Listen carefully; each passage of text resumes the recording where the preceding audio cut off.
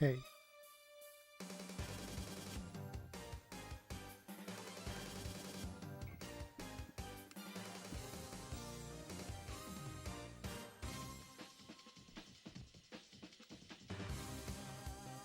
Hey, Beast.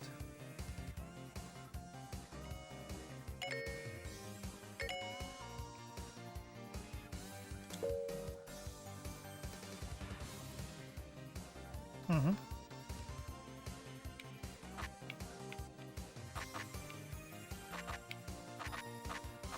I announced this. This is fine.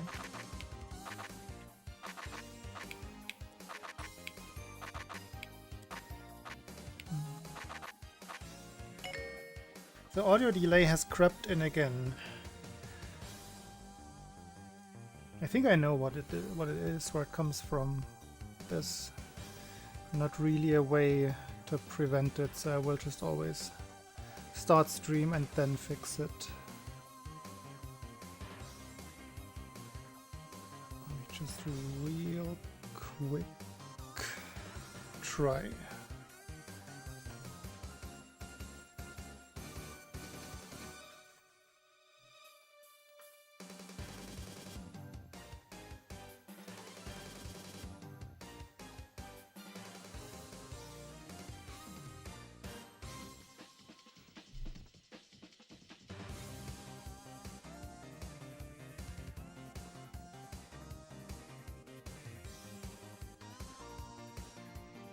Cooking, I mean, yesterday I've been somewhat cooking something. I don't have results to show yet, but soon. It's not for SML2 or speedrunning, it's for Beat Saber.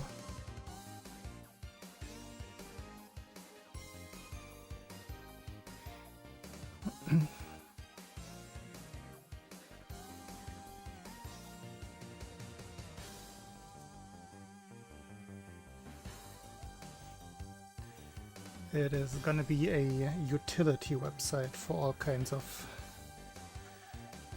like handy everyday small functions. If you want to check some of your stats that are not easily available, that's gonna go on there. You want to make playlists to like playlists according to specific criteria, that's gonna go on there. Yesterday I was working on some kind of API backend thing that Dearbot can tap into while I'm streaming. So that would be cool if I can get that working.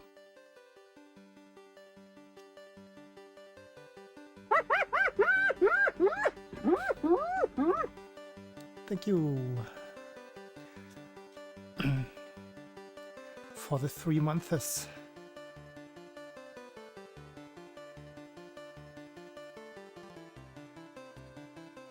I mean, how else would I do it if not as a web app or several web apps? Like, it's a collection of web apps, pretty much.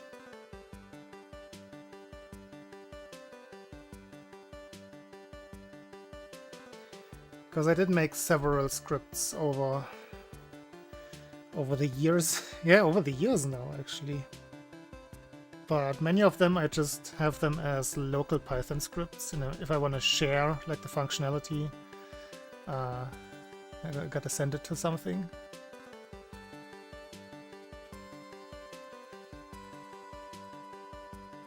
Yeah, and some of them I've already made available. Like, for example, there is this.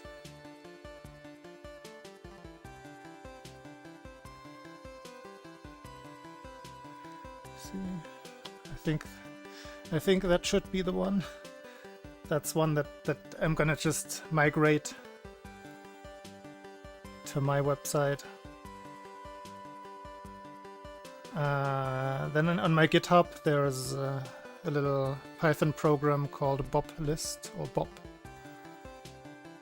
That's gonna have a like online website version, so you don't have to download and run a Python app on your own PC. On that website, it's a little bit convoluted. Like, you have to know what it's for to be able to use it. you basically go to the like ranking system, the big ranking system site, ScoreSaber, and you check for maps that have just been ranked. Like on ScoreSaber, maps get ranked in batches each month, and the current batch gets ranked at a certain like algorithmic difficulty value that is usually way off, and then people play the maps, and then after a month another algorithm goes over the difficulty values and fixes them to make them more in line with what they should be according to how well people do on them. It's convoluted. It's not an ideal system, but with that website you can predict. Basically, the website simulates a low-level version of that second algorithm and tells you, is this map gonna be worth my time at all, or will this just get nerfed into the ground, and whatever score I get is not gonna be worth it for me? Yeah. Depending on how much data is available from like other people's plays, the prediction is better or worse. Correct. That is exactly what it does.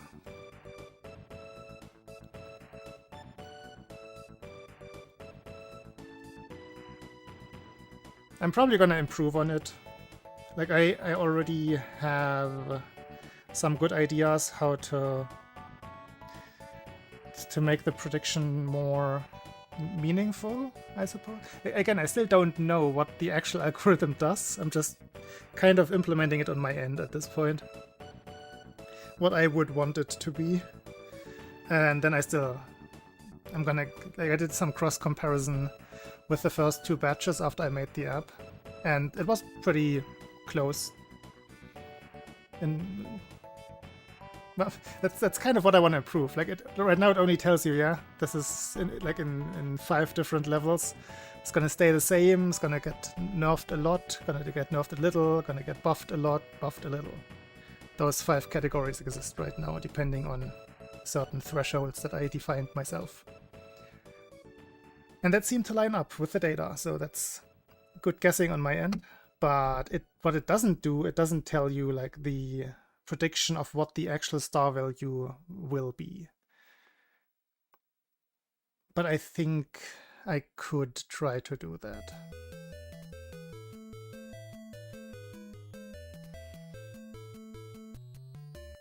So that would be neat.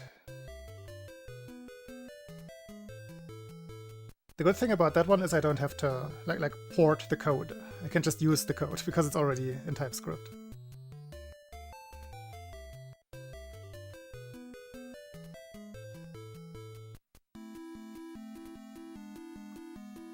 Yeah, I have like just the way I have like SML2 speed.run registered.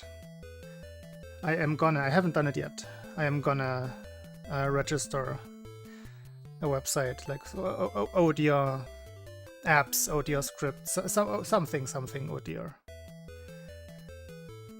I have not decided yet, and we'll just host it that way.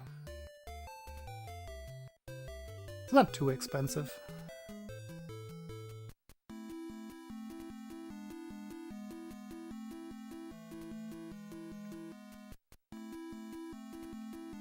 And I can also just always do something like on the Vercel.app domain. The other hosting is free. Obviously I don't have full freedom about what I put on there. But I think there would be a chance that I can like outsource a couple of like a little bit of the bandwidth to them, but still have it iframed or linked on my own site. I'll have to see how that would work.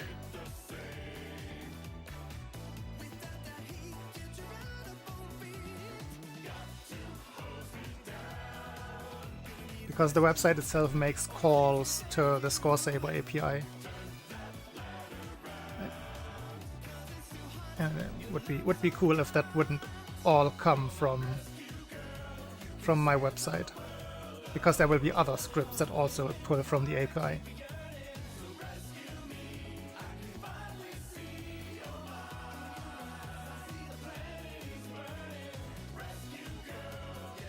Yeah, SML2 speed dot run.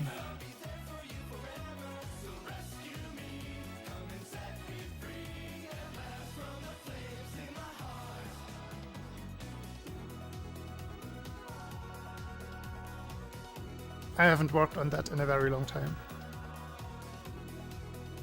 Yeah, Porkbun is just the hosting service I'm using. If you use the subdomain preview, then you will get a glimpse, like preview.sml2speed.run. No, all good.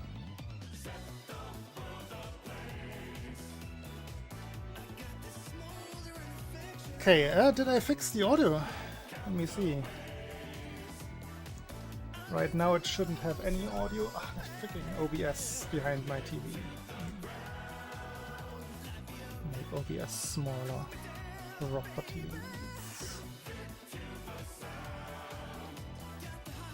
Okay, are we back? We are not back.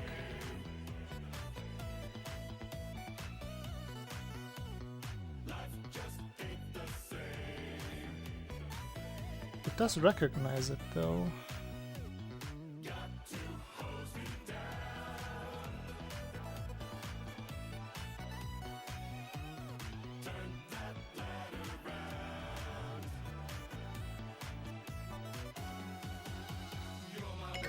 There we go. I had to switch it on and off again, off and on again. Oh yeah, like nothing has happened to the preview version so far. I have a slightly more updated local version that implements tagging segments of the run. Like on the frame progression, you can make annotations and read annotations and such, as well as a pop-out modal that shows you basically the Game Boy cutout screen.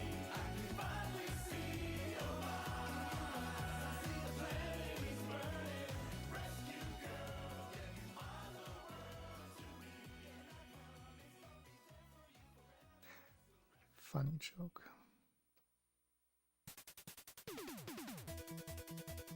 Okay. Let's do some quick practice.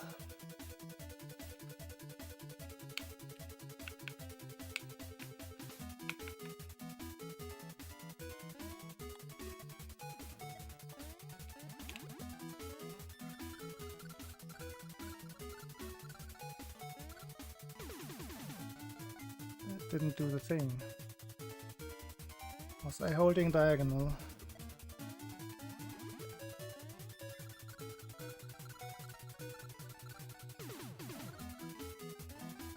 I was just too short.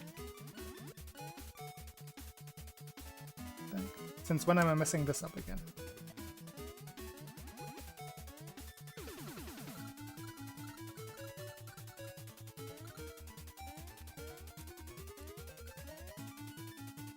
That was still overly laggy. What the heck?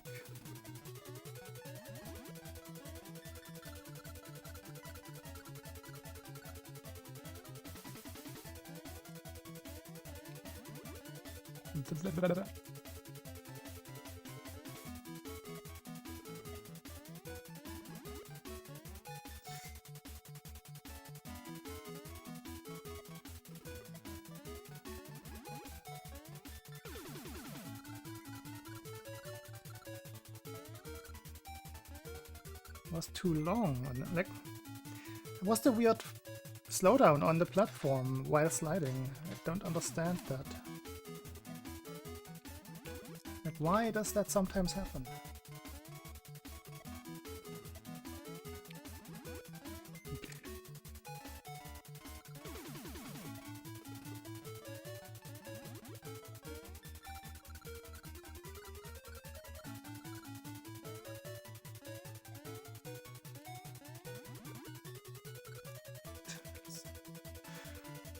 stupidest super jump in the game.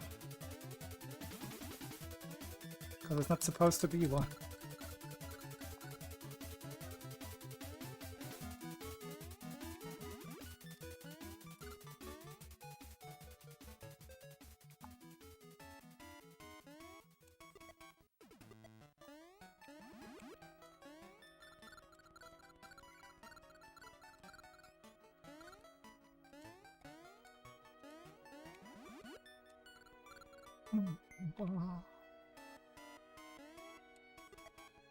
Hey, Julien.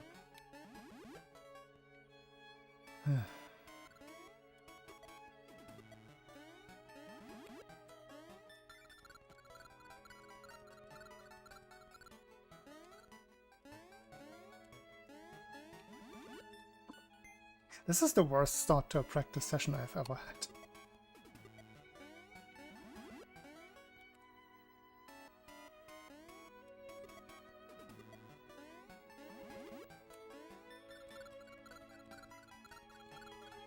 Here's up.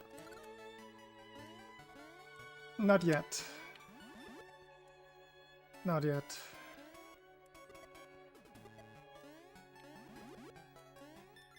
Or maybe I should. Now, you know what? Maybe that is the right call.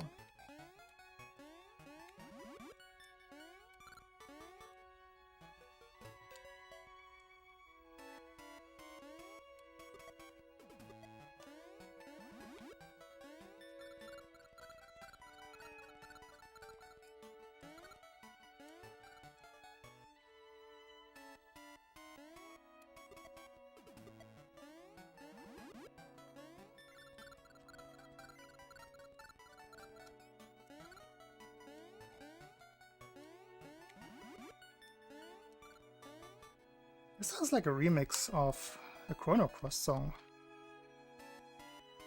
I was confused, because there are not supposed to be any remixes in this playlist.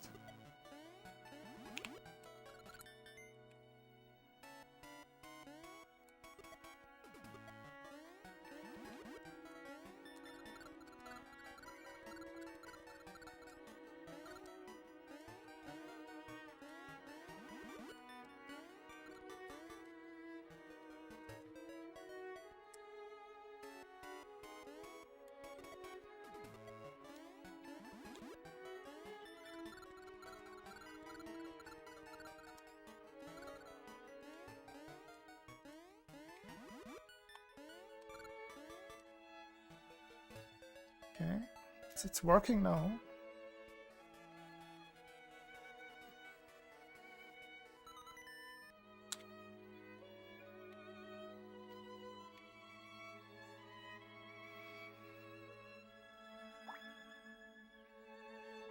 Oh, Zap, I wanted to ask you something, if something is on purpose, because I think, in my humble opinion, you're making the ending of Tree 2 harder than it should be. But if it works for you, it works. But I just wanted to make that space. Just wanted to make sure.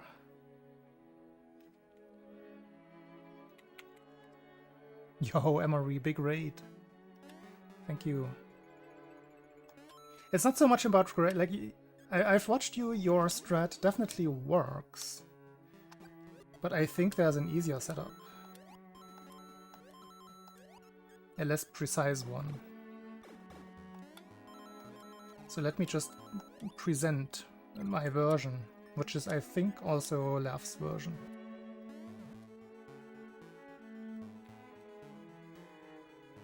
Hey, Jacob.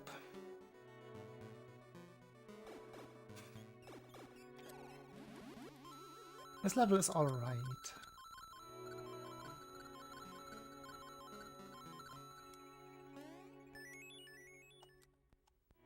Let's make the save state there. So here, what I see you do is you land directly on the guy. Like you land, then you do the tap, and then you're over. Right? Let me try to do what you do. Can't even do it.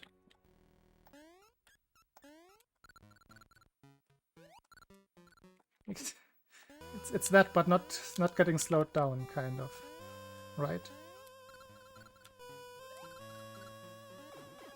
That's. Am I representing that correctly? Also, hello, Emery Raiders. What I do here is I do 2 taps, one before, one after.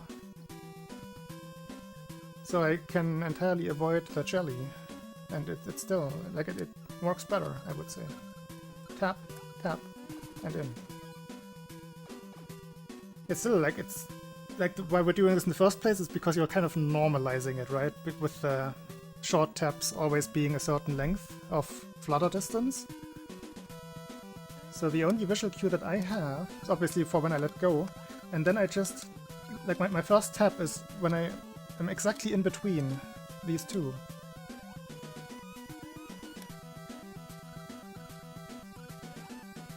That was a little late, because now I'm paying too much attention. I guess I'm doing it so I get between that. But yeah, that's what I want to present. You can do with that what you want.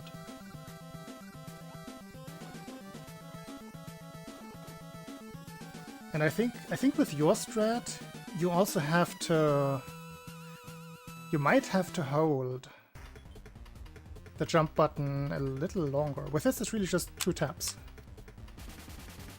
Because it normalizes to a certain length. I think 1 frame is the same flutter length as 4 frames or something of button held. So it's really nice for normalizing. And when I see, like right there, I saw I did the first tap earlier, then I correct by... I can still correct, like I'm not locked into it. And I just correct by starting to flutter later.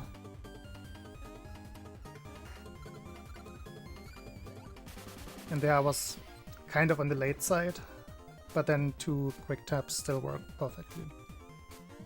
But much easier this way, in my opinion. Tap, land, tap.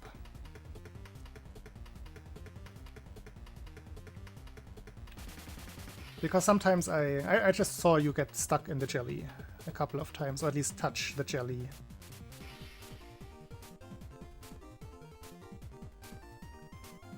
And I was, like, when I was trying to recreate what I remembered, what ILM's and Laugh's strat was, I was doing it your way, and I found it difficult. And that's when I revisited it with more focus on what is actually going on, and the 2 taps are so much easier for me. Like, I want to say 98% consistency to throw out a random high number.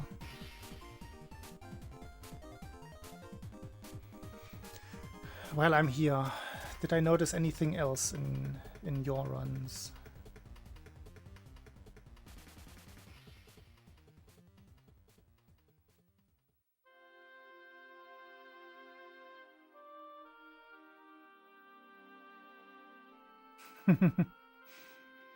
Oh, Zap has been contacted by like the black strat market. The strat black market regarding LRL.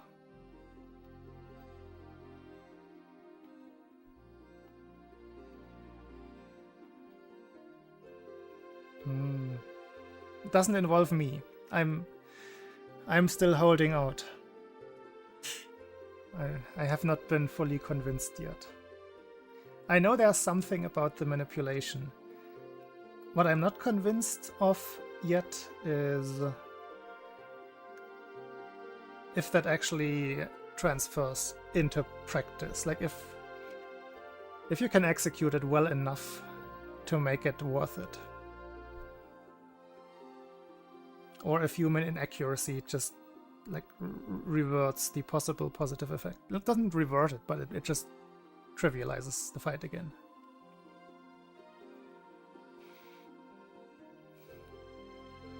It's a bit, yeah.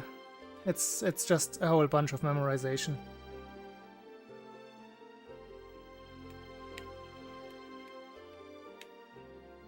I don't even know the most recent version of it, because I think Jubalu has refined a couple of things together with Ayaka.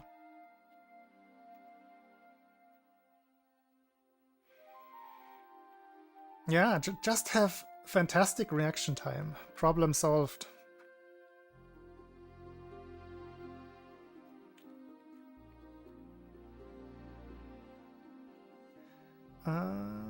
Wait, I was thinking about things that I potentially wanted to recommend to, or point out to Zap. I don't think there's anything in Tree. Space 1 is Space 1. I'm not gonna be able to tell you anything new about that.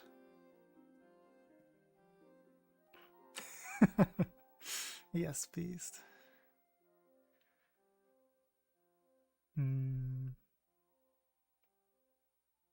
The thing is, if you have, I want to say, average reflexes,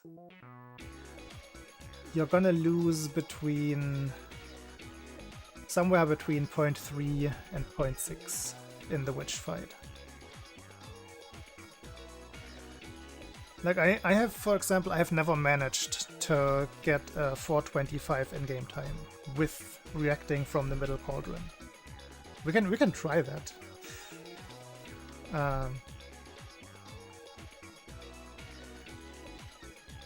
But yeah, I mean, maybe if you practice that and you can get to a 425 in-game time, then that's more worth considering.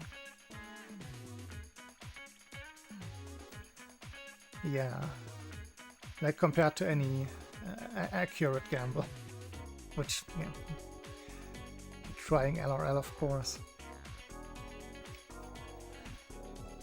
But yeah, that's what you have to consider. Like, one wrong side is like 1 second-ish, 1.2. 1.2, like if you're slow recognizing 1.5. Probably more 1.5 on average. So you have to measure that against the possibly 0.6 that you already lose, and then decide if that's worth it. Like save 0.9 versus lose the other 0.6.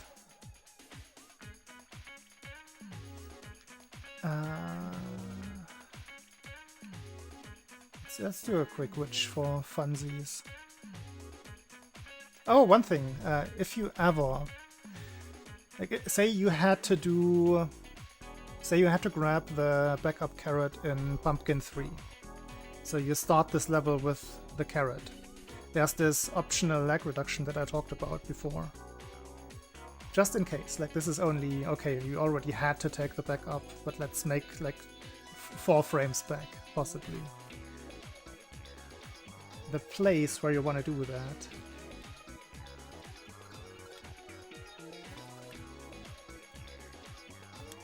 is this boo here.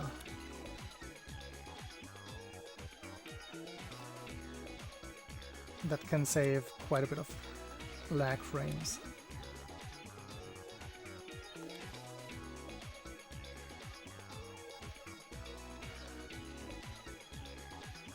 Good to have in the back pocket.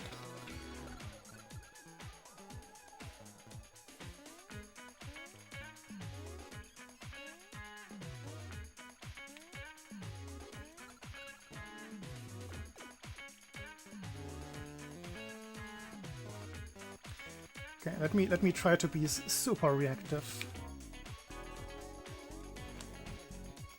It's already slow. I can feel it. Great.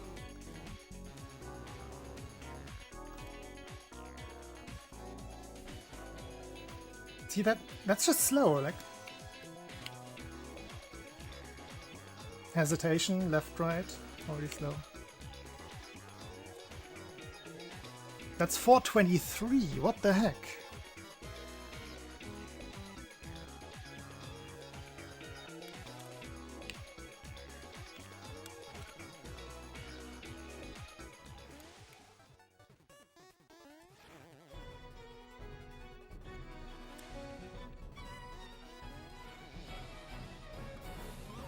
So that's me trying to react quickly and then admittedly failing.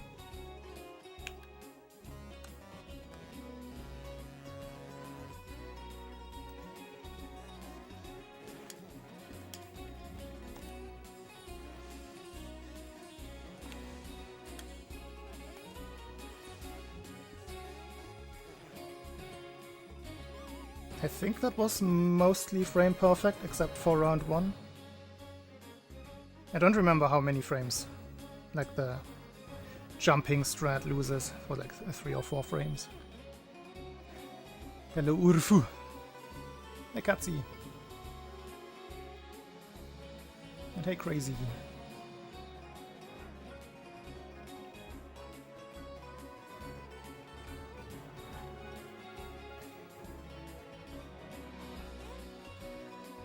I'm winning in practice, yeah.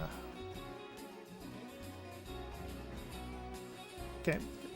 I'm gonna just state confidently that you will always lose significant time doing the central middle cauldron reaction strat. I don't think it's worth it on average, because you will get LRLs.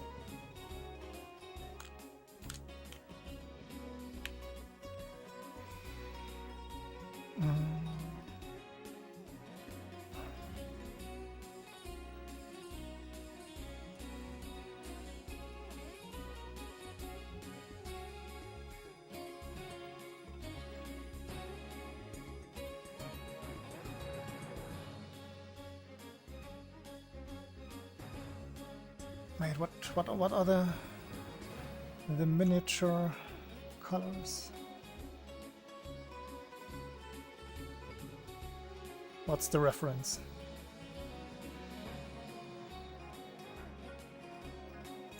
Hey, tech.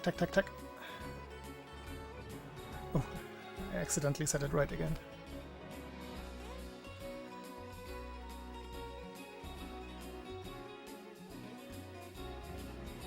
But what miniatures? That's what everybody wants to know.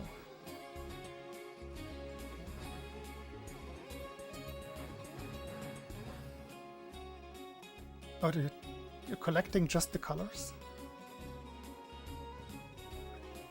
Okay.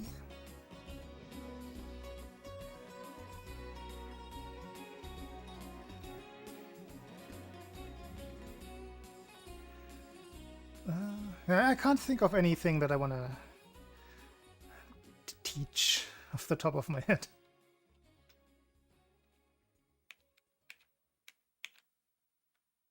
Does any active runner have any questions? No. Anything that they need help with? Maybe macro one.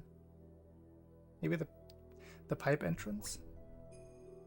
Entry. I think you would say entry.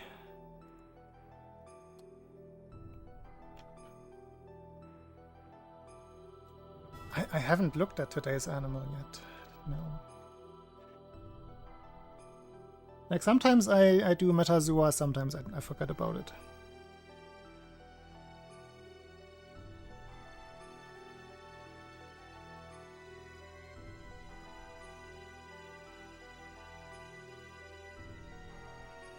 Admittedly, quite often I forget about it.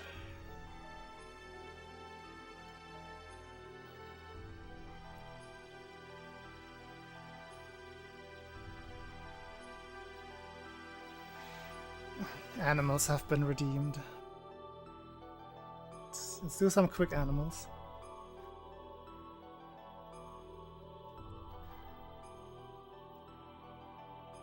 Since this is the correct scene anyway.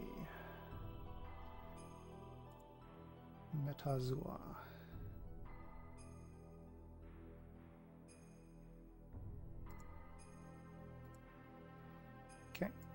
And we interact.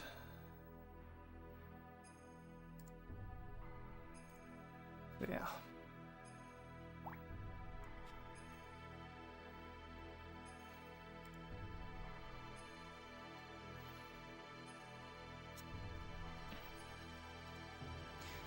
So you wanted me to start with the duck, right? Duck, penguin.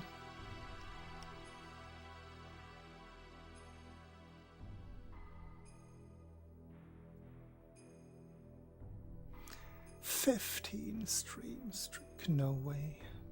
It shows very weird in my OBS plugin. It tells me it's a 450 watch streak, but I think that's what you get rewarded in channel points. Hey Jonas. Yes. It will also, the pink box will also tell you about, like, say I guess an insect right now, but it's a mammal. It will probably tell me you're in the clade of bilateria, like bilaterally symmetrical animals. So it will tell you, okay, you pick this, but this is what you also could pick within this clade. We'll see that in a second. We're choosing duck. Metazoa is like it's a word play on metazoa, which is the group that we're in. The more complex life forms. Not necessarily more complex, but the ones that are distinct from, like, plants and fungi.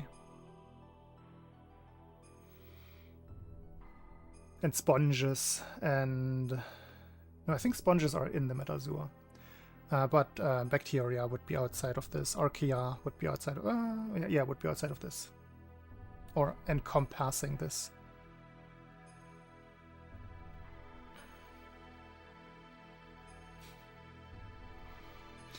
Anyway, yeah, that's exactly what I meant. Now it tells me we are in the bilateria, which means it could be basically anything that has lateral symmetry, two equal sides, which excludes echinoderms, for example, like starfish and sea urchins, those kinds of guys.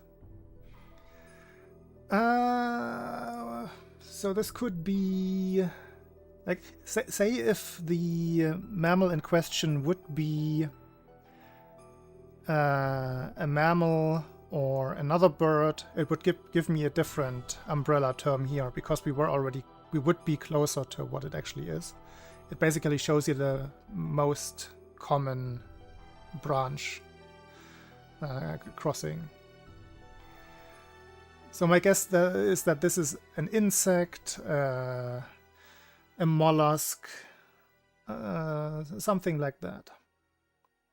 I'm gonna go with an insect. Let's go with a praying mantis.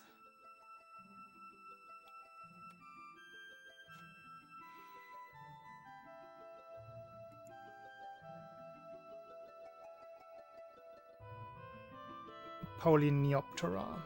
Okay. So these are basically basal insects.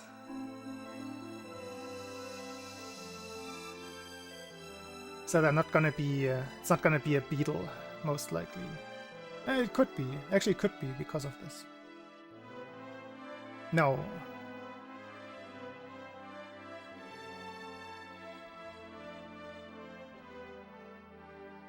Orthoptera, Neopteran insect.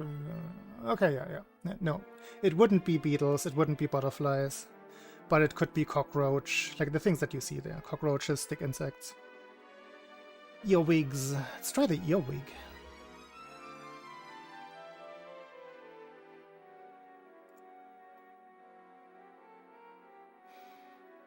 No, it's not an earwig.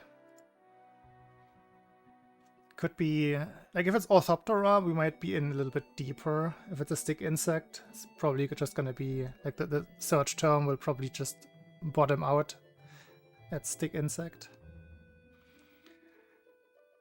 Ohrenkneifer.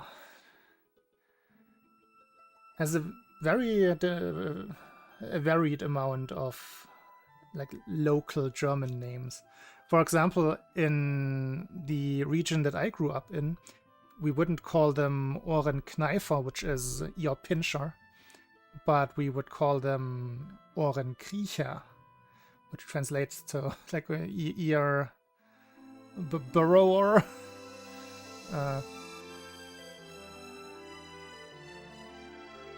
Like it would imply that they try to get into your ears, whereas Ohrenkneifer would imply that it just pinches your ears. That's what's the choice here? What's the choice? What's the choice?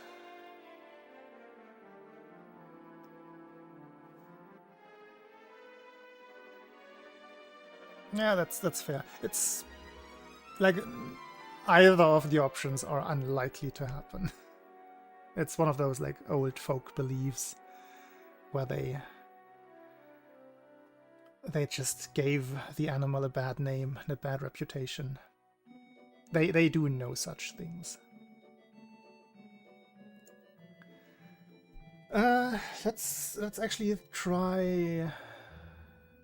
What stick insects do they have? Probably just stick insect, stick bug. Stick bug. That's not even. It's a terrible name. It's not it either. Let's go with... Oh, we have a stonefly here as well. So at the beginning, like middle of November, it was quite cold here. It felt like winter, even snowed a little. But then, now in December, we had like 15 degrees Celsius last week, even at night. So some animals that were waiting for winter to be over and come out in spring got kind of confused, and I saw a stonefly, like the guy on the... Wait, you can't see my mouse, can you? No, you can't. Top, like second from the top on the left. That's a stonefly. They don't have stoneflies. Maybe they might have a different name as well. I think it's Plecoptera.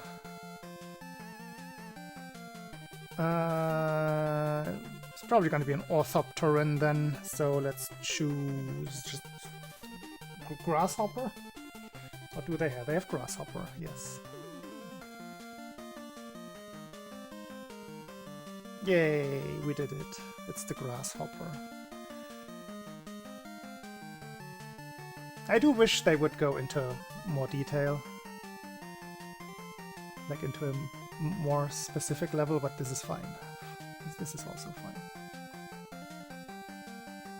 Yeah, no, the dung beetle was ruled out very early on when we got the Polyneoptera.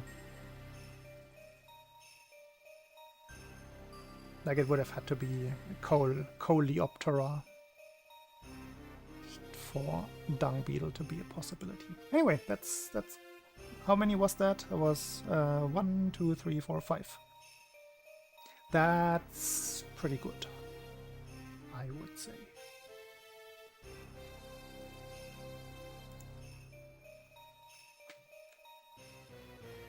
Thank you for that.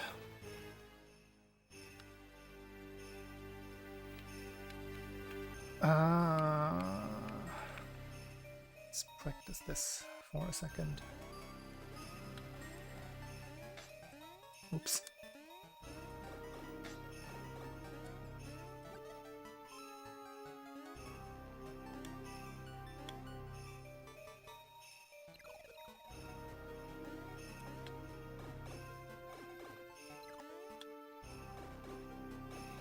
No chance at 56.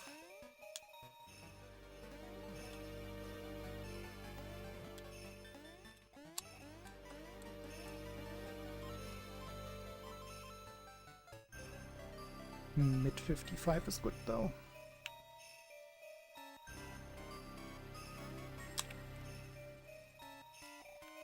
Oh. Whoops. I don't know why. I mean, it's studio mode that does that, but I feel like that if it's an active scene and just removing an element. Maybe I'm wrong. Maybe that's exactly how it's supposed to work. Yeah, I'm sorry you missed my fantastic 55. Eat.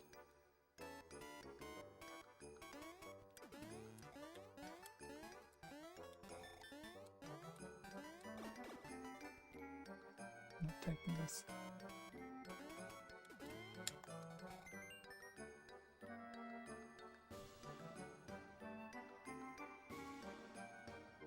Yes, exactly, Jonas. Doesn't include Lepidoptera, Coleoptera, Isoptera, Hymenoptera, Diptera, the Diptera, Diptera. Like all of those. It's... But it would have included, for example, antlions, camel neck flies. Camel flies? I think they're just called camel flies. The rock flies, Ephemeroptera, I think, are not included? I'm not sure. Like mayflies. Not sure about the mayflies. Mayflies might be...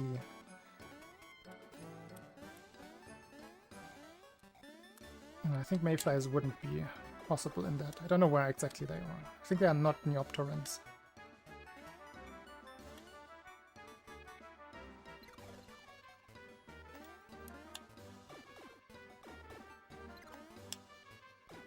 There's a group within the Neoptera that are similar, like convergent evolution to butterflies, though. Yeah. I forgot the name, though. They exist.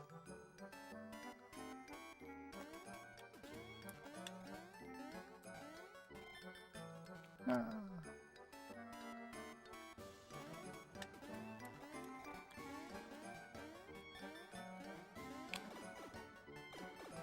If you're in Central or South Europe, like Jonas for example, you might know those little greenish flies with like a scorpion-like tail. Those are also in the Neoptera.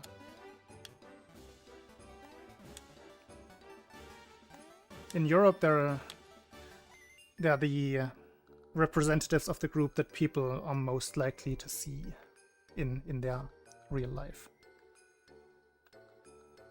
Scorpion fly at beast. Oh, wait, which was it? It was just a grasshopper.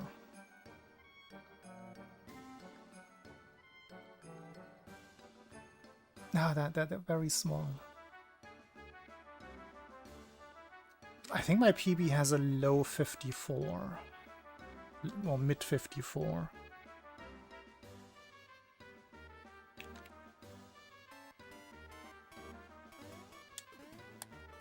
Blah.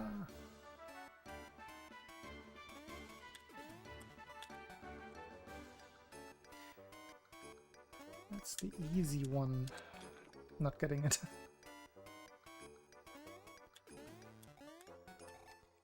Not getting that one either. My inputs are too short.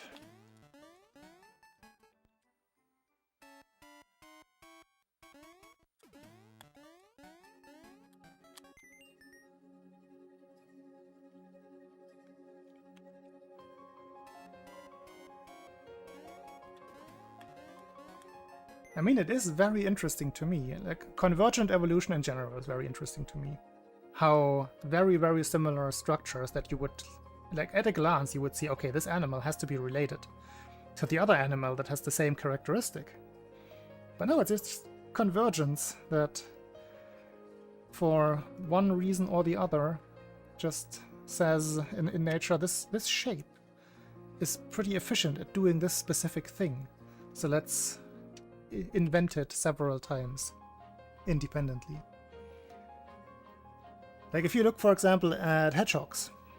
Hedgehogs, very specific thing, little critter guy who is defensive with its spikes and eats insects and nothing but insects. Then you go to Africa and you see a tenrec. Tenrec, little critter, kind of exactly the same size range as a hedgehog. Has spikes, different kinds of spikeation, feeds on insects. You would think, oh yeah, this has to be, they have to have a common ancestor somewhere. But no, the tenrec is more closely related to an elephant than it is to the hedgehog. It's just that somewhere over millions of years, it just became apparent, oh yeah, if this kind of creature has some way to defend itself and feeds on insects, it's gonna fill this biological, ecological niche. Like, I find that so fascinating. Like, convergent evolution is one of my favorite biological evolutionary topics ever. Because it's just so on the nose. It shows you immediately what it's about and how evolution works in certain directions. Echidna, yeah. Echidna is kind of similar-ish in terms of the adaptation to food sources, to environment, to protecting against predators. Similar, right? Porcupine. Porcupines are a little bit out there because they don't feed on insects.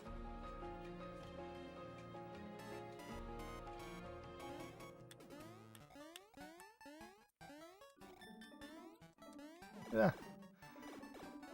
I think I can still get a 55 off this. Just barely. Probably not, but let's try. That's close to what I usually get in, like an average run on pace. Room 1 here.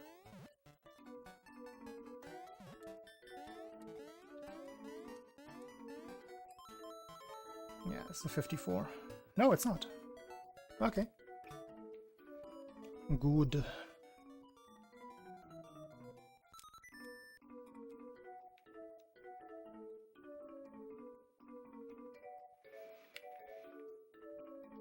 But usually I play it like a tiny bit safe in room 1, like that just now, but it wasn't safe there, it was just bad.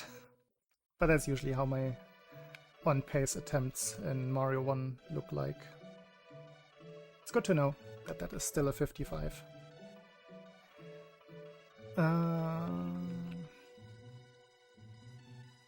Oh, right. I don't have to tell you, Zap, that you should definitely switch to the good strat here.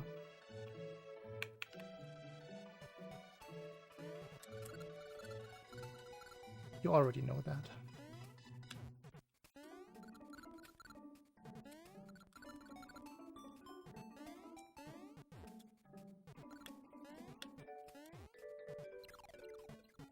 I would just be preaching. It's just such a good strat. It's so safe.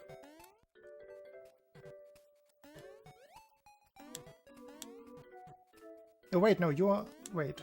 Am I... Now I'm confusing the people. No, you're... No, you're grabbing the carrot, right?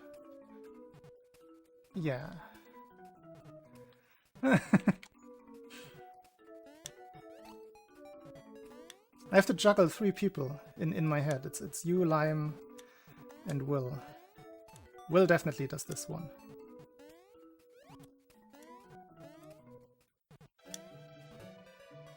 I think you and Lime still grab the carrot.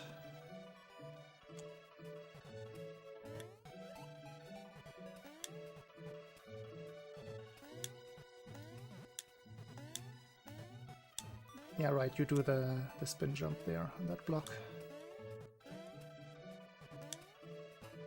It is so free doing this one. The carrot grab is so much more prone to making mistakes. I'm gonna die on that hill. I'm so gonna die on that hill.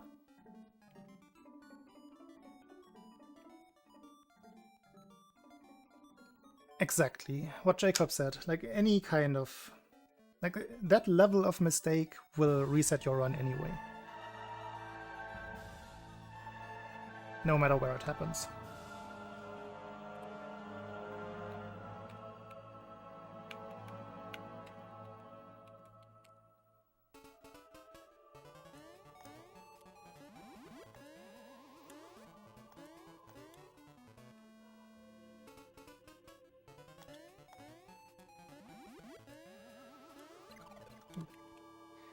That's too high of a jump.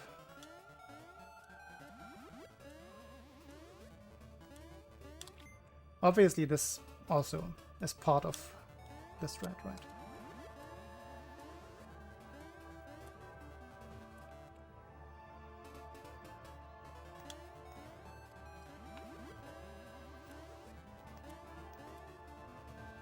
But since it's the kind of exact same setup as the mushroom grab in tree 1, it's not really something that you have to specifically learn. Just have to apply what you already know.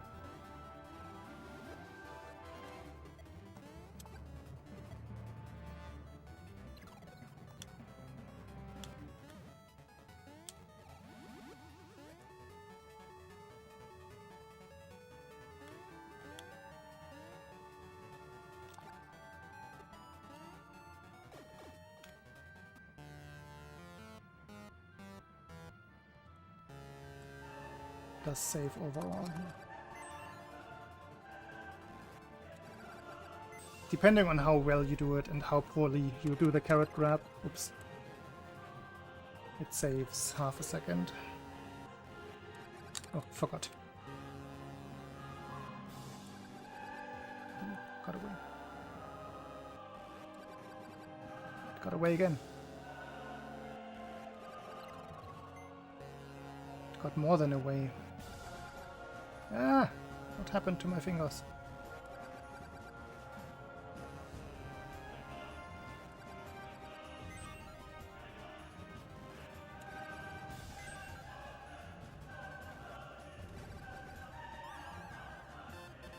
Got to jump again.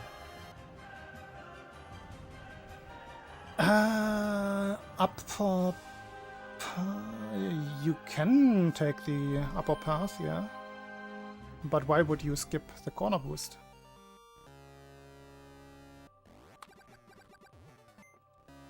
The entire reason for the lower path is the corner boost. Which is just free.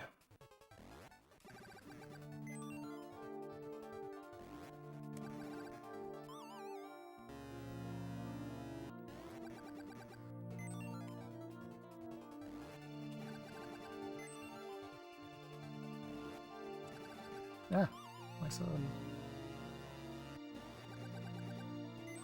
I guess today that gone around works again.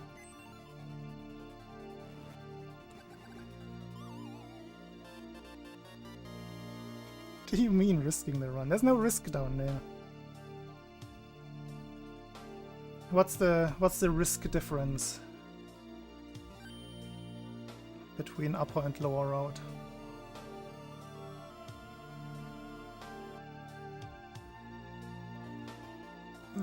That will surely never happen. Surely.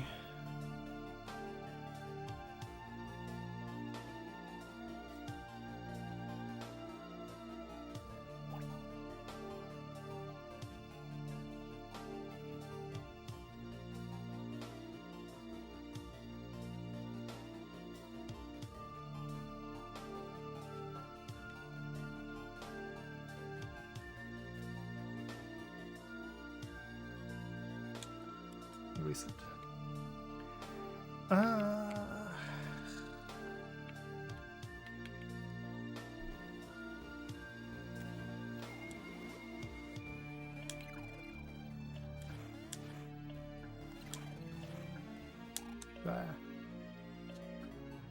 Lexi, missing a jump. Run dead.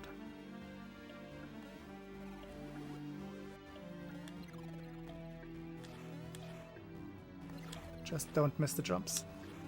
Easy.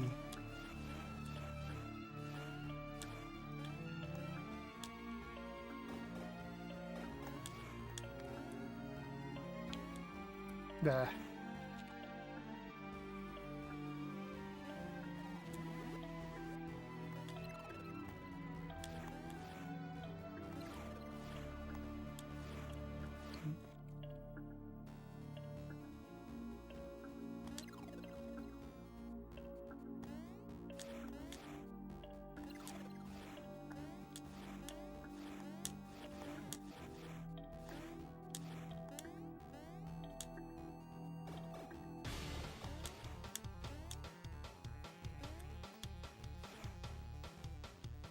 Okay, that's twice. It's concerning. That's just today that my jump inputs are a little on the short side. Like earlier on Mario 1.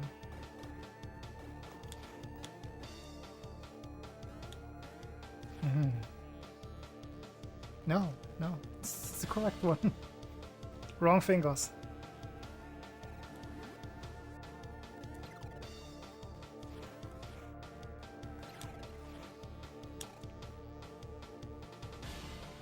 Hey, Chubaloo.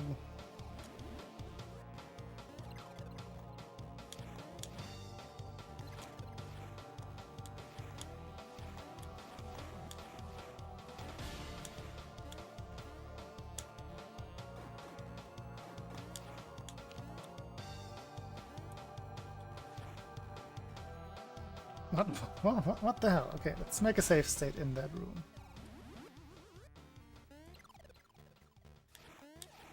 Why is that jump a thing today? Let's make a safe state in that room.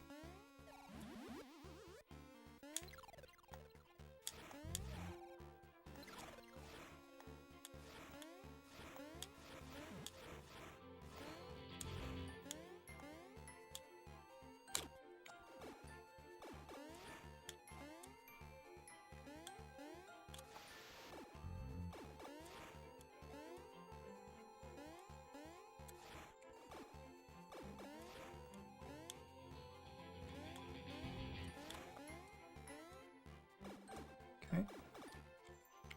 Why was that so difficult?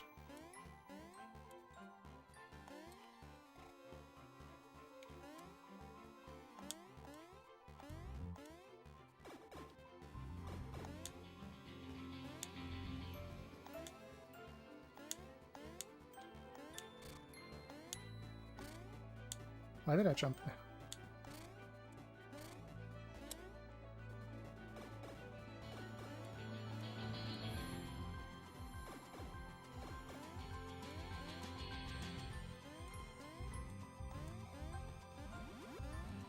Ah.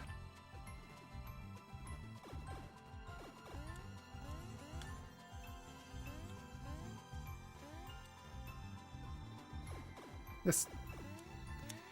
See, here I'm with you, Beast. I would never risk this jump in a run. That's where I draw the line.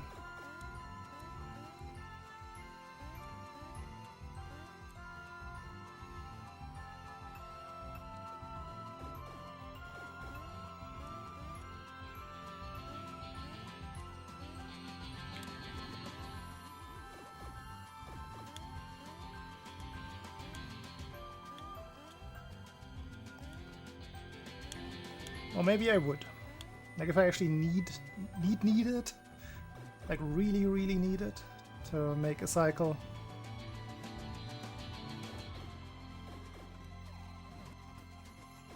But a lot of things have to go wrong for that to be the case.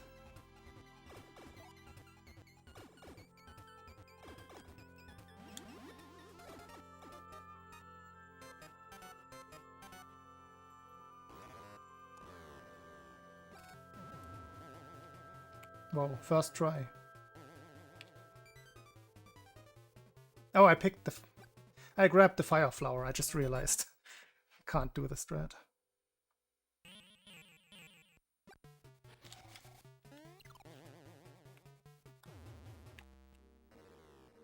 I'm a silly goose.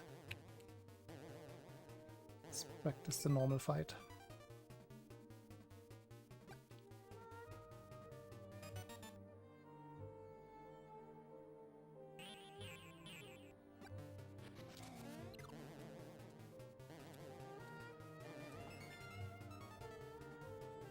Which strat?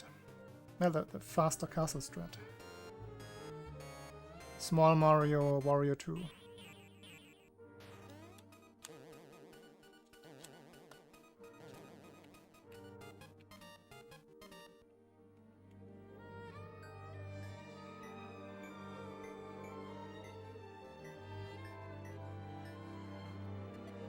Show glitch never.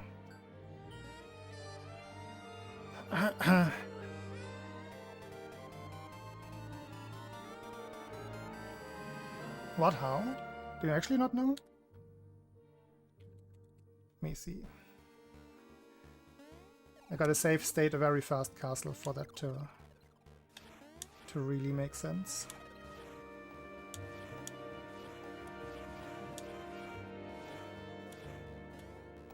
Whoops.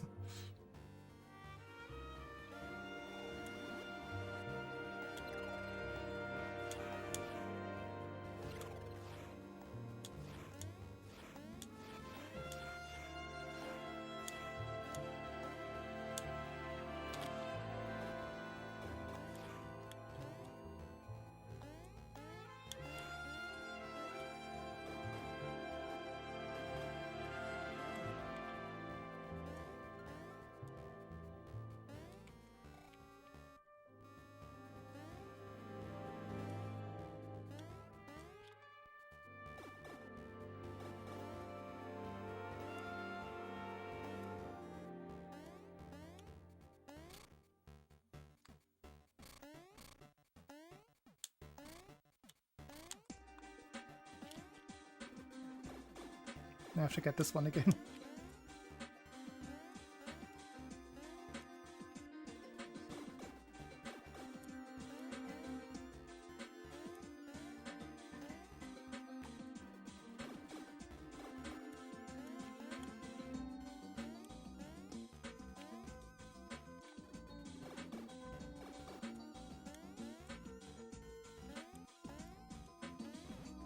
Ah.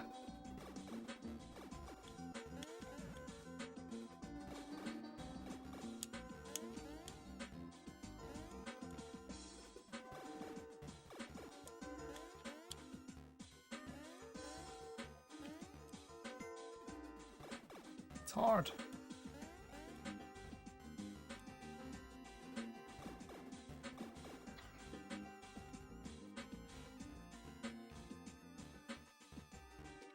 It makes the time save bigger, yeah.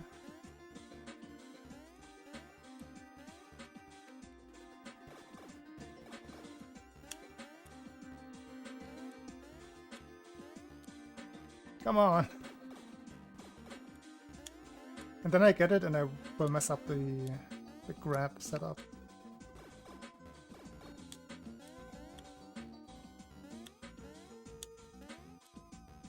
Because that's just how it goes. Can I make a later save state in this room? Probably right there. Like right here.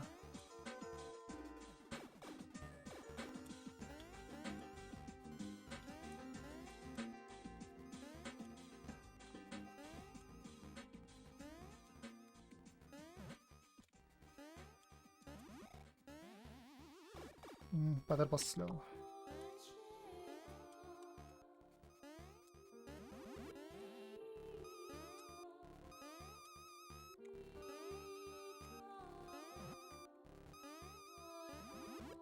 Ah, not turning around.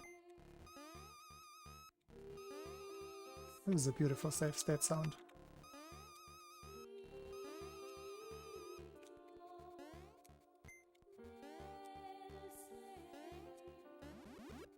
Why am I not turning around? I'm silly. Not turning around.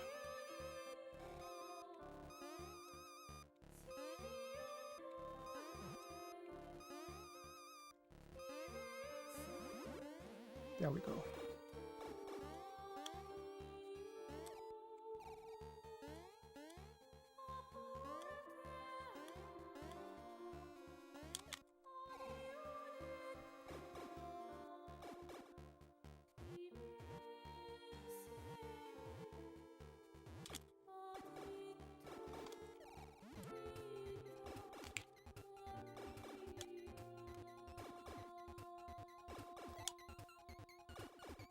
Okay, now you don't grab the mushroom here.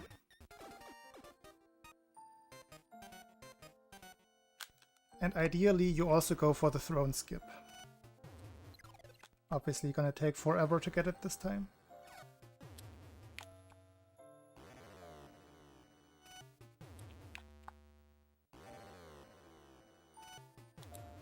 Come on. Please. It's way too early. Of course I had to get it first try on the last run. That's stupid.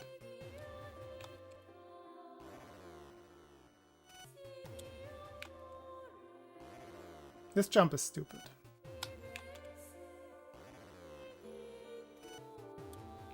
Hello?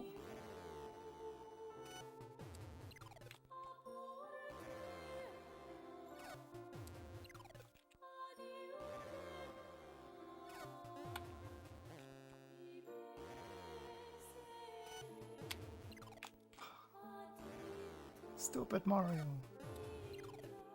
Jump on the guy. No, that looked so good.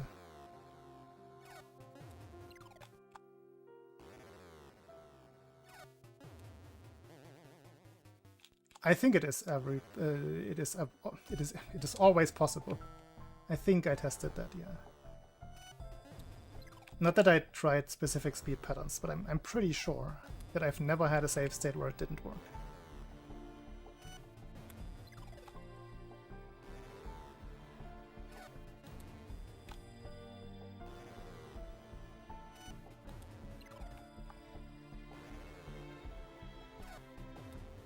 The approach might be different, or like it might necessitate it being different. Pretty sure this is just me being bad. Nah, that jump is very hard.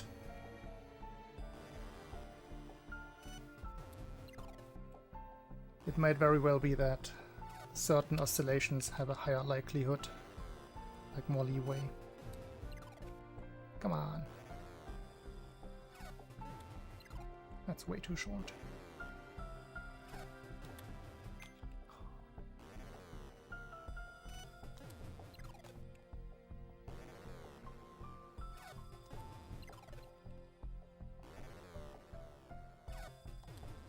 Yes.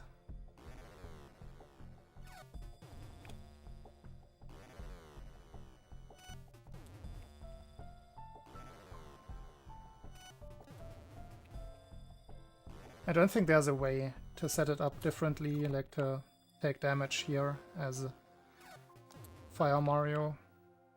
Because the jump onto, or well, under the throne is very specific. So you cannot take damage by the chandelier. Oh, come on, this is so close.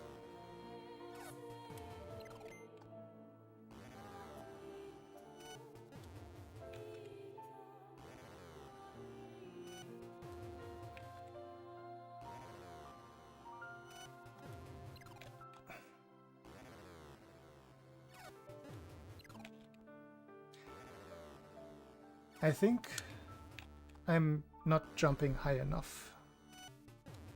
Sometime. Like right there, I think one more jump frame would have done it there.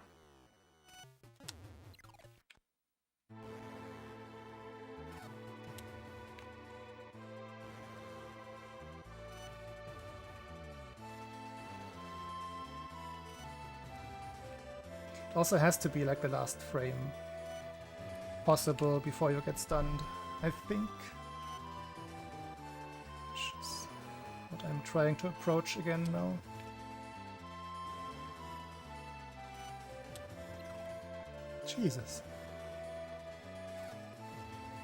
2 hops.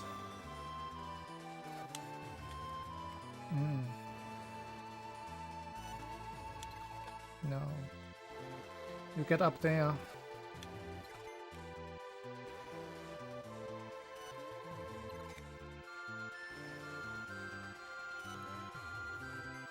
I don't think you have time.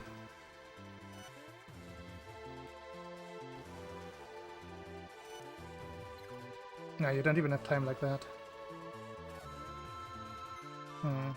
I can't make it work.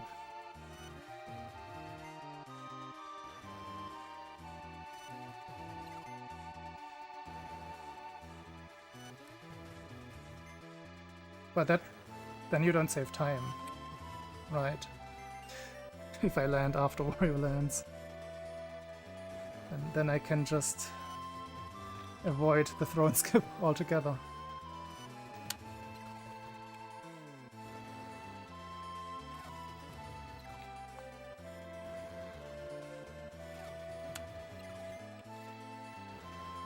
This has to work. There's no way. I did all of this preparation for it to not be possible.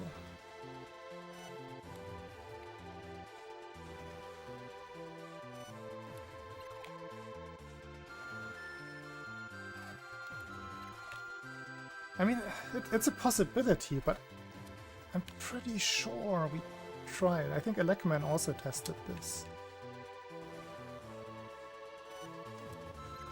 And from what I recall, it was always possible.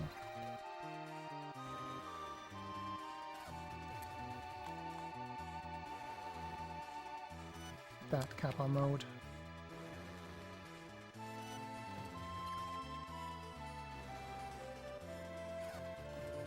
I mean, the fix is the swoosh, right?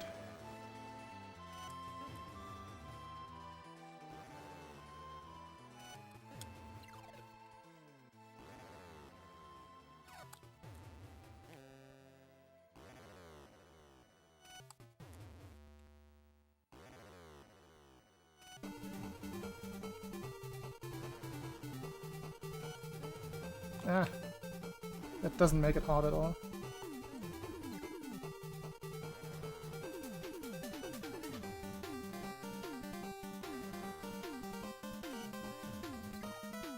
I'm gonna try it regularly for a couple more times. I'm convinced this is still possible.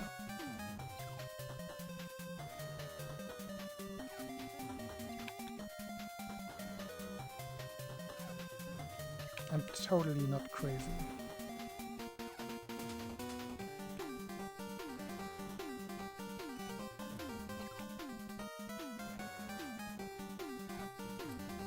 Maybe we'll learn something. Oh, that looked like it should have worked. Come on.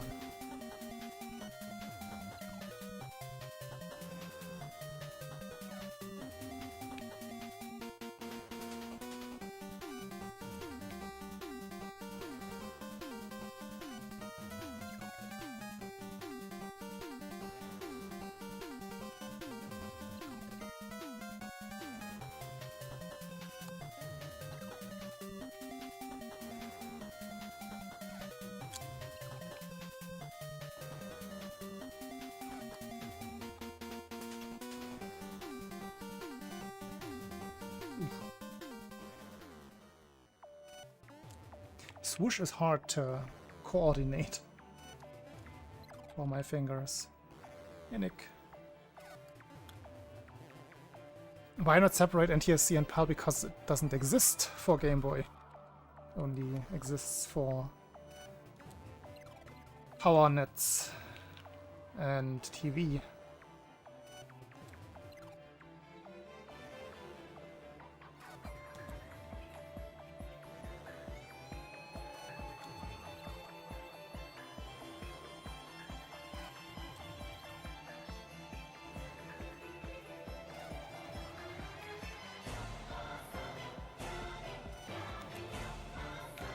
Unless you specifically mean Game Boy Player and Super Game Boy.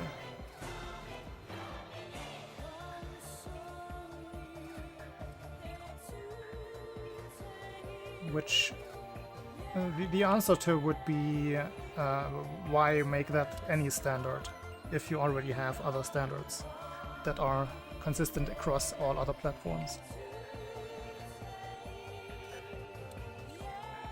that are not those two.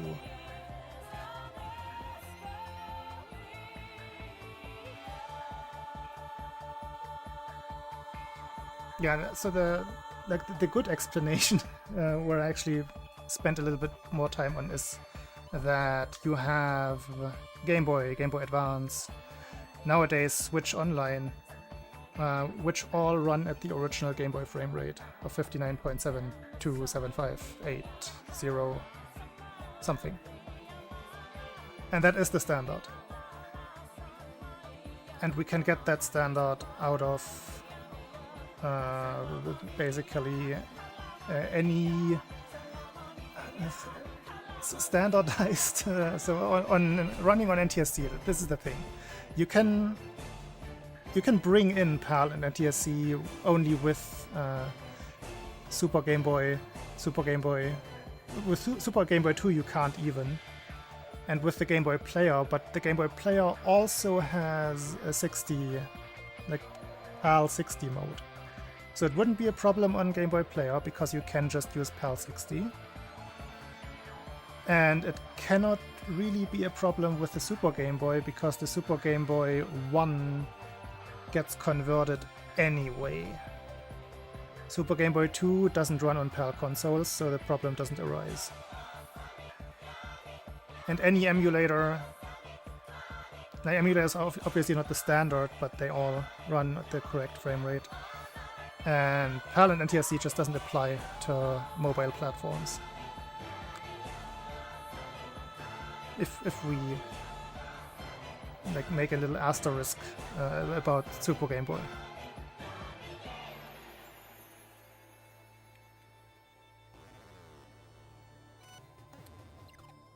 But it's not a necessary consideration. I can't get this.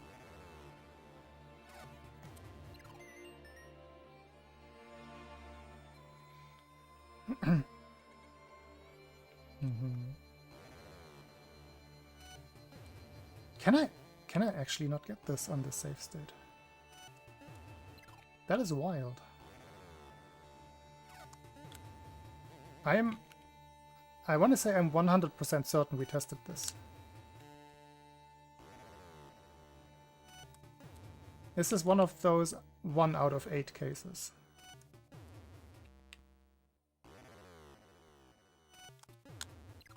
Oh, I was sure I had it there.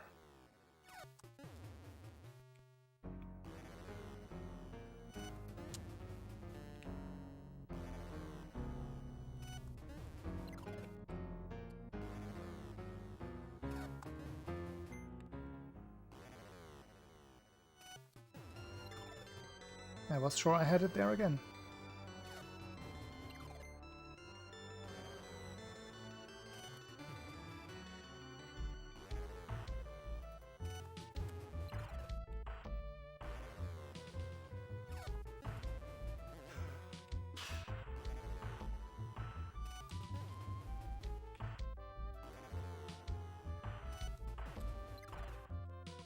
This is silly.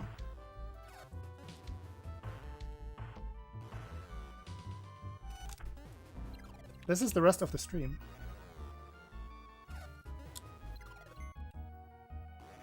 I can't hit the guy.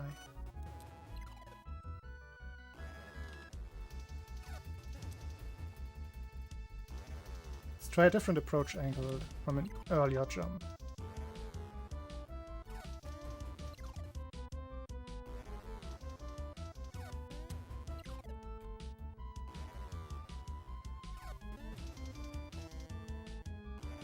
Maybe this magically works on this save state.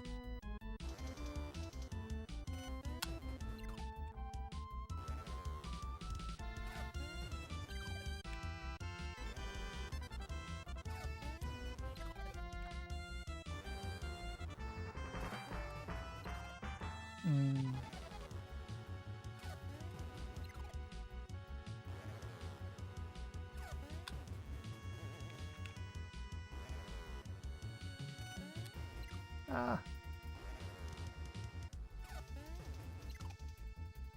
I don't think this looks promising.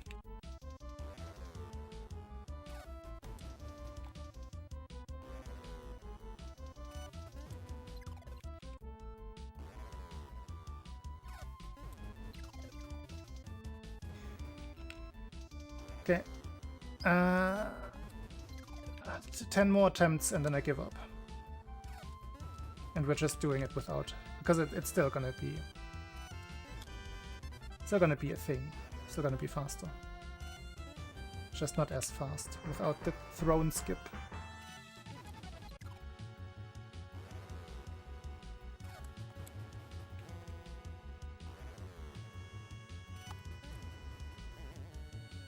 Five more.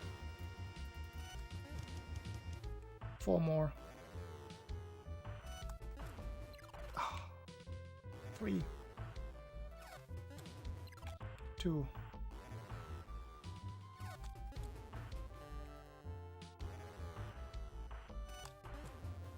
Let's just take it. Okay, now you go not on 0 here, not on 0, 4, or 8.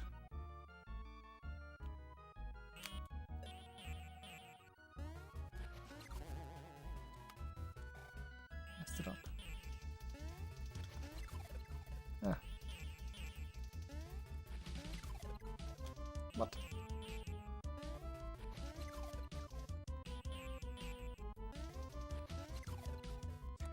Why does it not work?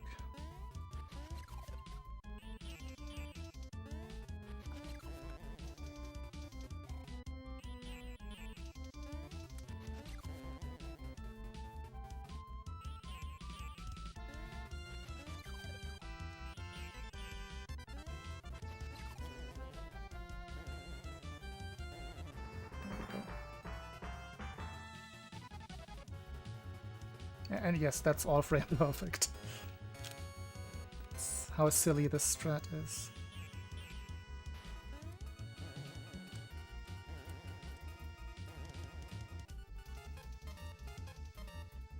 I forgot that this setup doesn't work. To do small jumps.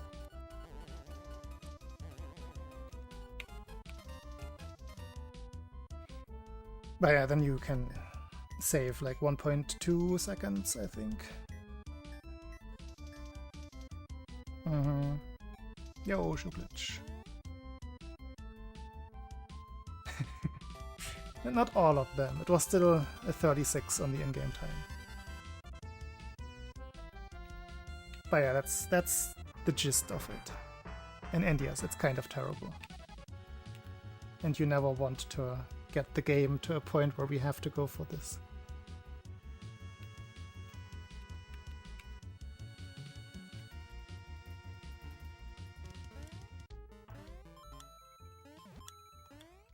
Oops.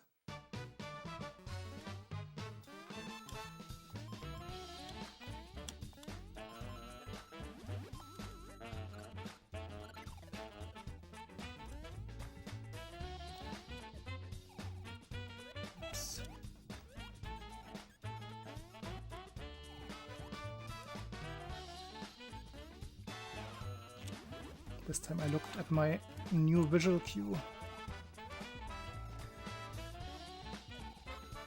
I have to force myself to actually look at the ground.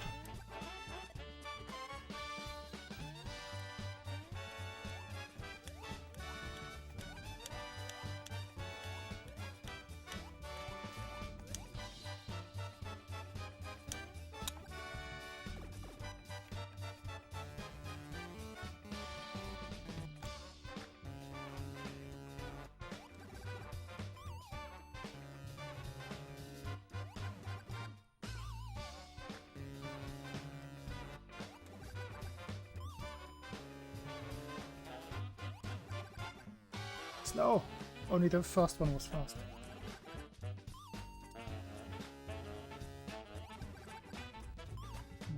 Good enough.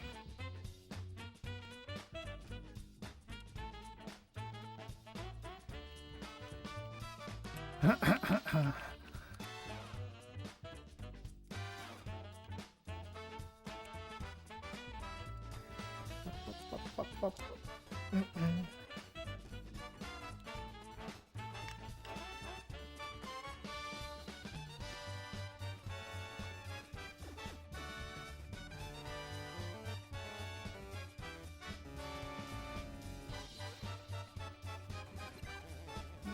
B10.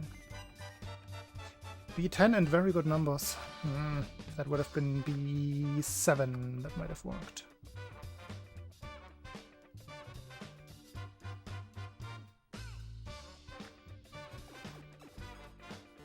I mean, it's different, right? It's cool that we have some options in the castle, but they are very, very hard options.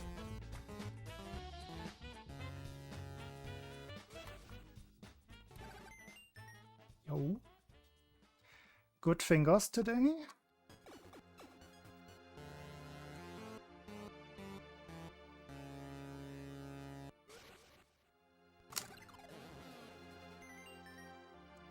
Lots of threes. That's what I like to see.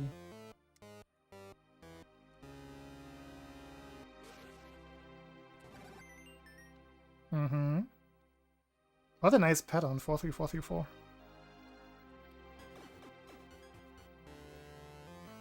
They started being bad, yeah. Now they're good. But look how good they are. What are these fingers?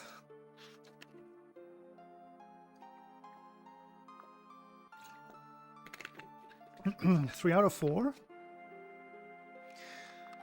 Let's stop practicing and ship it.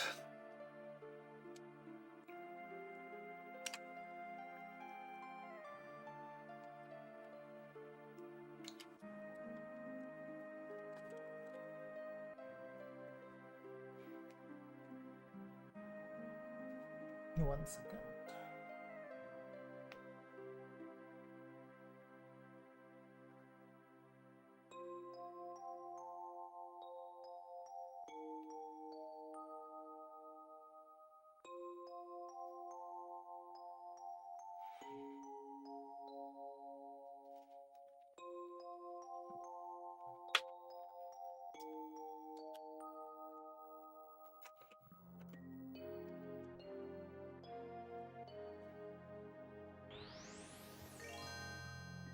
Don't want to skip the song yet. I have to change my color palette anyway.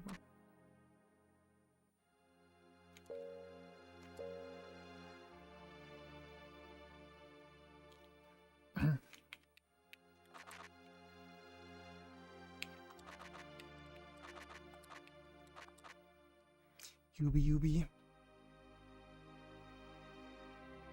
Water and Sapphire. Why?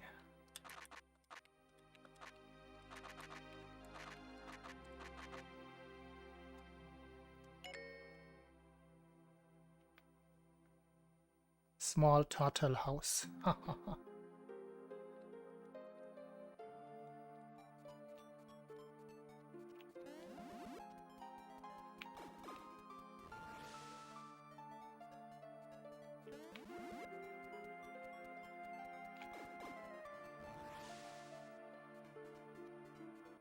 I mean, that was kind of intended for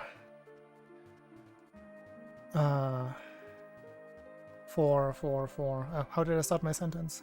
Like for tree sets, basically. It's implied that I'm gonna spend all of my time in the tree zone anyway. Okay. Recording.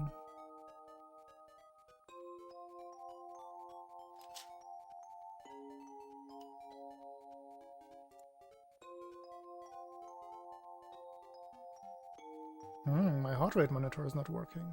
Well, the website is not working, I suppose.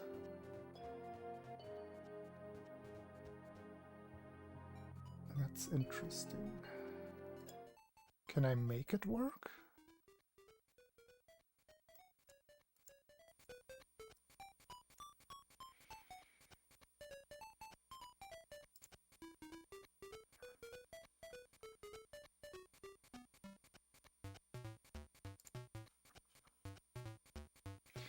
No available server. Is that true? No, it's not true. It definitely shows it on the website. Refresh. No. That doesn't seem to fix it. What is going on with this? Refresh cache.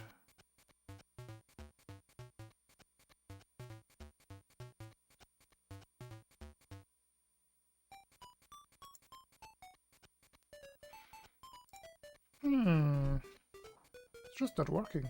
What the heck?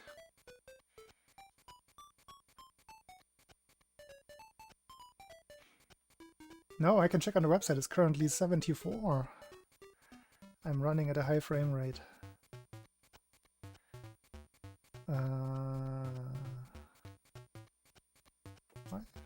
Why does it work on the website, but the browser source, which accesses the exact same website, doesn't work?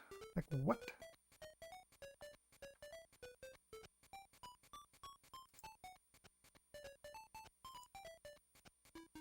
That is confusing.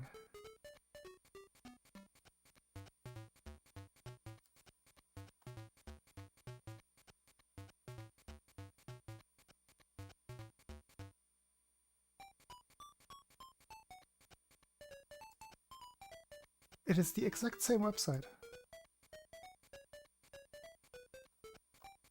Huh. What the helly? Wait, what if I...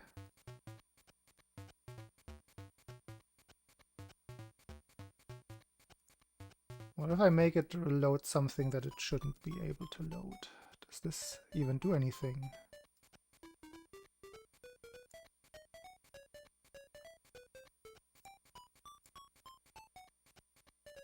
Just says no available server at all times.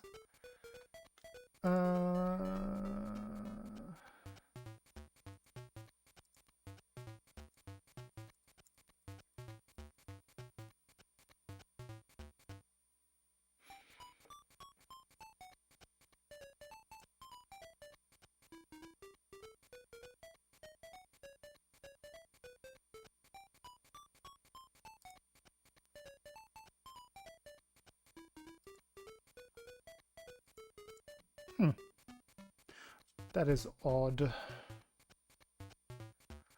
I guess we're just gonna disable it then, so it doesn't get confusing.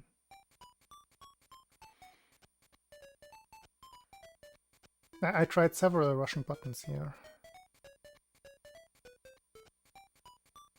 The only Russian button that I haven't tried, I suppose, is in the app. But as I said, if you go, hey everybody, you can have a look at my heart rate at home by going to this site. That is the solution.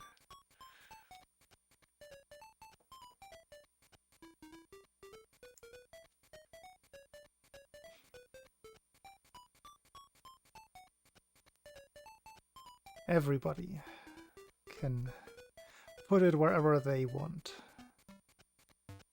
Who am I to tell you how to look at my heart rate? Hey Grimlock.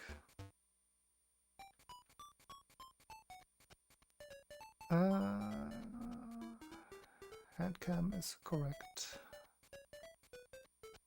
Okay, I give up with trying to fix the heart rate thing. Just gonna not use it.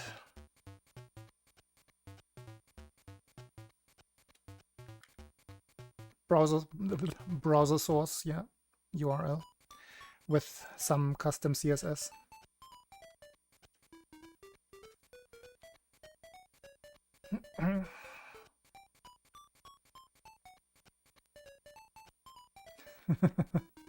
That's an interesting idea, Julius. Write it down and then we can compare.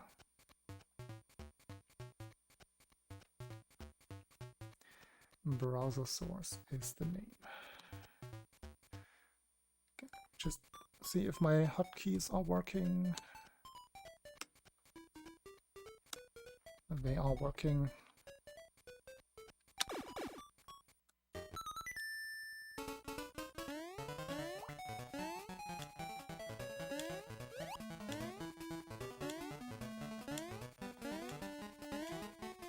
Ah, fruit fly in front of my face. Go away.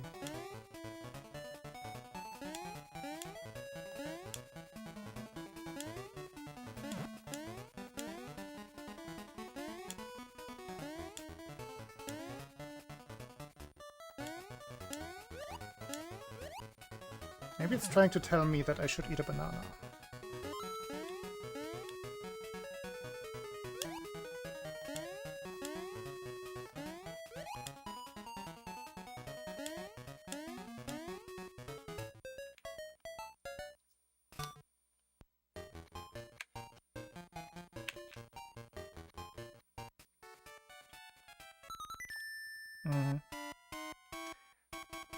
It also wakes you up when I go to the bathroom, I think.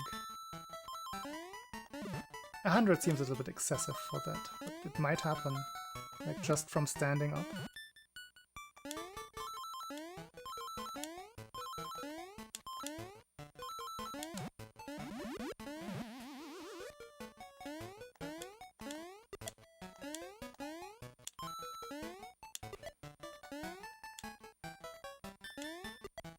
Does it ever go below 100 when I'm playing Super Metroid? Speedrunning, specifically. When practicing Super Metroid, I'm the most chill I can ever be, just because it's so much fun.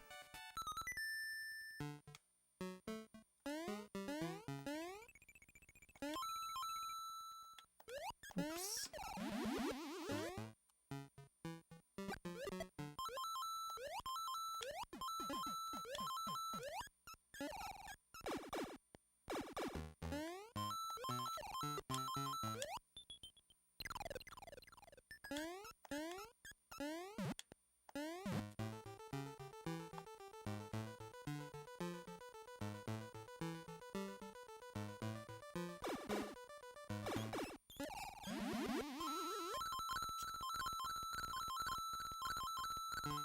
You have a very specific memory of that.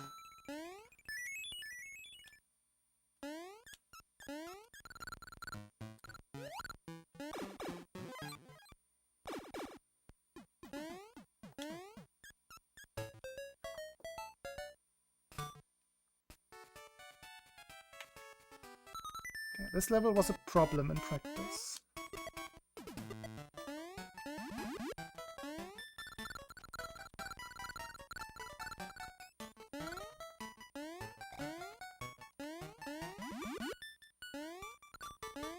Played it overly safe.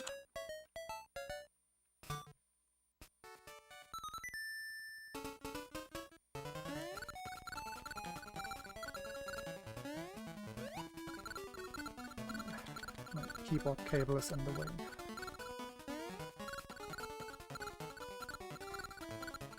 It's half entangled with my controller cable. It's annoying me.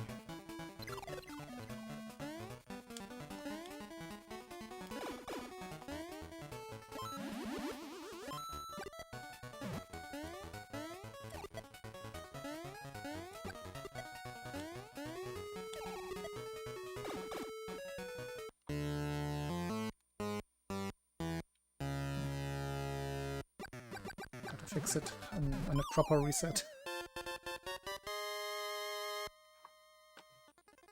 Maybe like this.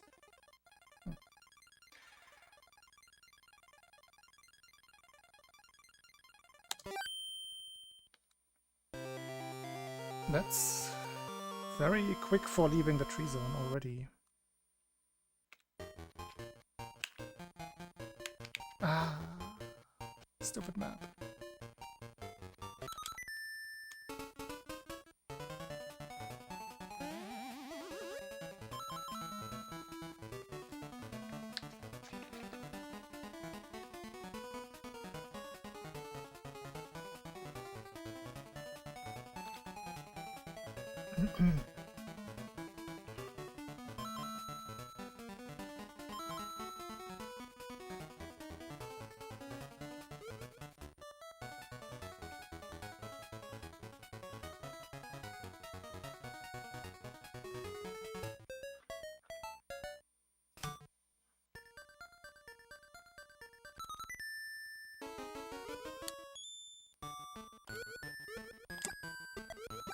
Didn't practice this one at all.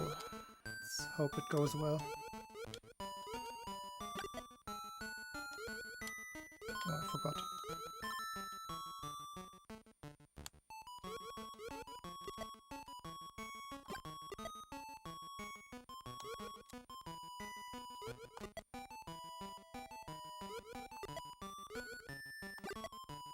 Looked good.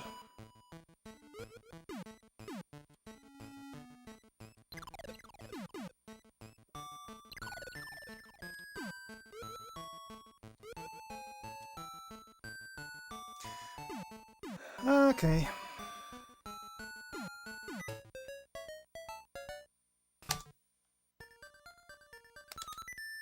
Albatross strictly required.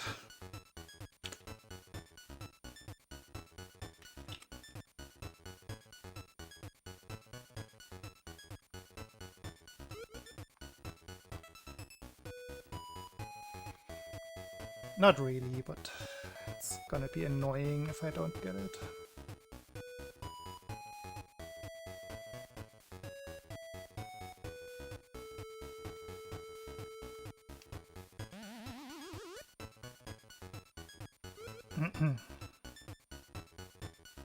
Because then I'll still be behind even after a good witch. I don't like those kinds of runs that drag themselves out like that. Oops.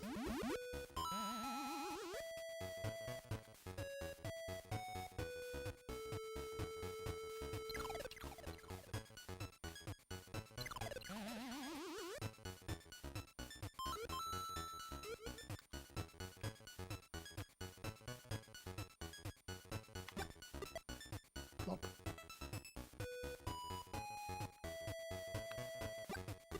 Plop.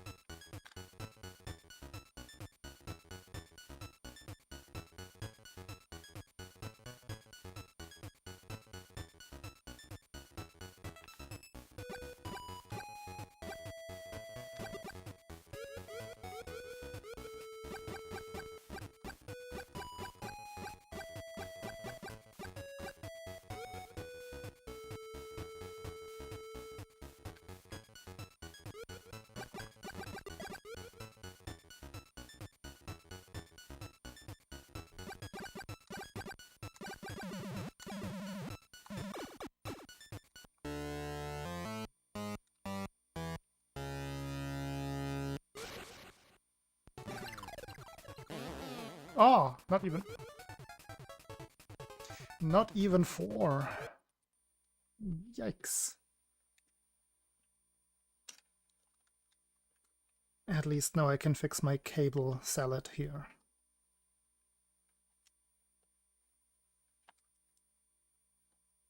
To route this differently.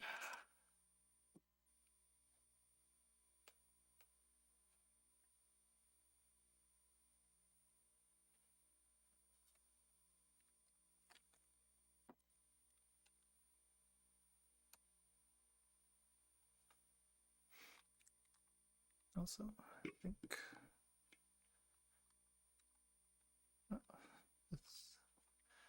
this is better, I suppose, in terms of overhead cam angle.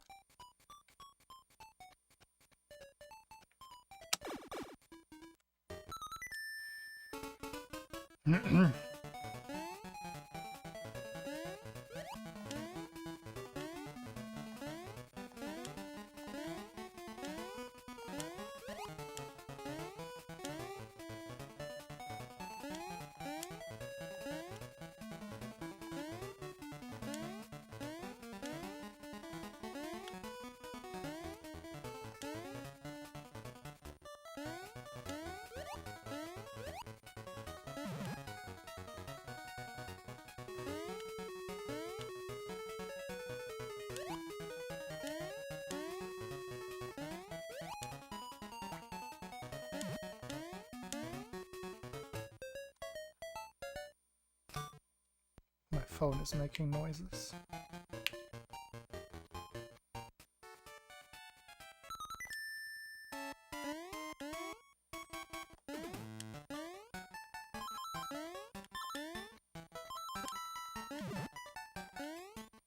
I'm still confused why the OBS browser source would not work when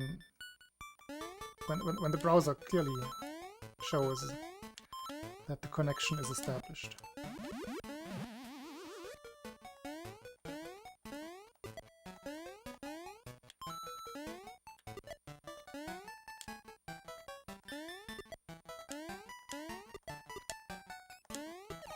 High-pitched noise, as in CRT whine.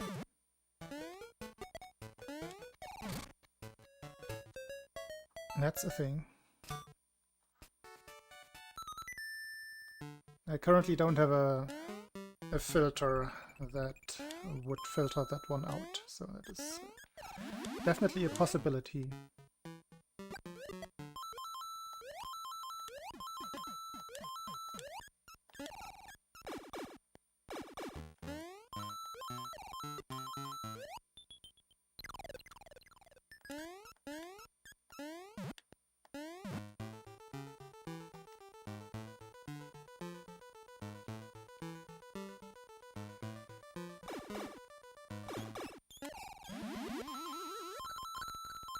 I should be able to find a plugin that filters that. Maybe OBS already has like a low band filter.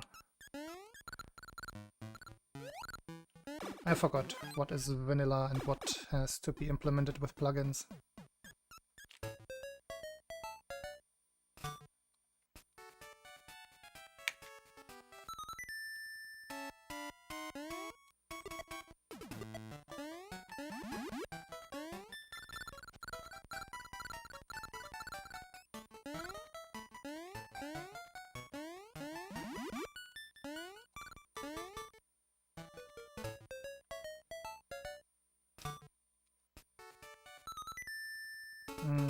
Yeah, no, I understand.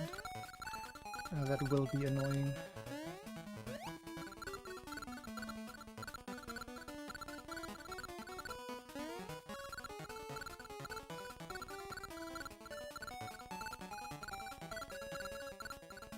I will see if I can already implement that. Oops.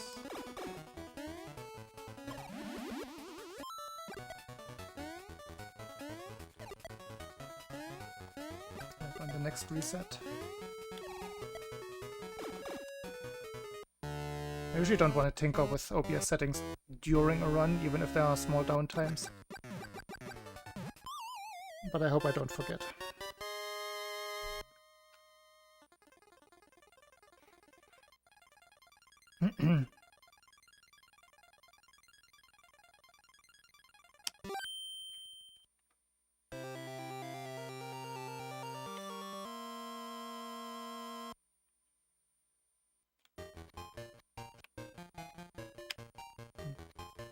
This time I was overly careful on the map and I lost time that way.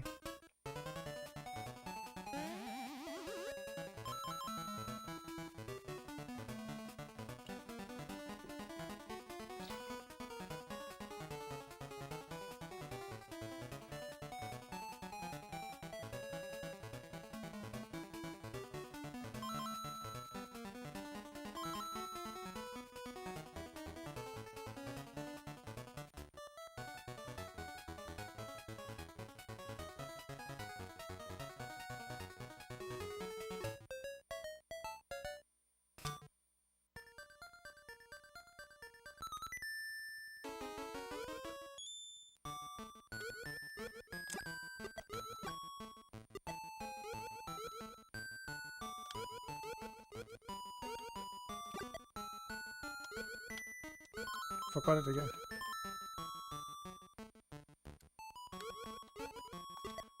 Forgetting the setups.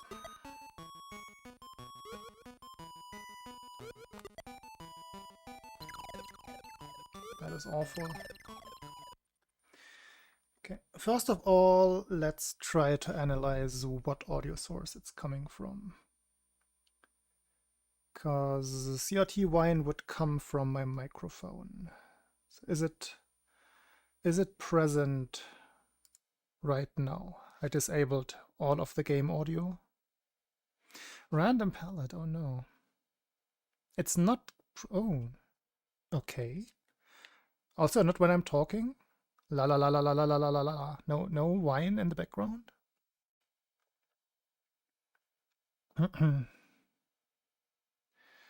On first space blocks?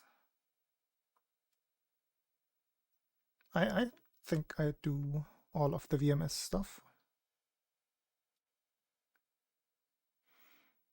Like the very beginning, definitely VMS. Manip. I clicked and it went away. So it's the game sound. Like now it's back. Wait, I can hear it. Oh yeah, I can hear it. That's good. I think I can just... Let's just turn it down for now. That makes it better. Like my old ears can't hear it now, can they? It's barely audible for me now. What do we have in terms of onboard filters?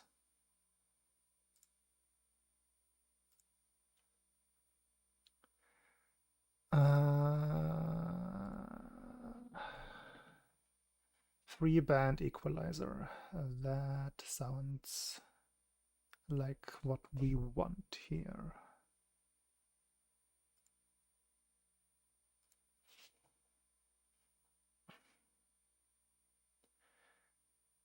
And I want to limit the high band.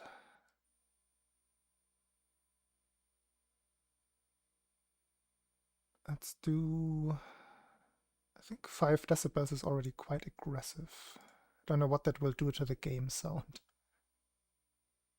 Let's give it a test. Let's give it a whirl. I already can't hear it anymore.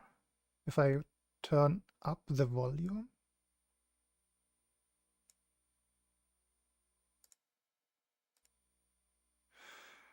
I can hear it, but it's much lower.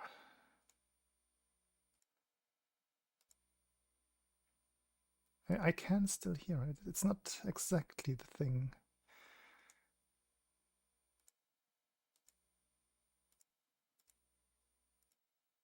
How does the game sound?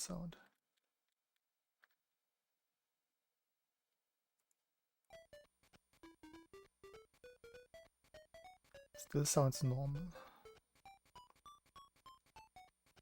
Yeah, I'll look into it with a dedicated band filter.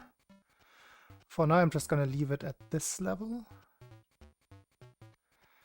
I jumped over the blocks. Wait, what? No way.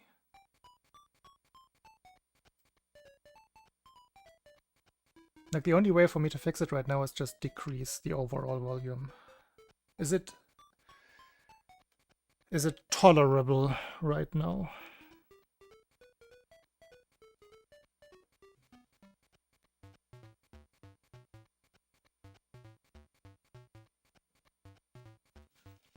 Meanwhile, I check what noise my phone made.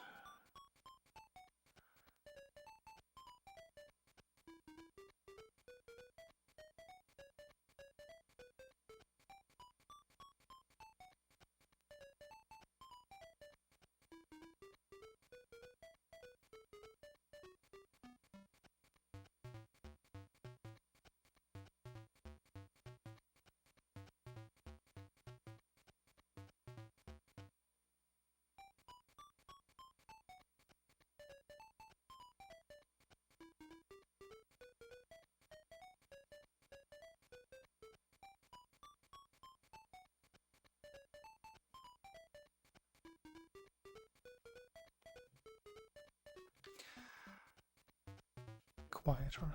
Yeah, I think this is all I can do for now. without disabling the game audio altogether.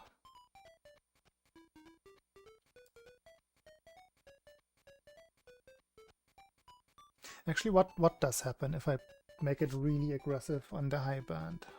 Or just like it just has high, middle, and low. So there's no way for me to go exactly for the frequency that does it.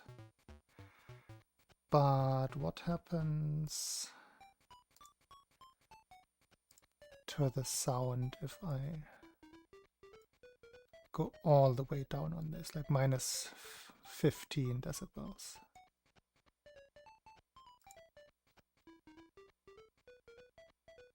Still sounds alright. Sounds normal to me.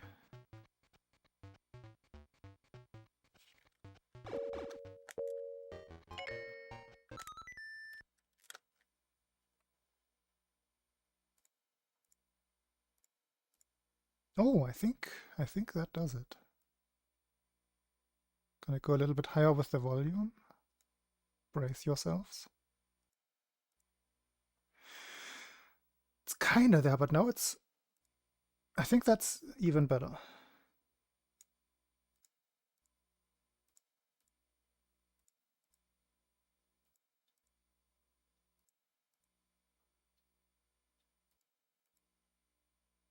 Right.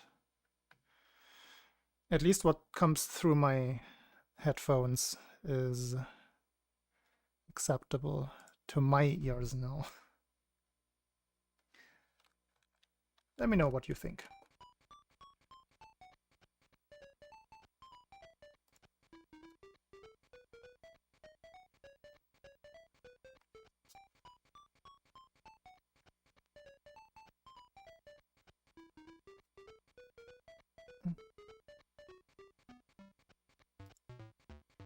Also, I couldn't find out what... Oh, there, I find out.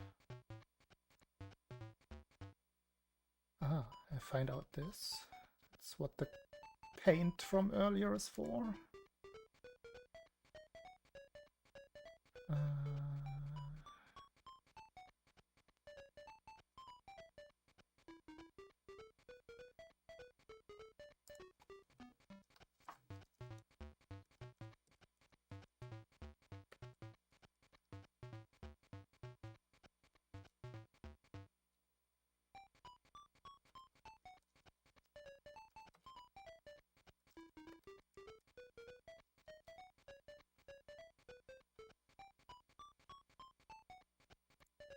Friend is getting back into VR. Let's go.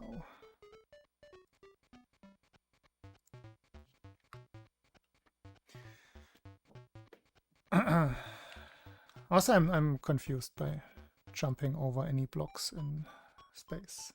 I must have been distracted.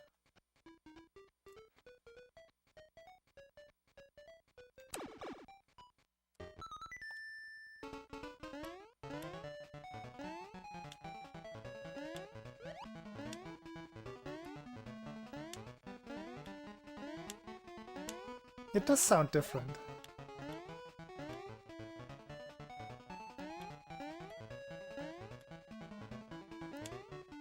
Yeah, no, this is not the solution.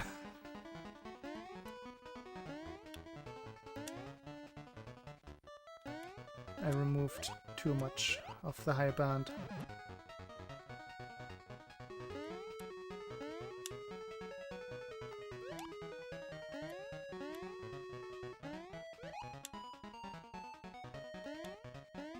It's all down pitched now.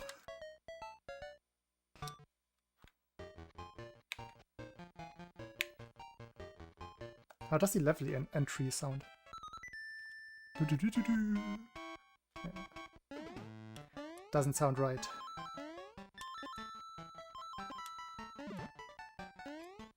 Ah! My face.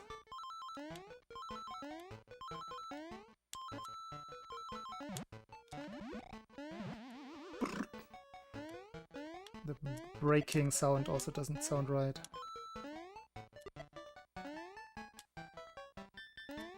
A forced nap? Who forced you? How does that work?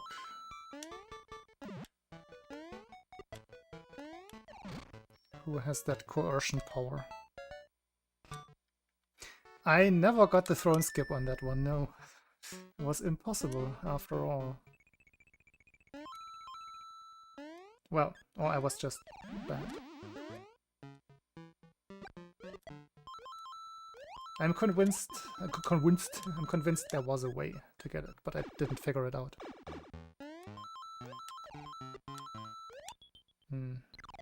Kinda rude of your body.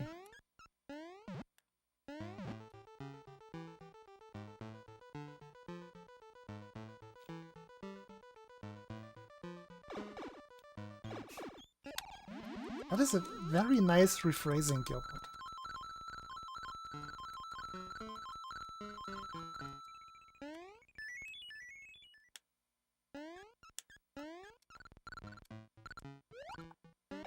Oh, the fluttering sound is very wrong.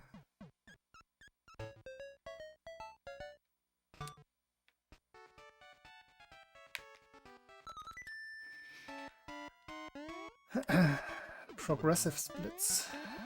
Don't like that kind of development.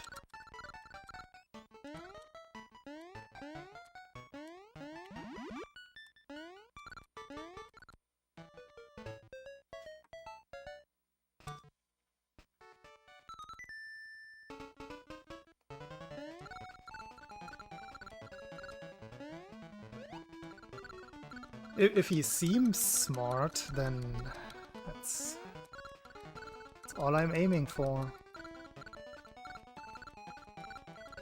I'm not gonna reveal everything, but a lot of it is very random.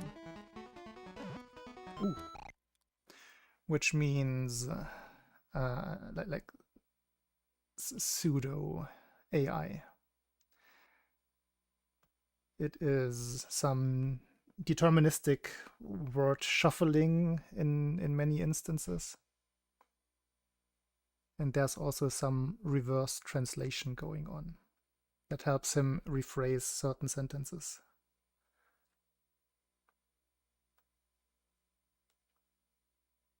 Attacks. Like one thing that is implemented in a lot of other things is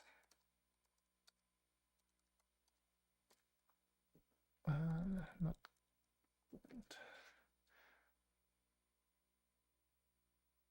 like I'm curious if he will even no, he won't do this. Of course he won't.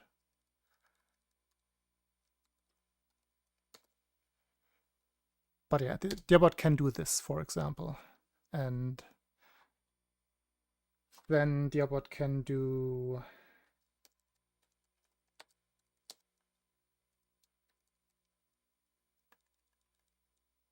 I'm curious if anything different could come out of this specific example. I don't think it could. I think this one will always. Oh! Ooh, he is kind of smart sometimes.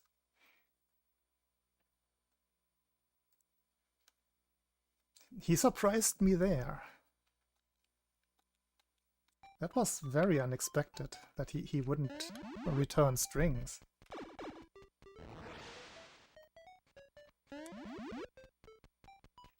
In fact, I could make it. I could easily make it that he never returns the input, which is probably what I want to do. In the first, I never thought about this.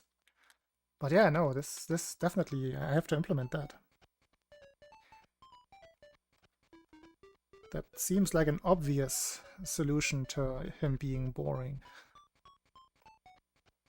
Yeah, it's like right now, Dearbot is a pseudo AI. There's nothing neural network related in him right now at all.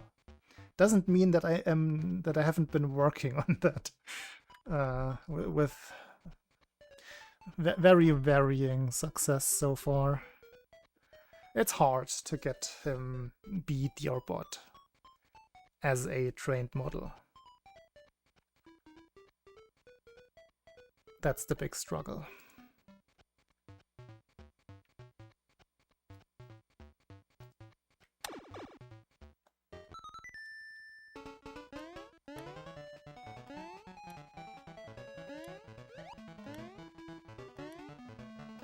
I haven't tried the other base model, though. So far my only training experiments were with Llama 3, or O-Llama, but I have both Mistral and Mixtral now for testing and training purposes. Maybe those will be a little better. The main problem is still the input. It's not the models that I'm training on.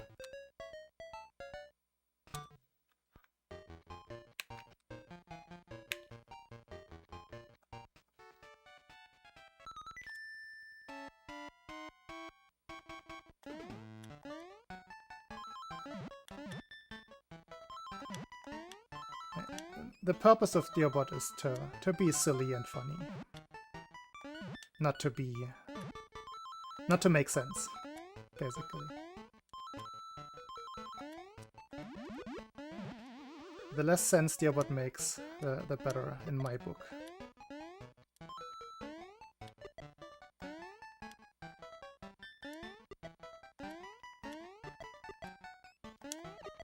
But that is exactly the wall I'm running into with the AI training. If Deobot seems too real, it's just not Deobot.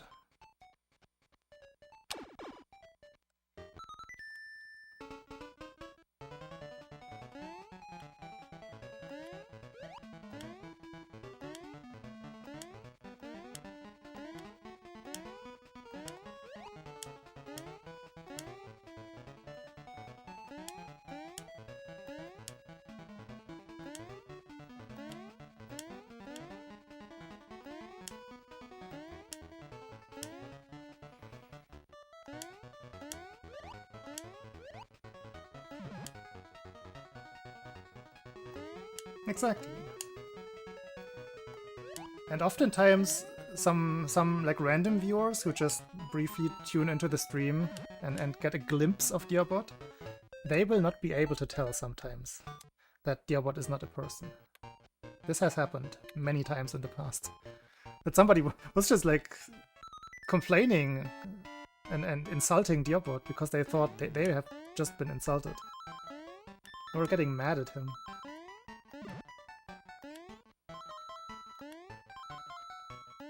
Those are the moments that I live for. Somebody genuinely can't tell the difference.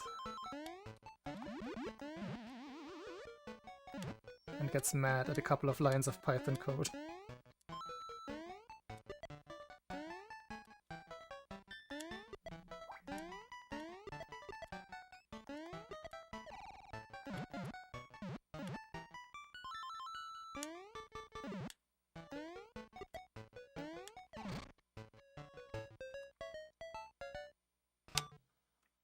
That is 1 out of 200 things that Deobot does up. Hello, 3. I'm just gonna call you 3 from now on, if that's okay. I'm not gonna go as far as calling you 4. That would be mad. I think 3 is a good consensus.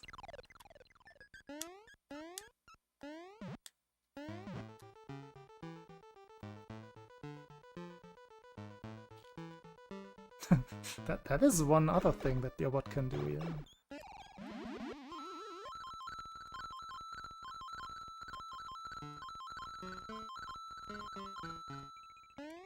Deobot's recipe functionality is something I do want to improve. It is still... Oops, actually accidentally pressed the button twice. Yeah, the recipe stuff is something that is basically still running on version 1.0. I came up with that like 4 years ago and never improved on it. Oh, you can't give it away! You can't give it away like that. I was so proud when I figured it out, finally. I'll just say it out loud. But yeah, there you go. There's the harassment.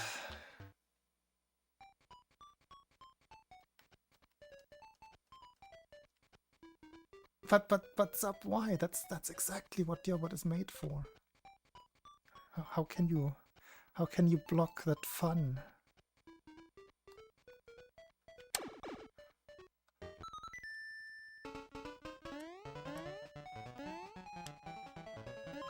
If Dearbot is anything, then he is a nonsense bot.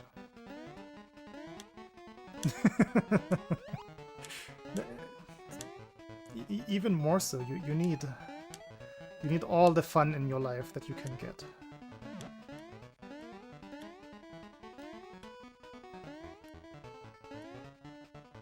See, I almost would say I made Dearbot specifically for somebody like you.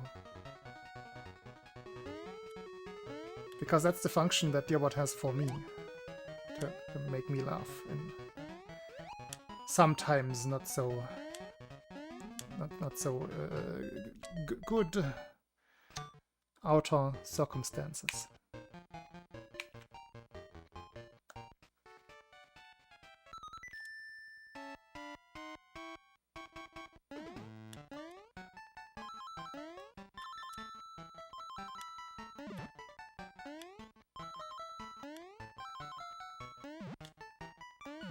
Wait, I think I'm getting the gist of your complaint. But I haven't read the full sentence yet.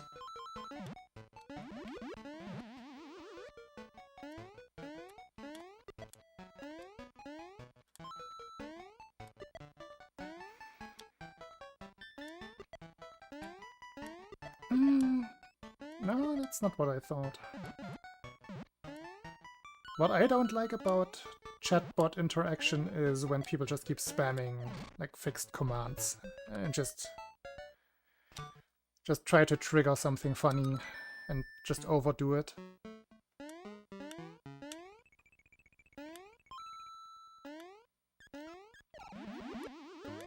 No, I like the, as I said, I like the instances where somebody just doesn't pay attention to the username, doesn't figure out that it's a bot, and then gets mad. That's what I like.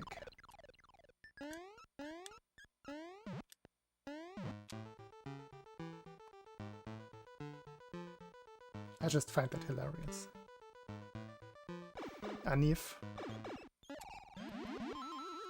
Yeah, Anif is... I mean, the community that Anif is trained on is different, I wanna say.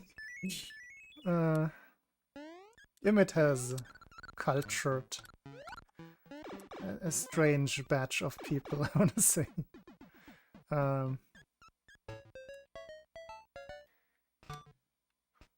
And that obviously reflects on Anif, because Anif, I think it's common knowledge how Anif works, and Dearbot in part works the same way.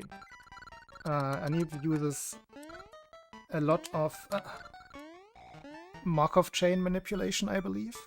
So it takes full sentences, splits them up into fragments, and then heuristically determines from a dictionary that it creates from that what the next most likely word in a sentence is, based off that training data, or text corpus.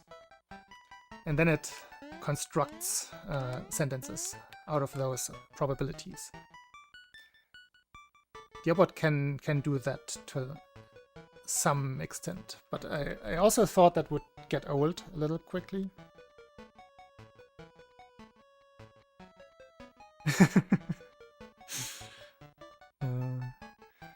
I think Anif is entirely trained on Imit's chat. I'm not 100% on that, but I'm pretty sure it is. Maybe Oats and Goats' chat as well.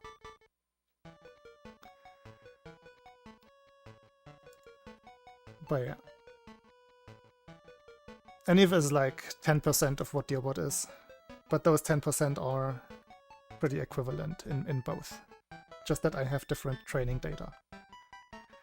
Like I have training data that results in something like this.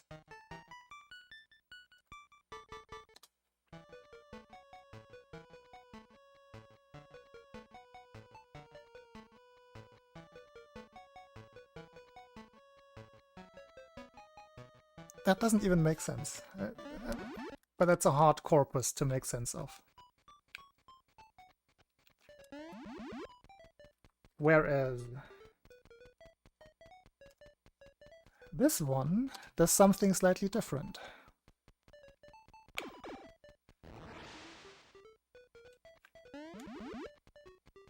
Jesus!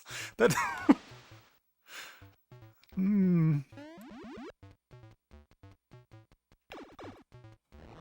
Yeah.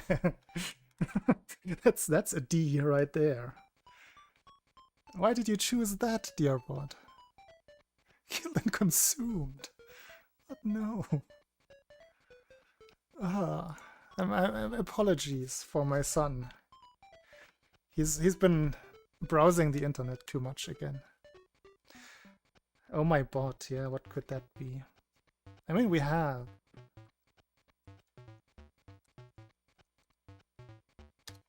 Of that as well. Yeah, yes he did. Yes he did.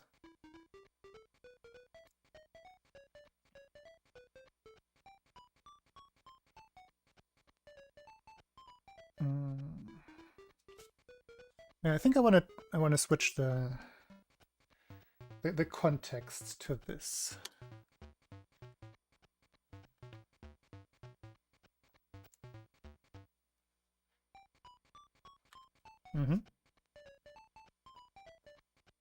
It's also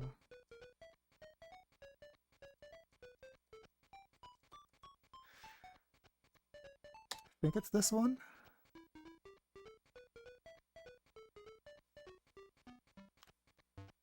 That was the right one. He was busy replying to your direct thingy there.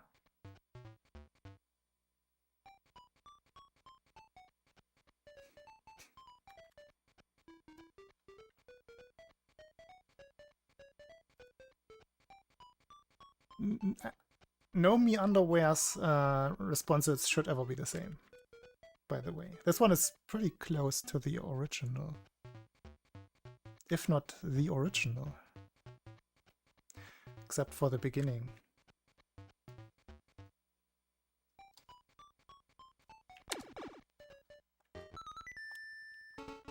There are a lot of commands like that that I have even forgotten.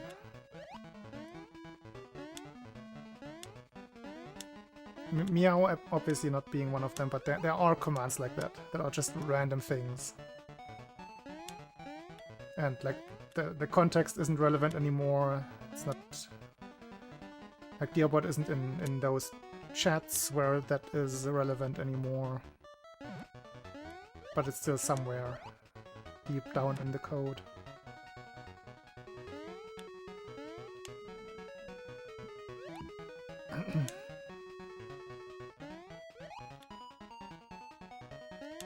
I will find all of those commands one day. Ah, stupid map.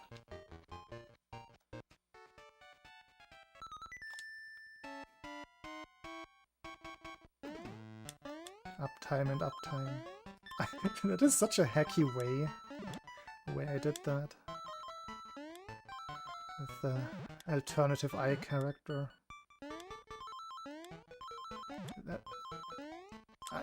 I would probably do it very differently now.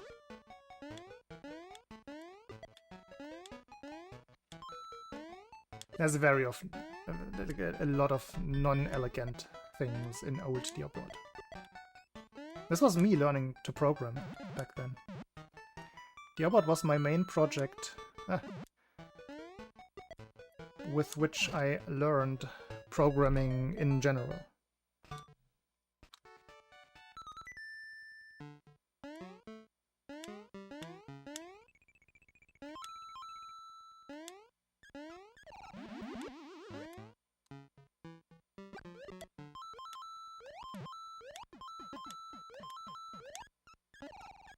Oh wait, didn't we have we had a palette redemption earlier? I completely forgot to change the palette. Will do in a second. Apologies.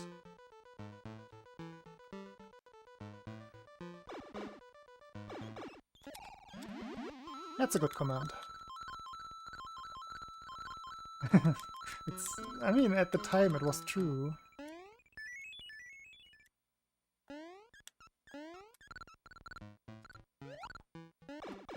I mean, it will stay true. It was faster than ever before.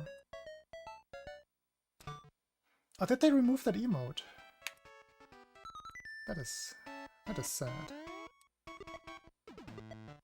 No more top ham? Or can I just not see it?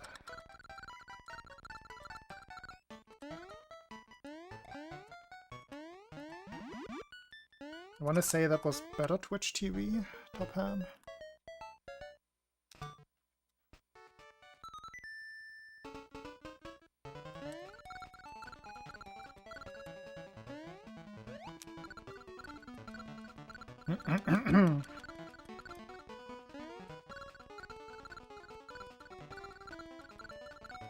Hey, we found the Beat Saber command.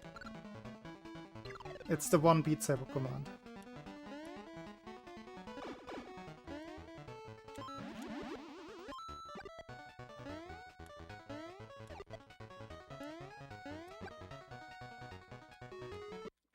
Rest in Dearbot. Okay, random palette. Let me just check if that was actually redeemed. Wait, it's not the right window. Manage requests. Random palette, Beast Frisian, 32 minutes ago. Yes.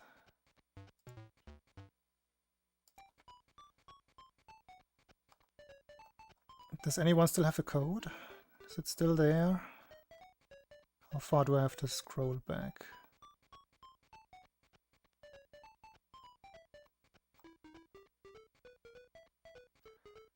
Random palette. There. Wait, Dearbot didn't...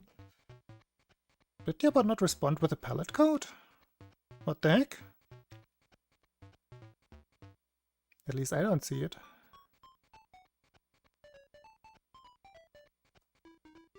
Huh. Dearbot, what the fuck?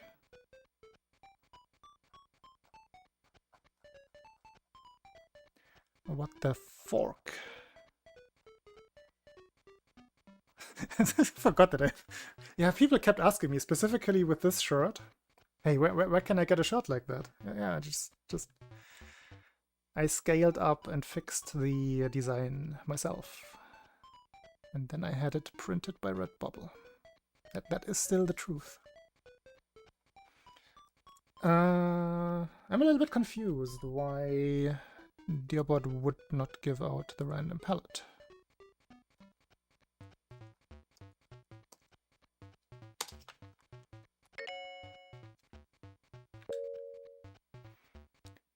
This one is for Beast. Let's see. 70-20.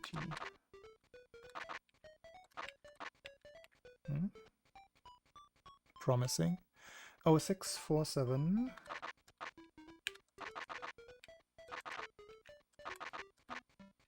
Still promising. 8918. Oh, that is pretty. I kind of like this.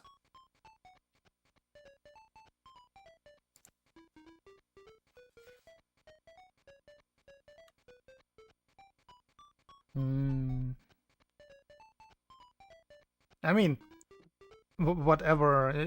I can just give you the design and you can have it printed for whatever works best for you. Just send me a DM if you are interested. I wanted to remake the design, touch it up a little, because I wanted, like, this shirt is falling apart at the seams, like literally, it's like small holes are opening up along the seams, and I wanted to make myself a black shirt. But for that, I think it would be cool if I adapted the design and make it a little bit darker itself. But I haven't gotten to that yet.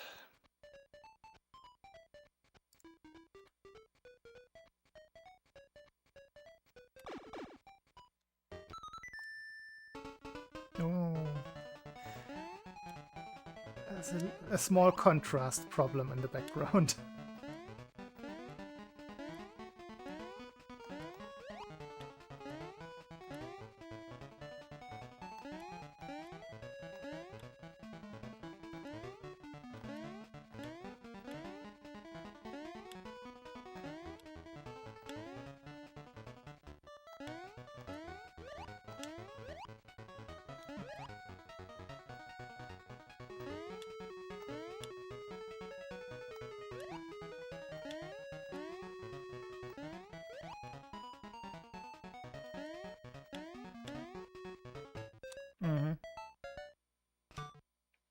It do be a little bright. Oh, Jesus. On the map specifically.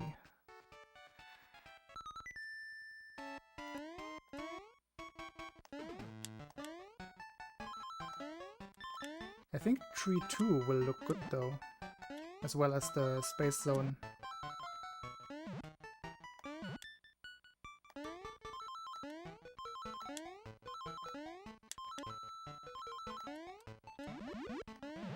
So.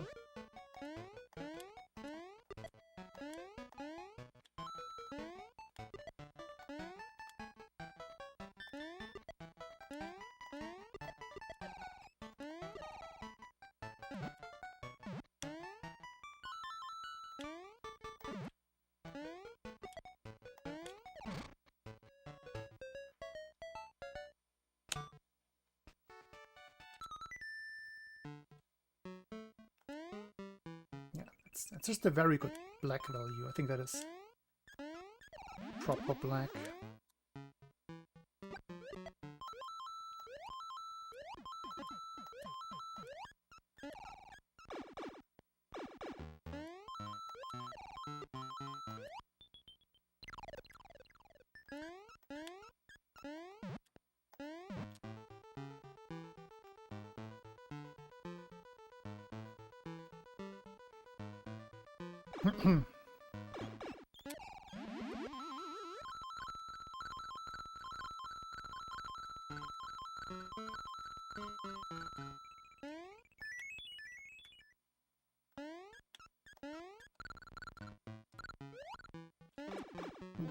Last pixel.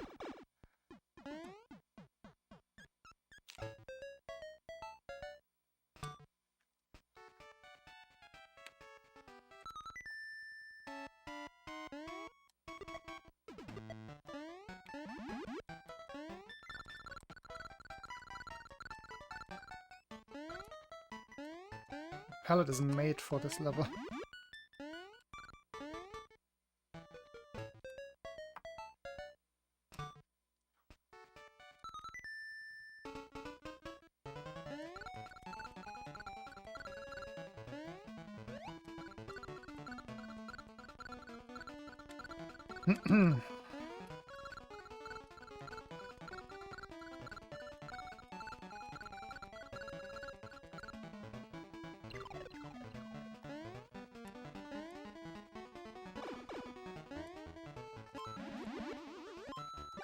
No shenanigans, please.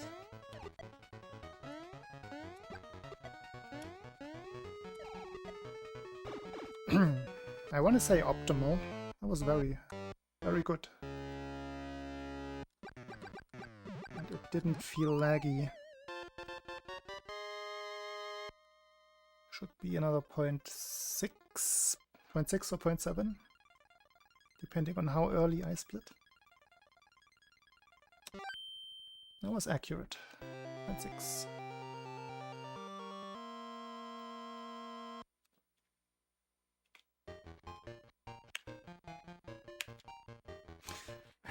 That makes the map navigation a little bit more difficult.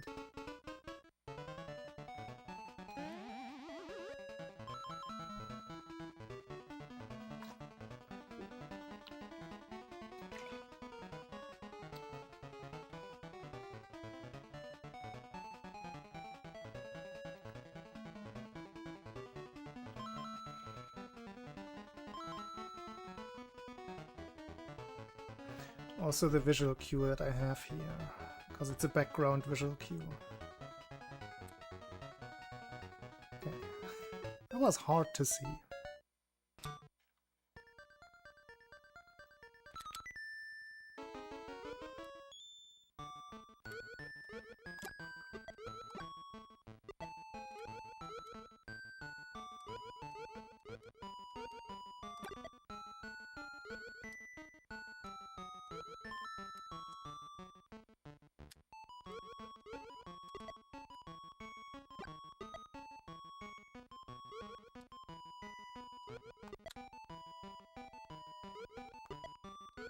Oh, is that early?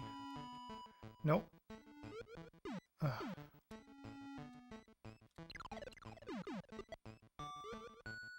Same way to mess it up again. Not exactly the same.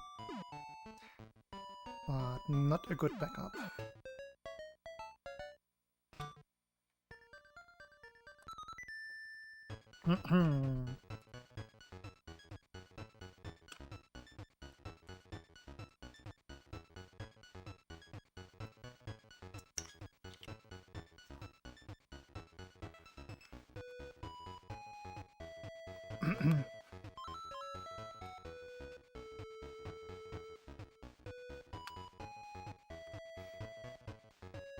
Angie Star.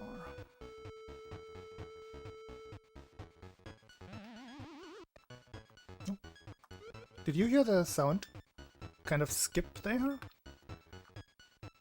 With the power-up grab? I don't know if that was the game or if that was my audio setup.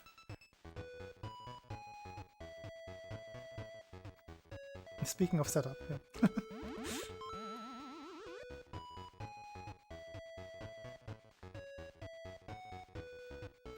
Interesting. Don't know what that was.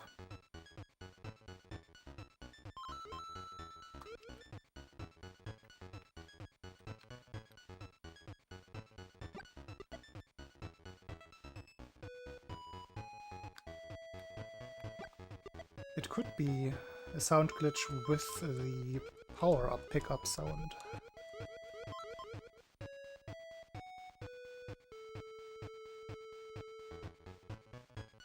S-video. You cannot get this kind of clarity out of composite.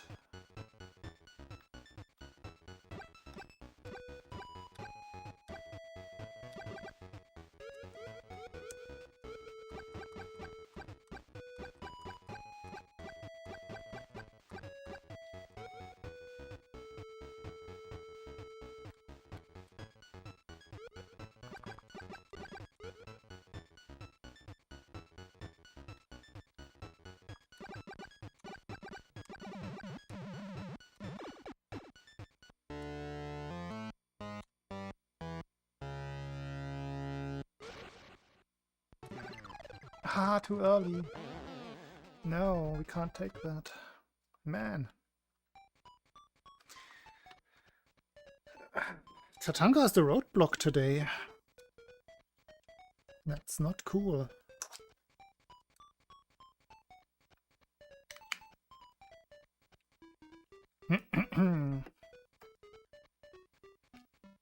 No, the 10 minutes have not lapsed yet, so I'm gonna keep the pallet.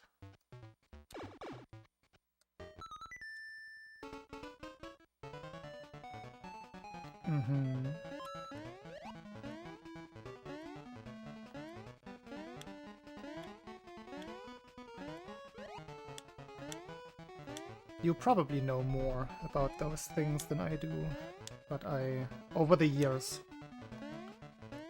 have found this to be the best compromise between not paying an extraordinary amount of money for my capture solution and still getting a decently sharp picture out of it, in combination with using the Super Famicom Junior, which has the best graphics chip out of all of the Super Famicom consoles. And with that, I think I can easily get away with capturing S-video and not going all the way to the component route.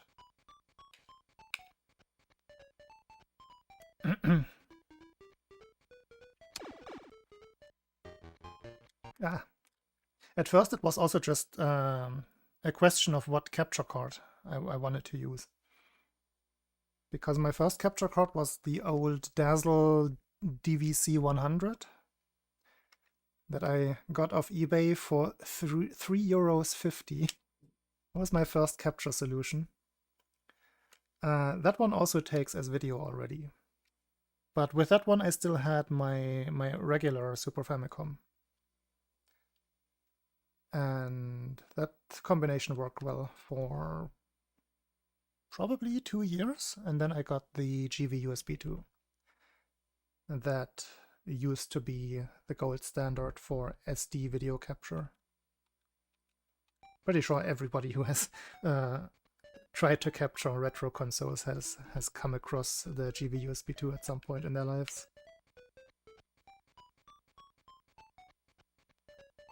Yeah. And that's really all I needed. Like since I only stream Game Boy games, like color accuracy and like color bleeding, or trying to avoid color bleeding, that would be the edge that component gives you, that RGB gives you, just doesn't really apply that much for Game Boy games. If you want to capture like 16-bit games, then sure, it becomes a much bigger factor that colors are not supposed to bleed into each other, or are just supposed to be very accurate. But Game Boy games, I don't see the big problem, because everything is just already very separated from the get-go, it being a 4-color palette. And also everything, like like character design is very like macroscopic in a way, right? So it's not really... It doesn't matter if, say, Mario's eye pixels right there bleed a little bit into the surrounding white pixels. It's not that bad. You're not losing detail, because they're always just going to be eyes. Whether they're a little blotchy or super crisp doesn't really matter that much there. Or if this green isn't... Like, what other green would it be right here, right? It's very simple.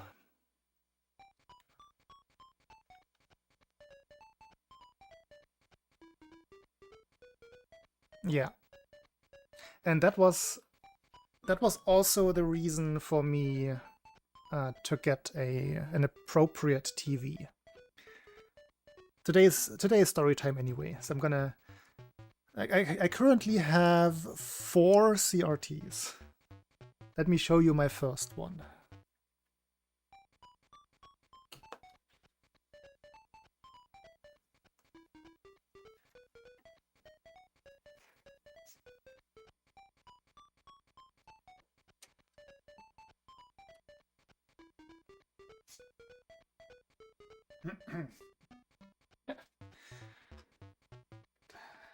Let's get the big camera.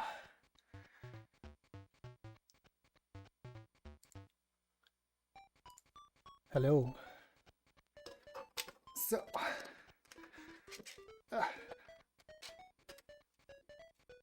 this one is super cool. It's a Sony PVM, 9-inch, obviously. Like this is the size of the screen, right? And this is I got this off a like retired event manager who was doing like music events, and he had I think like 10 of these in his basement, and I got 2 of them. I still have another one in my cupboard, like identical to this one. This was how I started speedrunning, with this teeny tiny little TV.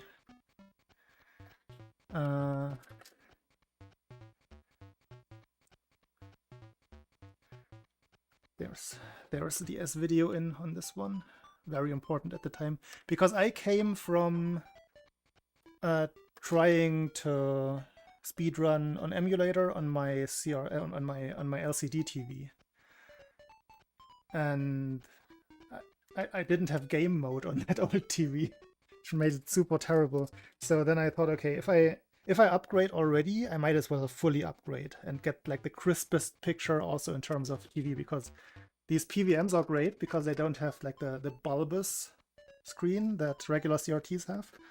they're relatively flat, so you don't get distortions towards the side. You get some, but it's not that bad. And let me see. I'm gonna show you my upgrade to this one as well.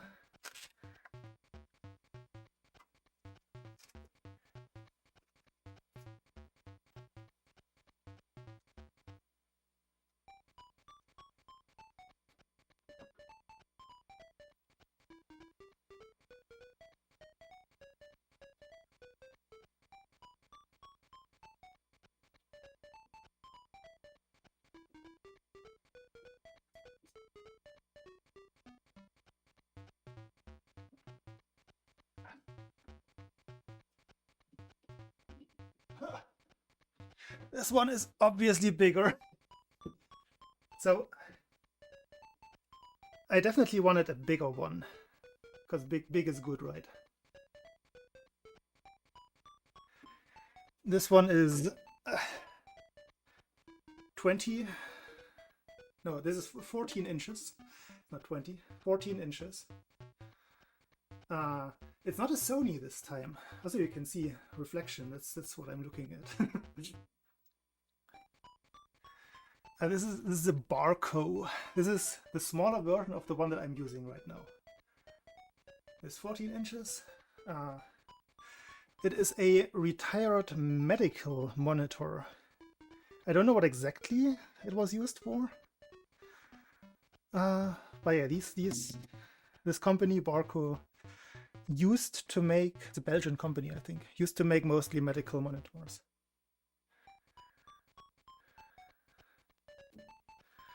No, it's not black and white. These are all in color. Why would it be black and white? But yeah. And the one I'm using right now is basically exactly this one, but upscaled to 20 inches. Diagonal. Hey.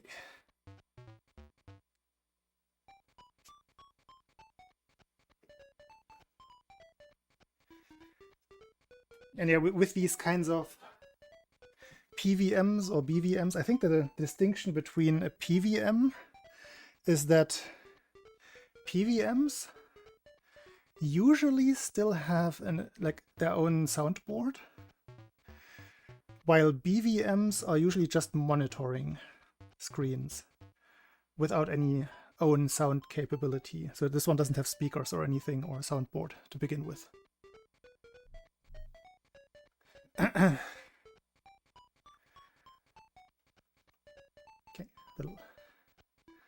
little excursion into my electronics at home.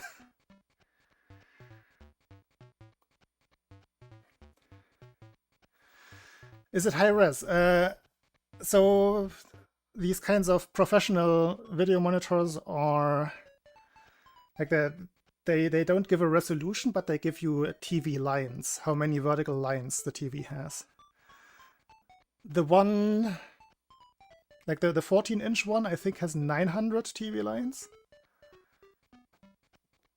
And I think the big one that I am using right now has 1,000.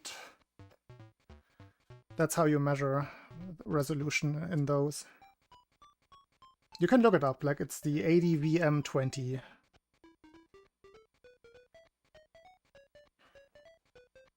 Barco ADVM20.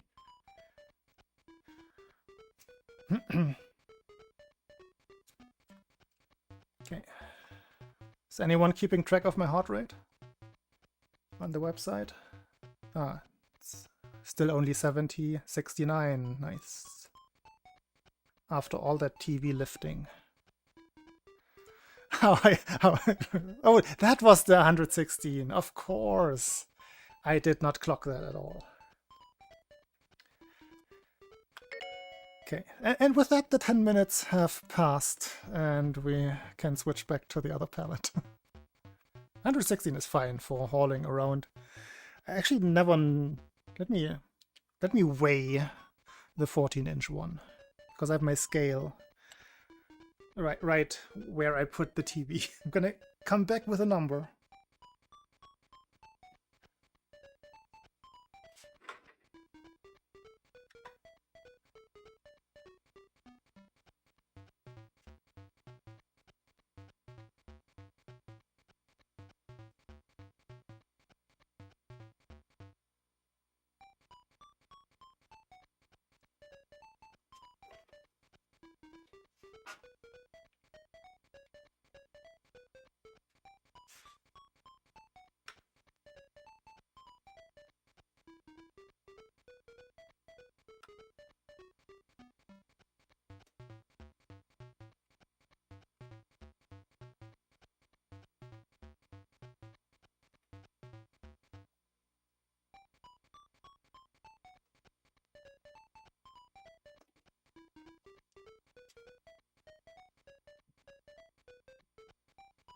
Okay, so the 14-inch TV weighs 15.5 kilograms.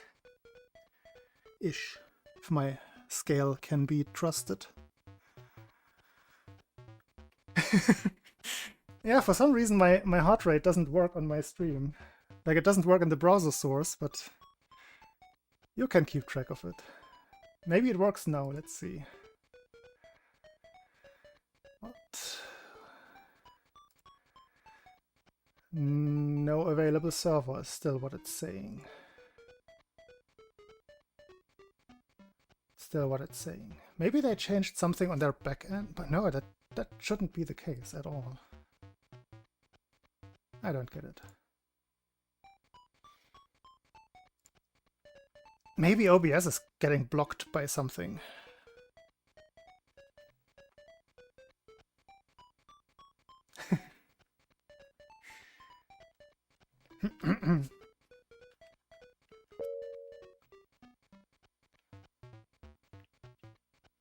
How high did it go this time? When I was weighing the TV.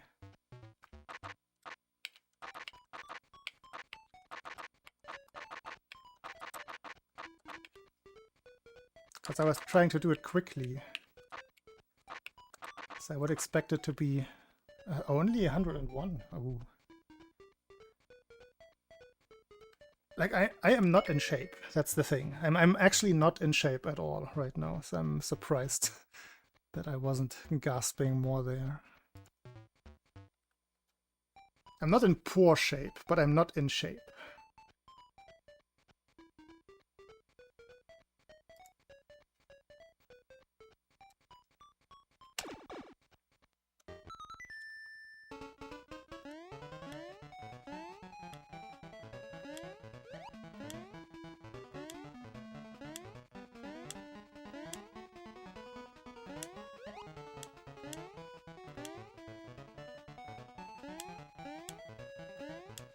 That is definitely something I could track. If it worked.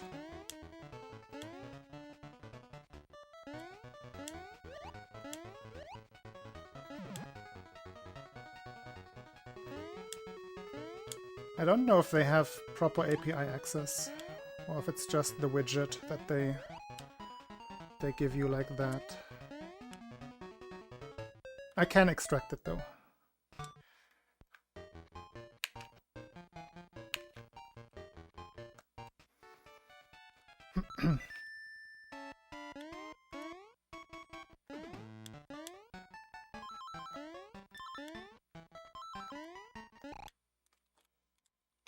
Oops.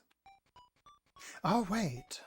I think I understand. Like, they actually did change something. Because the widget doesn't show the... Yeah, it doesn't show the widget. It shows only the number.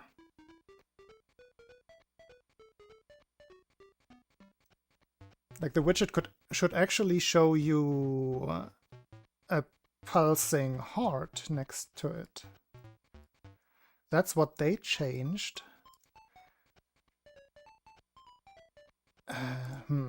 Still strange. Still strange. Because I can't even get the number to show in my OBS setup. Mysterious.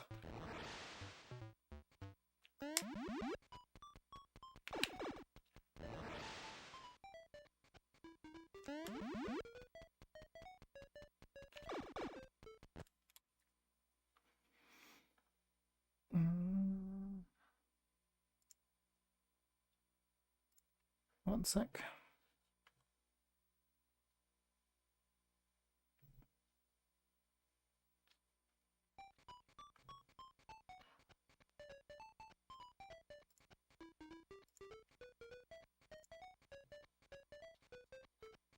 Do you about keeping a track of my heart rate, say in just in a JSON file, would be a consideration. You would still, I don't think if it's worth that much to keep it in a separate, like to always track it, is what I mean. Because you still have to line it up. in case I ever want to make it useful. Like, hey, look at this run that I got and then line it up with the heart rate. I think that's still easier done manually after the fact.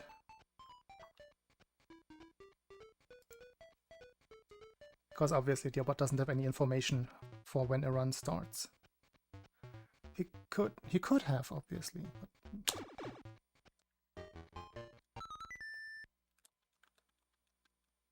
It's such an edge case that I don't feel like implementing that.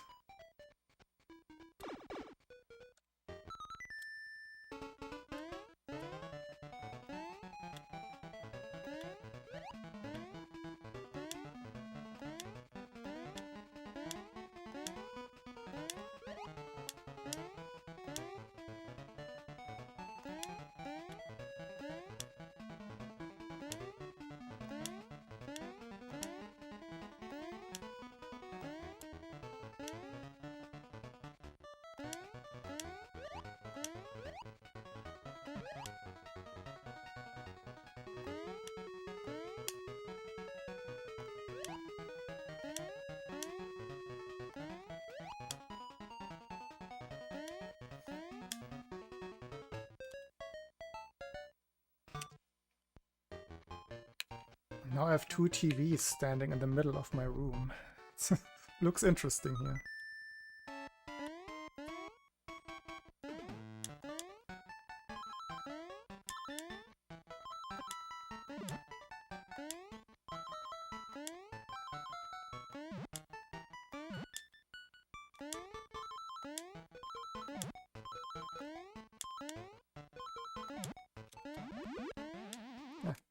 I was thinking about like making use of the TV somehow, but I can't think of a good use case.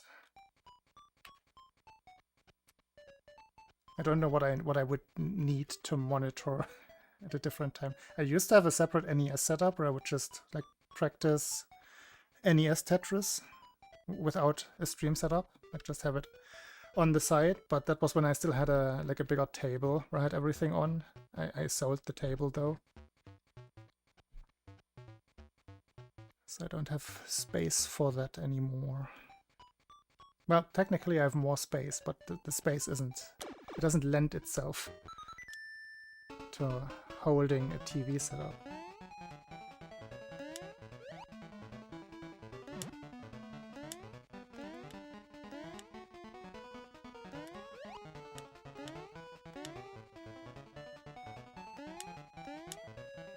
Yeah, but when would that ever become relevant? When would I need that? And where I'm streaming, I definitely don't have the space for that. Like, I have a tiny little table in front of me that is just big enough to hold the keyboard, mouse, TV, and webcam. In fact, it doesn't even hold the entire TV. The TV is half on the table and half on a different little like console. Like furniture console, not game console.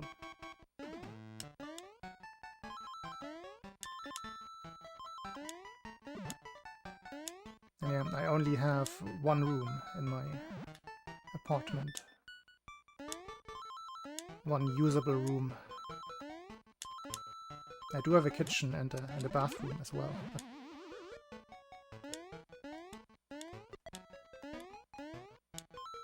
Those are utility rooms.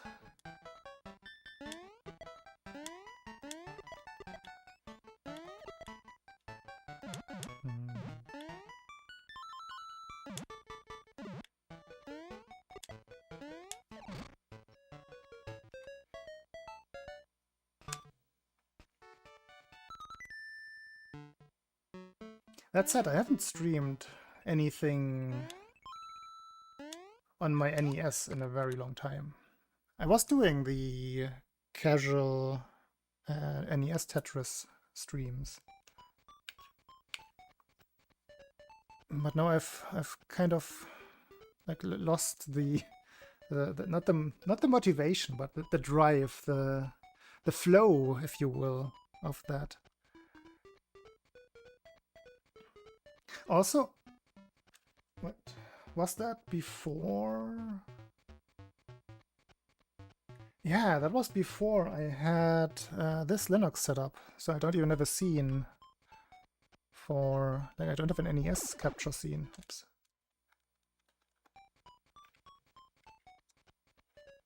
Not prepared.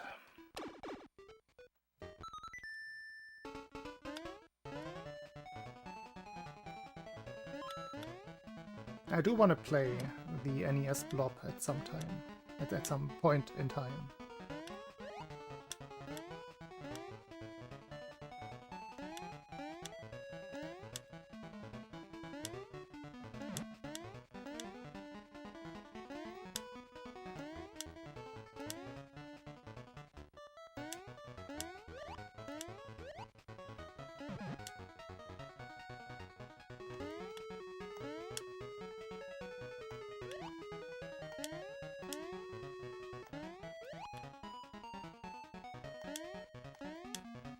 The problem with my NES setup, though, is that one's quality is not great.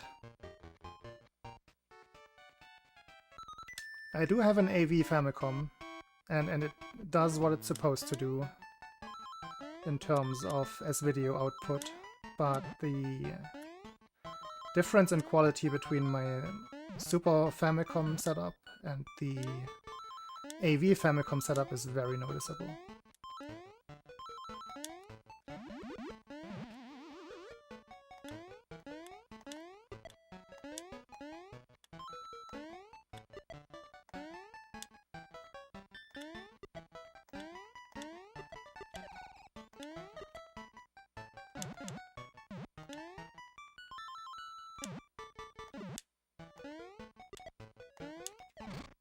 Wait, does it? I was just thinking about that. I don't think it does. I'm pretty sure I shied away from modding the console for that. Yeah, I think I'm actually using composite on that one. That's how long I haven't streamed. I don't even remember. No, I think I am using composite on that one.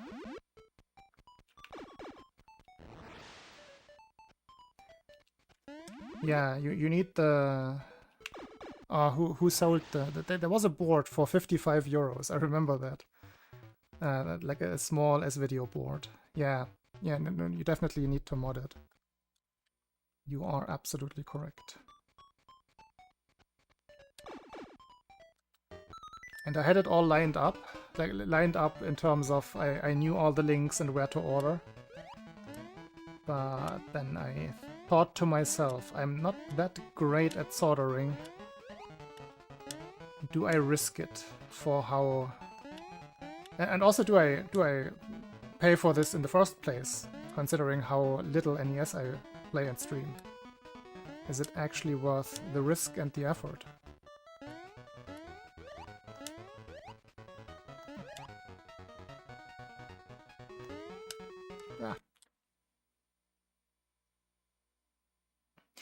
I did actually kill my first Super Famicom Junior. I must have overheated something while trying to do the S-video mod.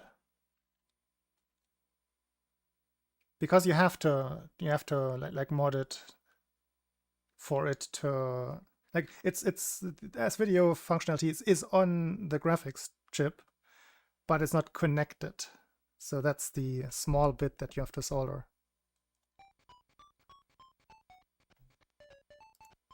Yeah, on my first try I killed the Super Famicom Junior. So I have a non-functioning one of those somewhere. Is it in my cupboard? Yes, it is. Yes, I saw it. It made me sad again. I learned my lesson. Second time worked. Spare parts. Yes, that is how I will refer to it henceforth.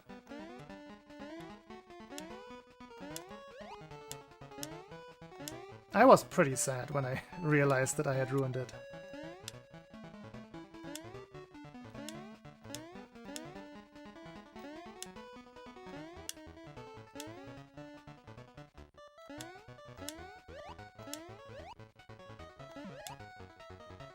That's what I mean when I'm saying I'm not great at soldering.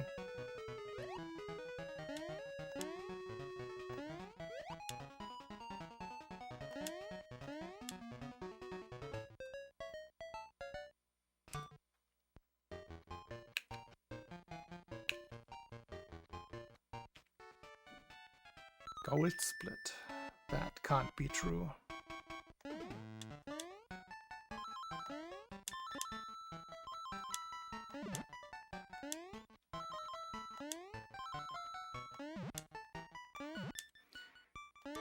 I must have just split very early there.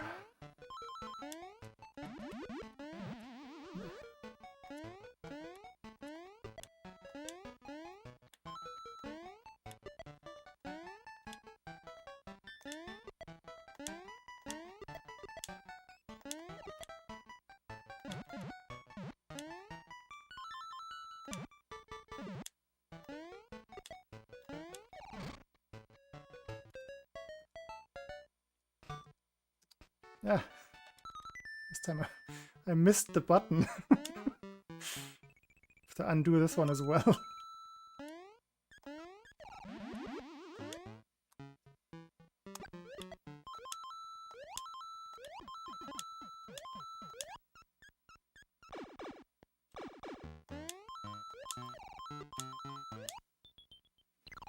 I love trying to fix splits during a run.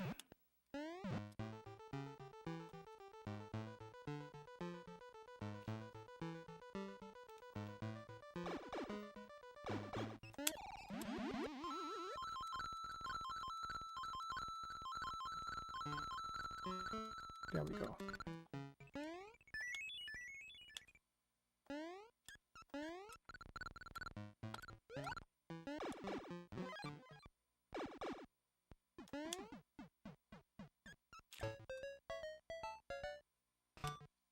This one is correct.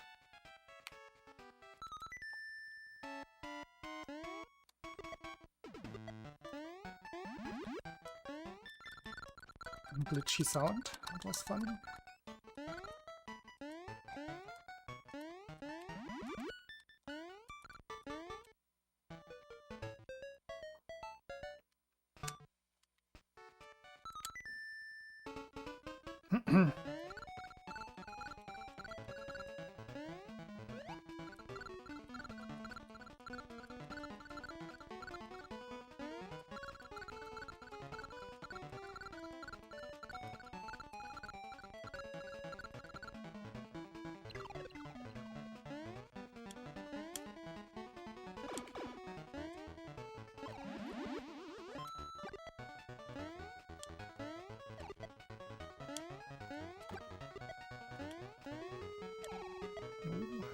This is a good split. Little laggy there, because I jumped wrong. But still good overall. Probably 0.5.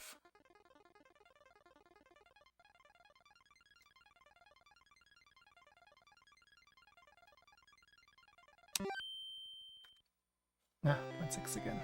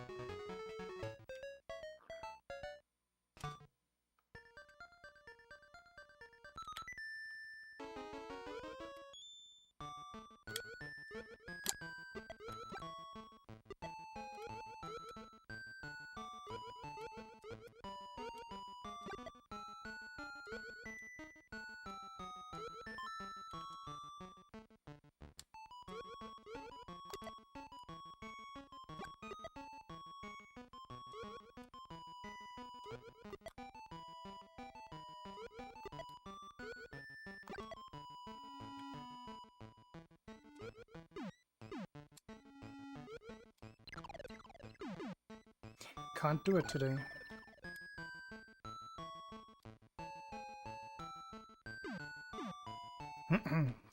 Acceptable backup though.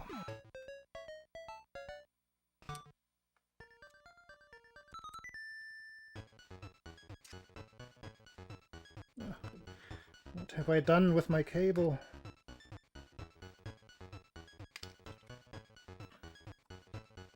Got all tangled up with my headphone cable, with the TV hauling.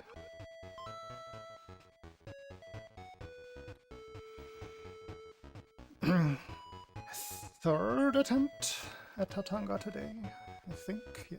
Yes, I think number 3.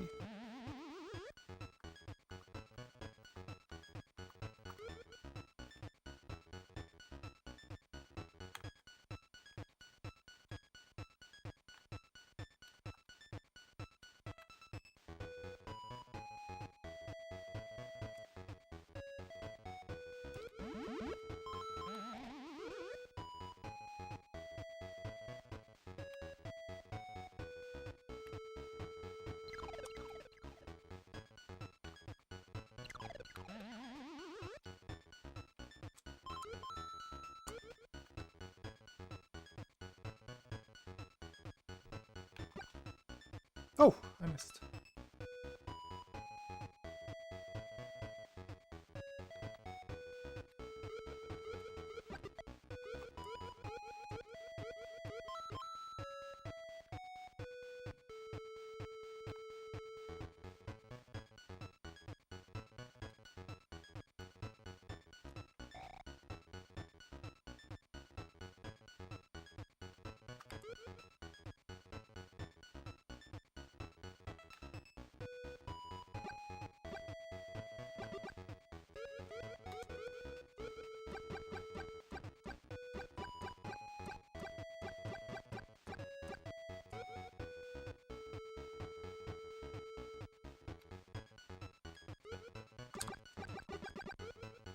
Okay.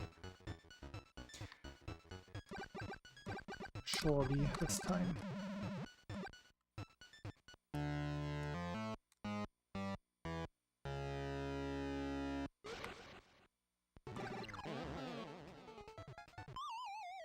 Good enough.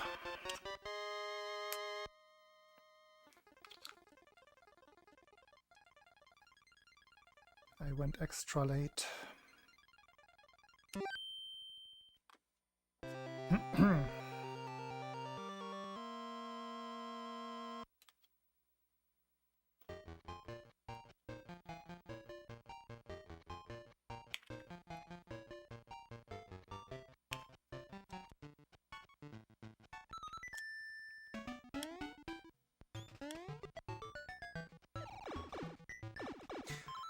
I just realized I didn't practice this level.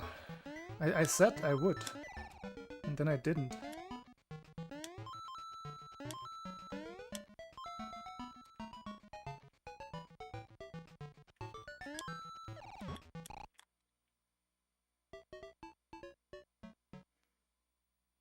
Ah, pain. Really. That was a good setup.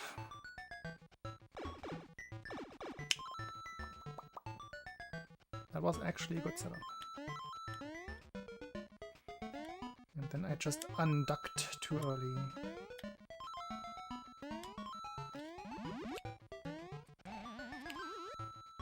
Ah! Speaking of good setup and then messing it up.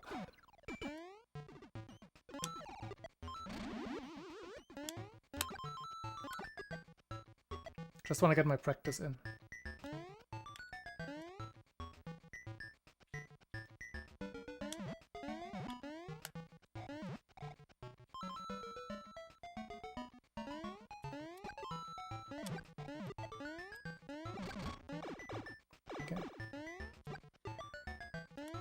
Can we just cut all of that out and continue like this? No, you can't. We can't.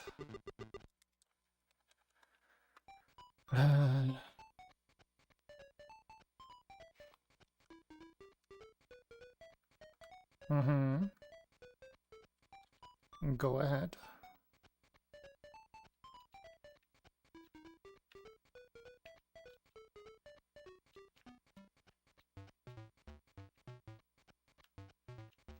Also, what is an RGB blaster? I only saw that now. What the heck is that?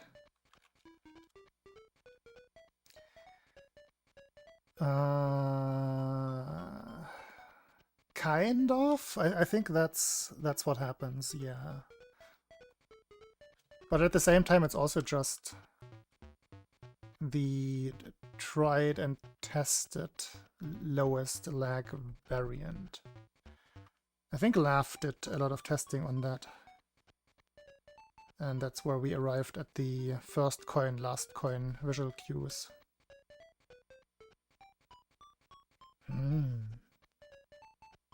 I don't know that thing.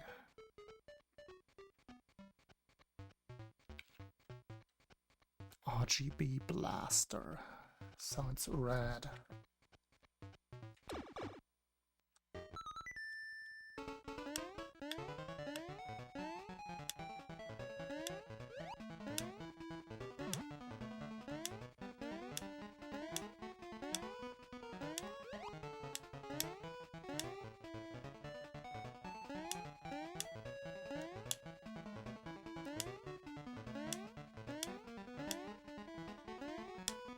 Ah. No one saw that.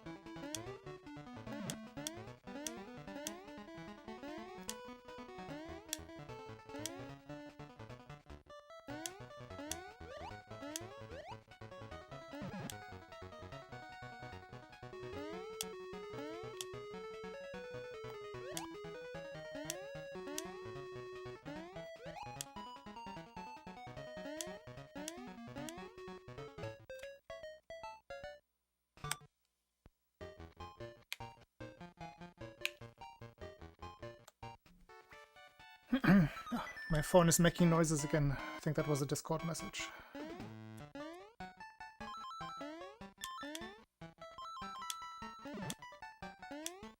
So I got a new phone like 2 weeks ago now, I think, because my old one was about to explode.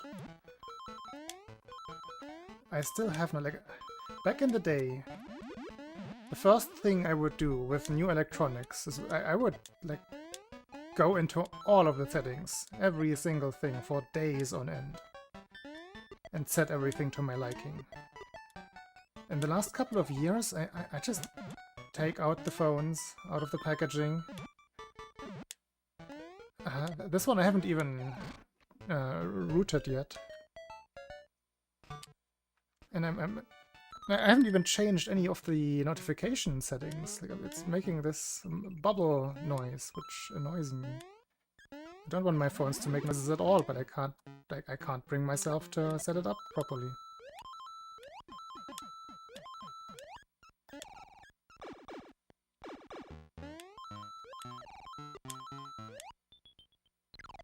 Can't bring myself to invest the time.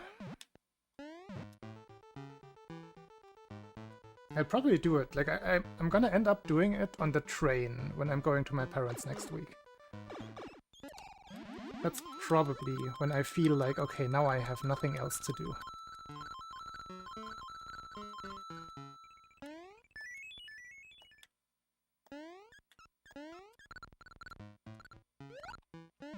Ah! No.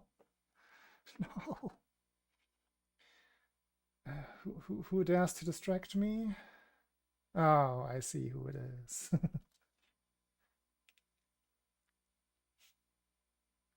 Probably sent me the RGB blaster. Oh, it's a Crix product. Interesting. I'm gonna look at it now. Look at it now. Wait, why does it not open there? Oh yeah, that's that price though. Hmm. Okay, I see. I see. That's how it does it.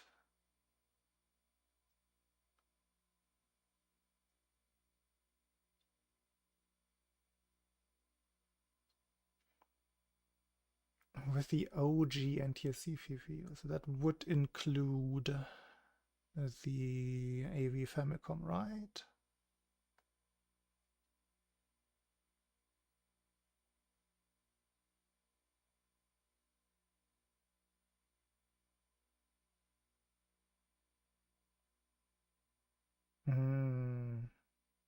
My TV does not support SCART.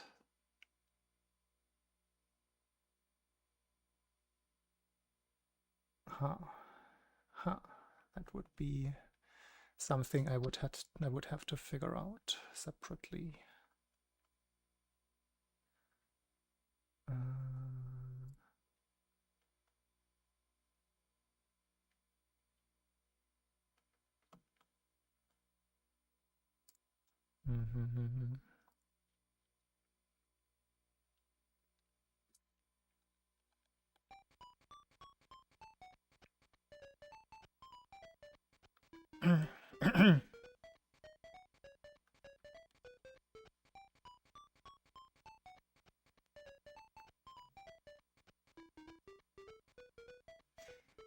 I know I was looking at my other TV now that it's conveniently here. I don't think I would have a way to... I'd have to downmix it again just for the TV, to, like with a RGB S video converter. That sounds like a terrible thing to do in the first place. But I don't think... It has several coax cables that I don't know what they are. Those might be component plugs. Sockets. I would have to investigate what my TV is capable of.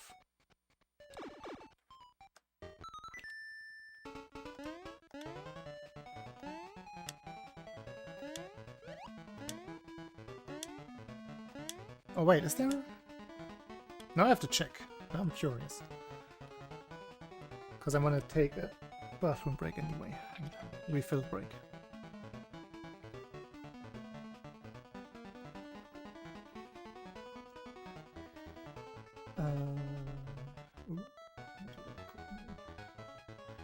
Where did I put my bottle cap?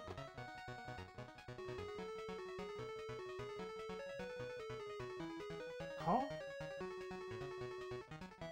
Bottle cap where?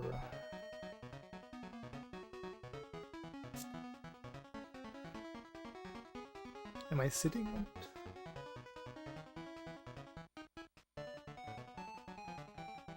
Huh? The bottle cap is gone. I will be right back.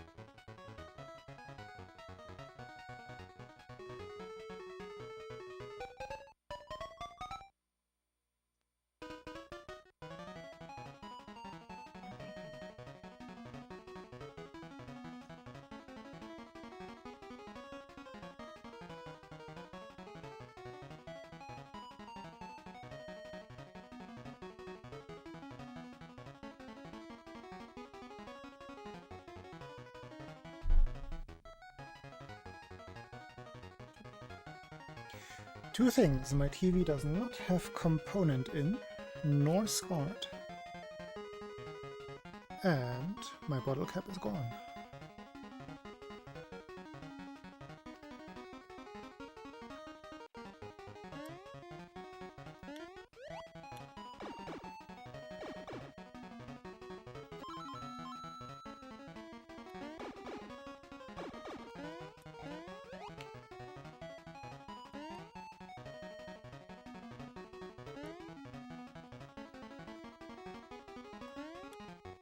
No! I don't have time! I don't have time for this!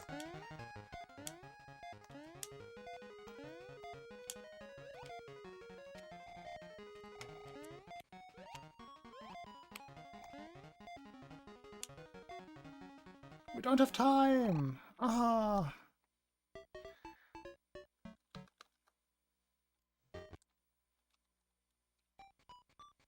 Sad.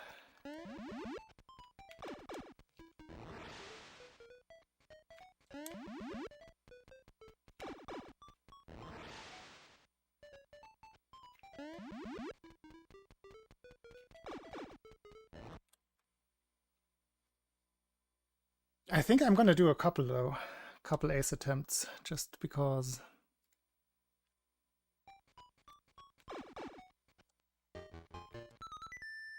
Perfect start.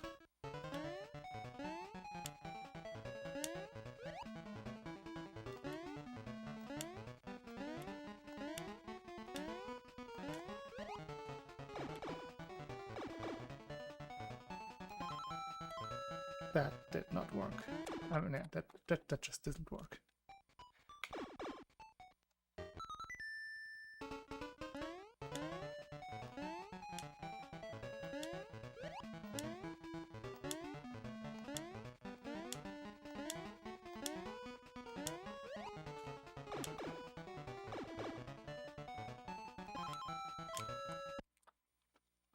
That was the same. It was frame and pixel perfectly the exact same grab.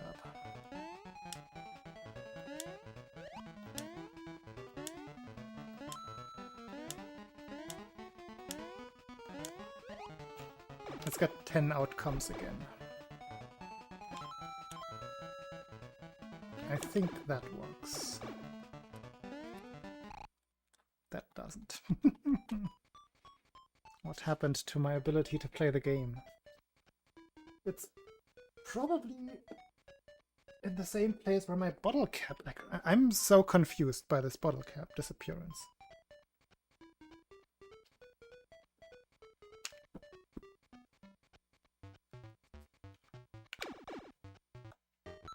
Mysterious. Bottle cap gnomes.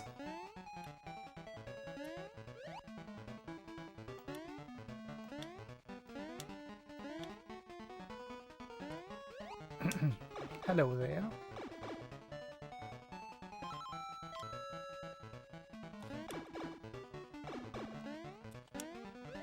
I was looking away from my screen at the very wrong time, and then I just...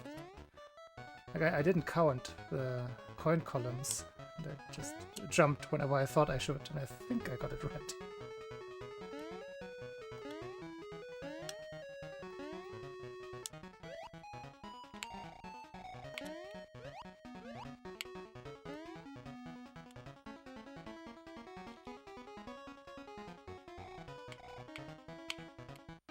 Come on. Nope. Number one.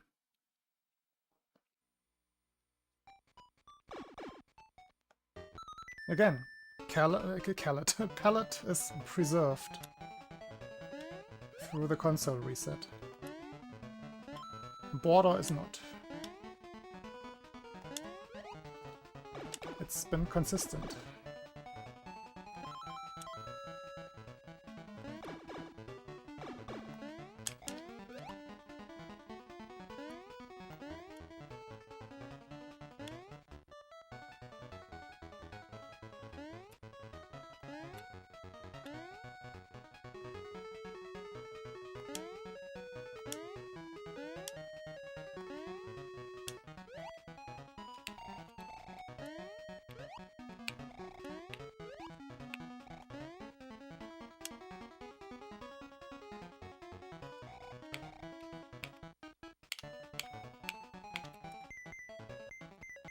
block.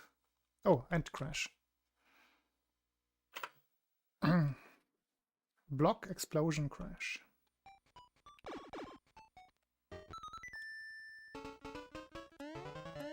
That was number 2.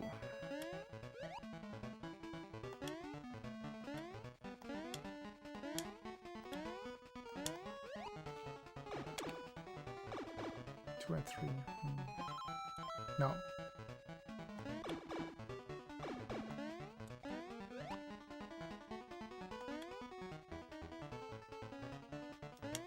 At least you didn't say 6 and 7, right? Am I right?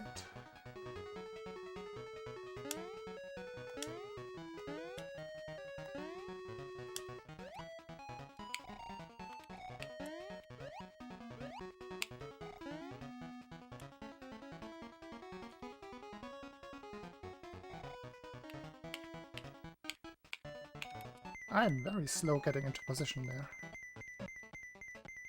Another explosion. Wild. And a coin. And a... Okay.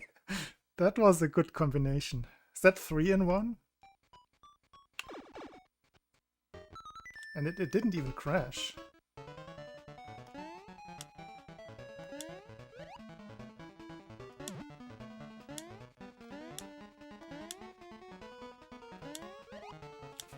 Same.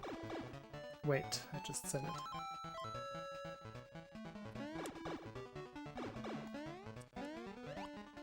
But isn't it strange that all of us old people are still aware of the thing?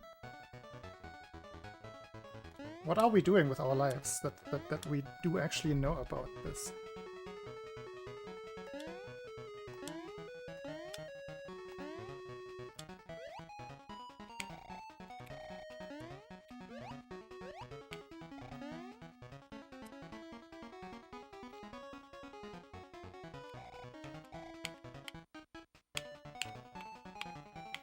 Again, I'm terrible positioning Mario today. Okay, that was number 4.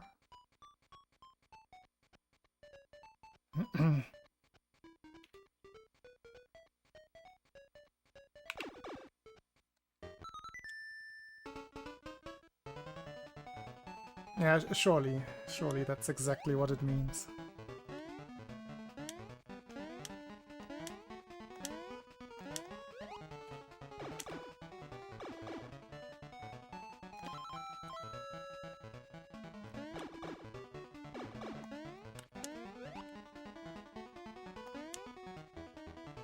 Hey Cranky, thank you.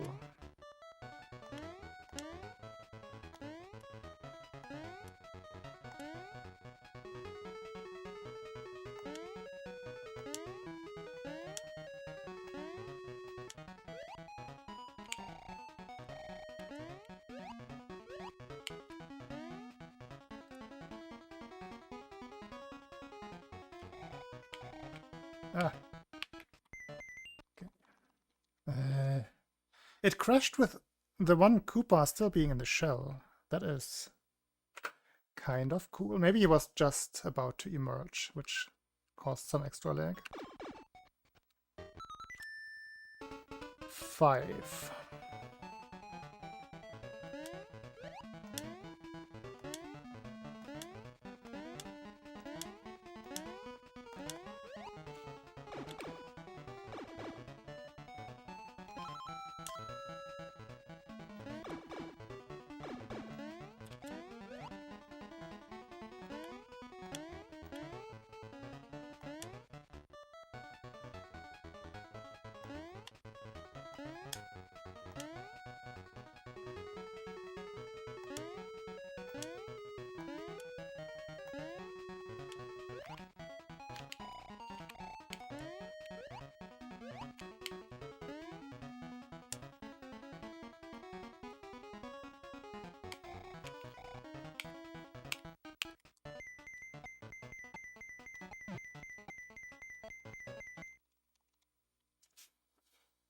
Lots of 2 in 1s. But still, 6.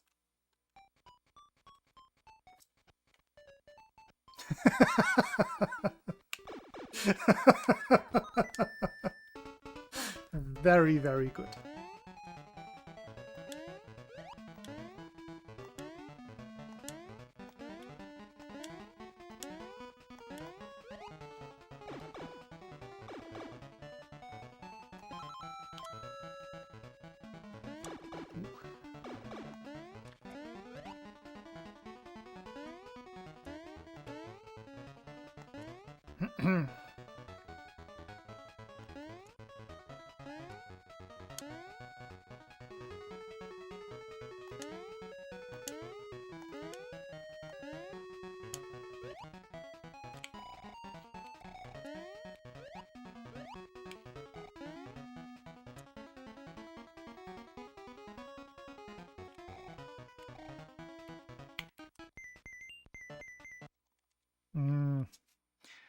Setups are getting faster. 7.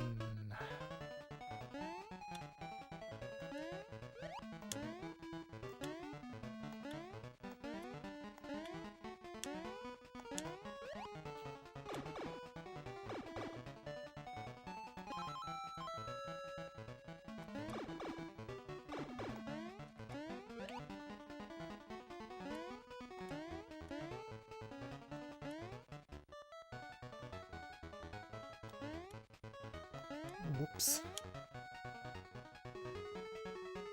Just jumped one tile early.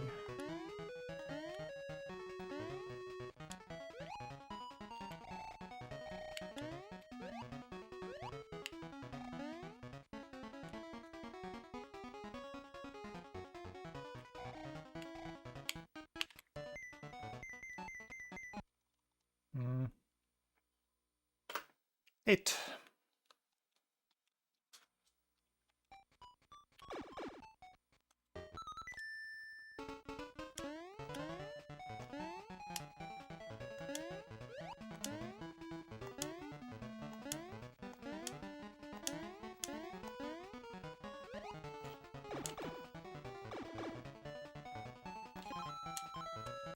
That didn't work.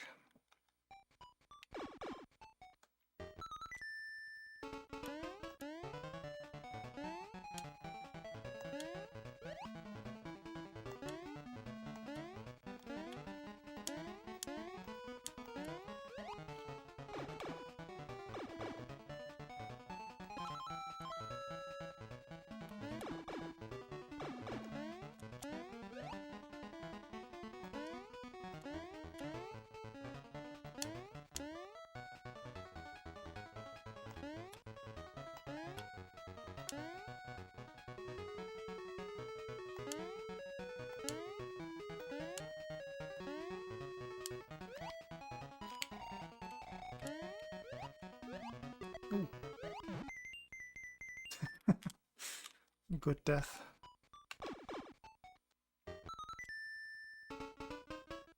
Everything died.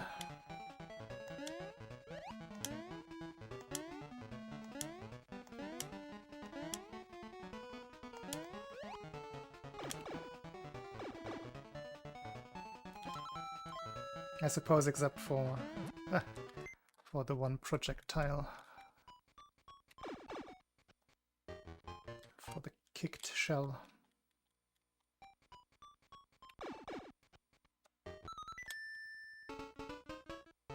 Well, and the thrown shell. Okay, 2 things survived. By a technicality.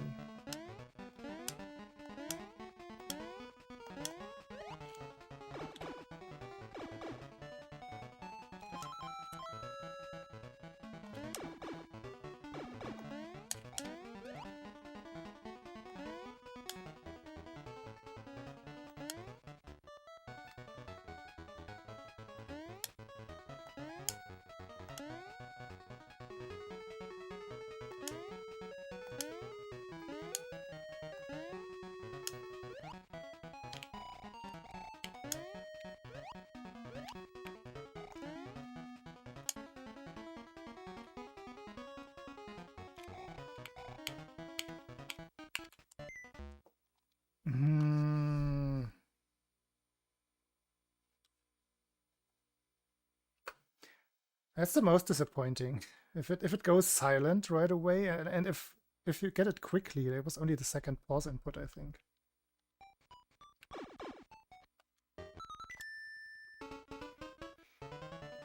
Okay, one more.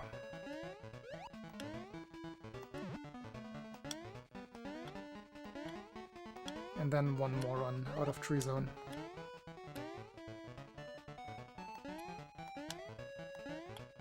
Wait. Wait.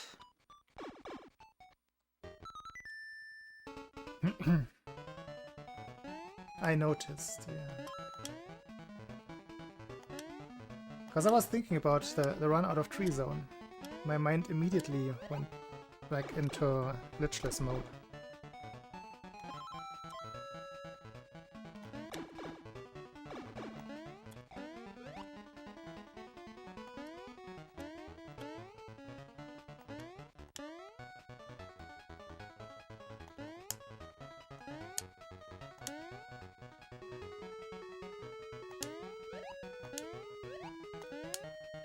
Oops. Speaking of glitchless mode, that's exactly what happened there.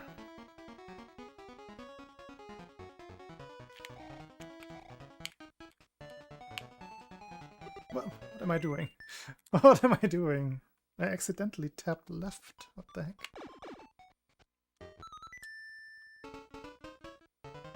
I think I separately pressed left. Like that was, I believe, independent of the up press.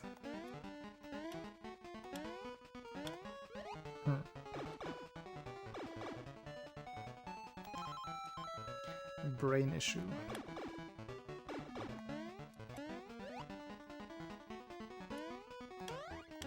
Boing! Okay, this has to be the one.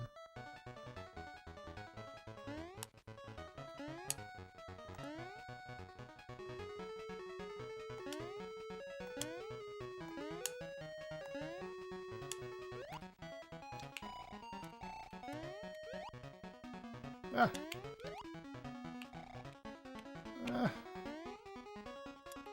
Awful. That positioning, though.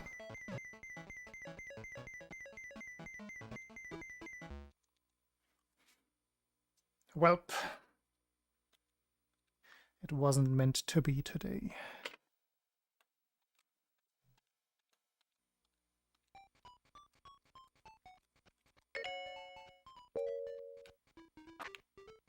Want my black border back.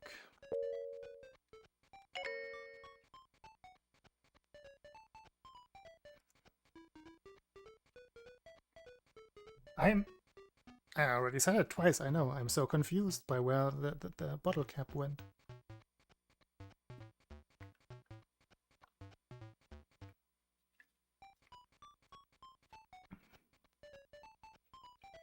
Must have fallen. No, it's probably under my table or somewhere.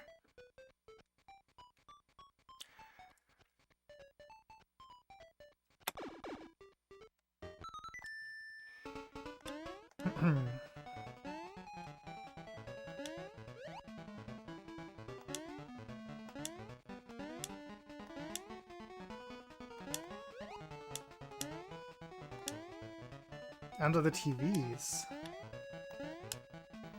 Unlikely.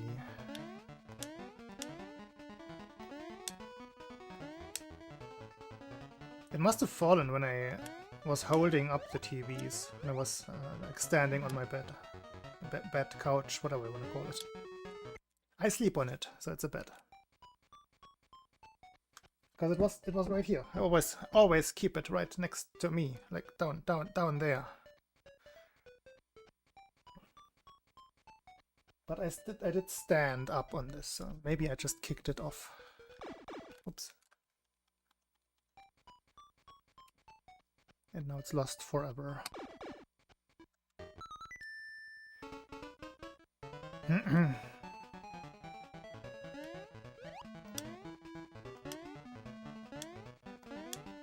It must have fallen.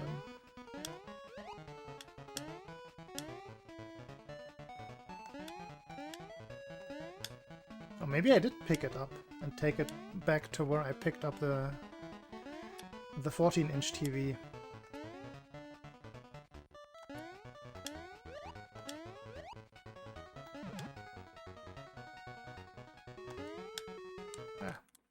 Mysterious. Oops.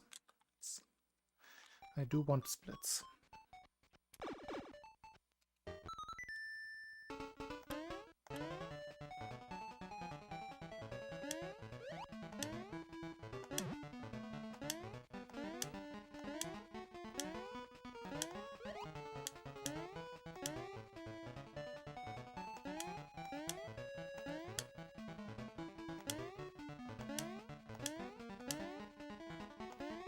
Ah! Not like that.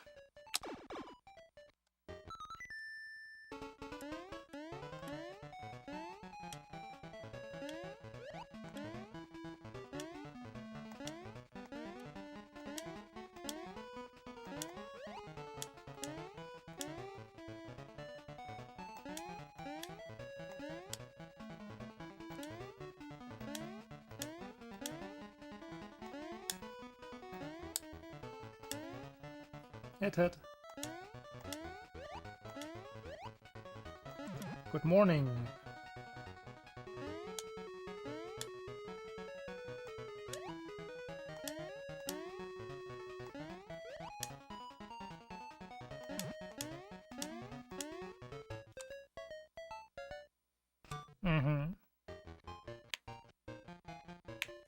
I usually have a rough idea how late it is in South Korea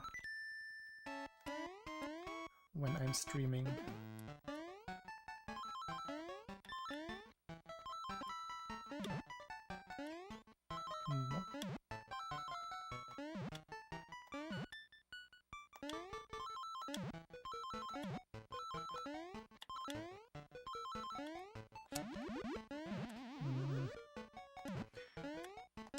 The mushroom grabs are not great today. Mac morning.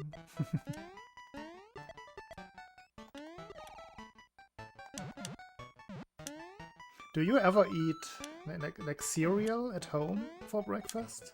Or is that just not a thing that you do?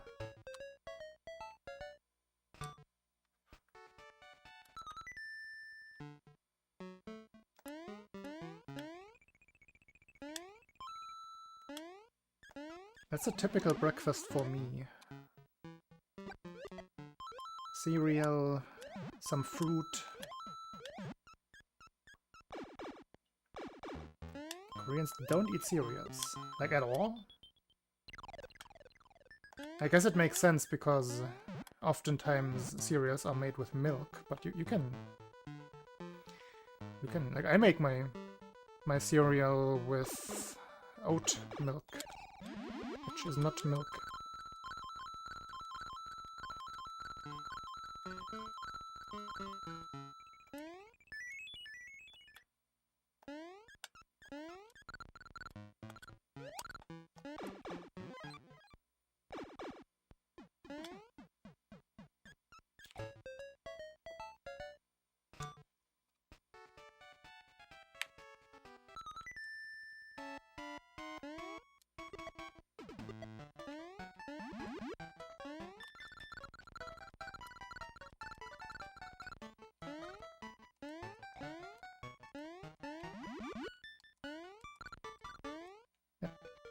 Took too long on the platform. But it reduced all of the lag.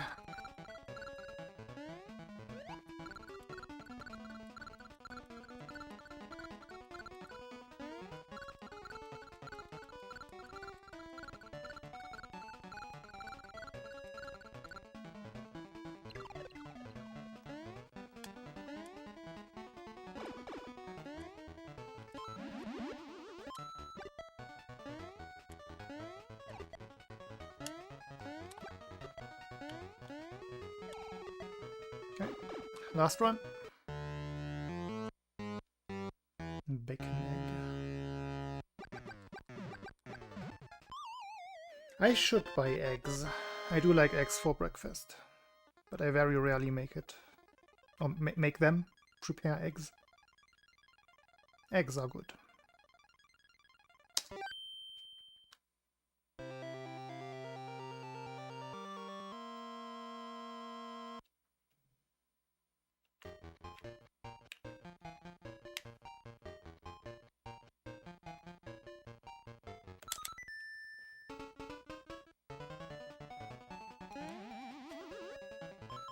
Capless water bottle.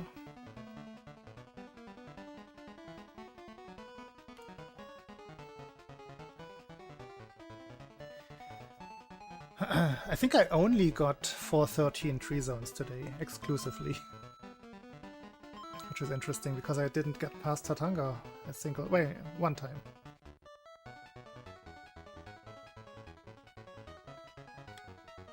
Oh, yeah. Different kinds of roadblocks today.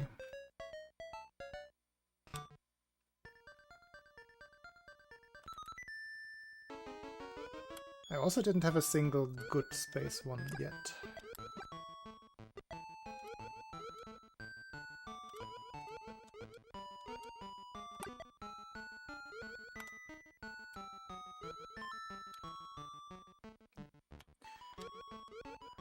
Very late landing.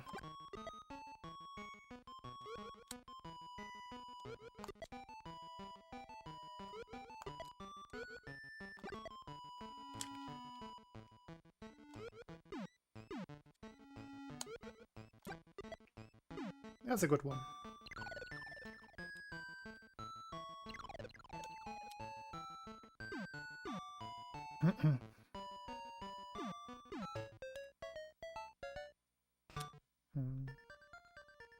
I think I'm also going through phases when it comes to what I have for breakfast. There was definitely a phase where I had like just toast with something.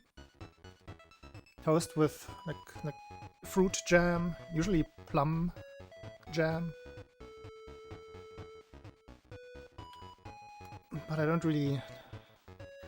yeah, I haven't had toast for breakfast in a while. Toast bread. Let's switch back to some...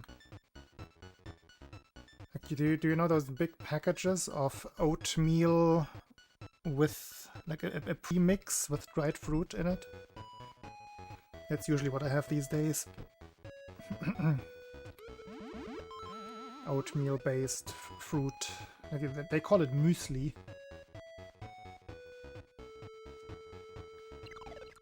I think it's a Swiss invention.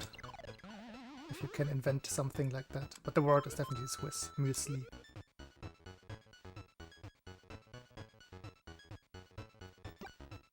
And I used to have it with milk back in the day, but I don't really drink milk anymore. I've almost completely switched to oat milk.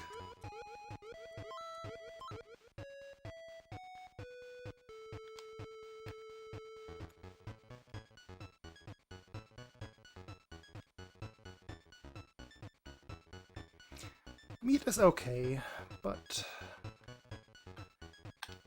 you don't really need meat that much.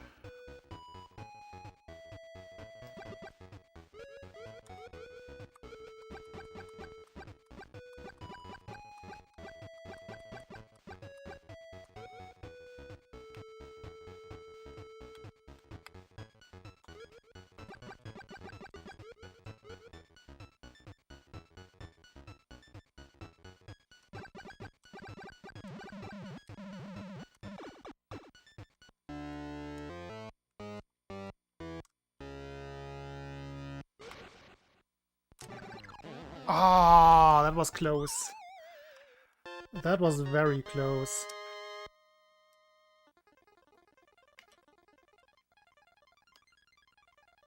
I still eat a lot of yogurt and kefir stuff myself, so it's not that I cut out milk products, but just milk itself I don't consume as much anymore.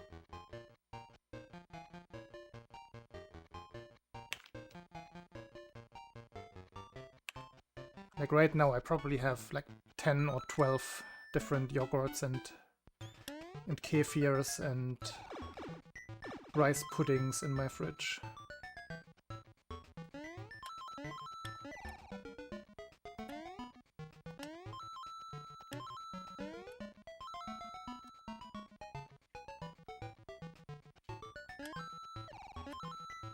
I played it safe. Well, I guess why?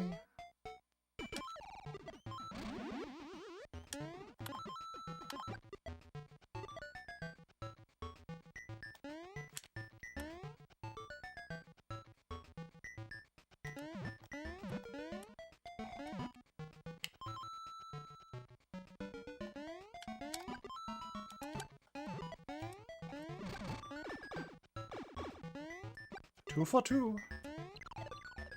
Kind of. 1 for 1.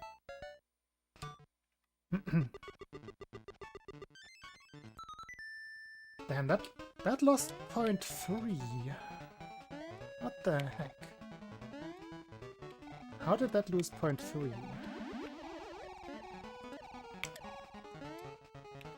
I was 0.1 late on the second platform. Maybe 0.1 on the first one. Where does the other 0.1 come from? The heck? Lag? Maybe lag. Because I didn't do the tried and tested Chubaloo jump. It didn't feel laggy though. Not that laggy. Not 6 frames laggy.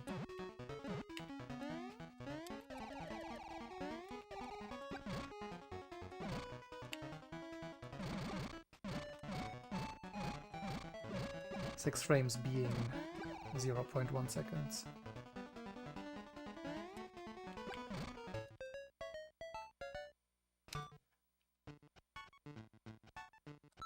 I also didn't practice this. I entirely skipped macro zone in my practice routine earlier. That was not on purpose.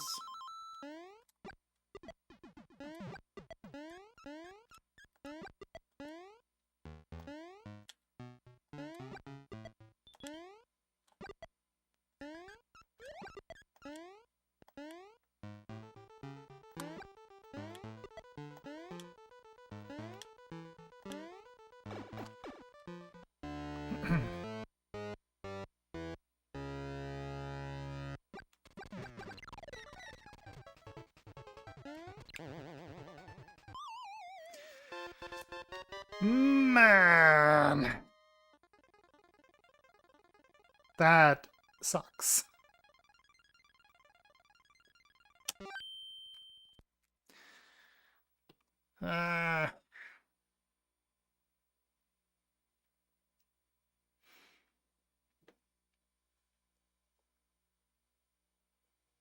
Hey Sarah, that was my best run today.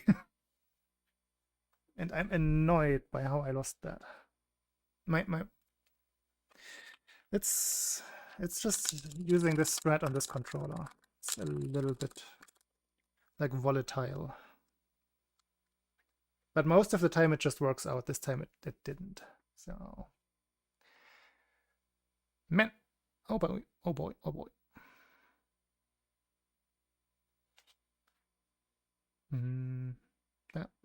That is it for today, sadly, but I will be back tomorrow, because that's the good thing about me pushing today's stream from yesterday to today. I mean, pushing yesterday's stream to today.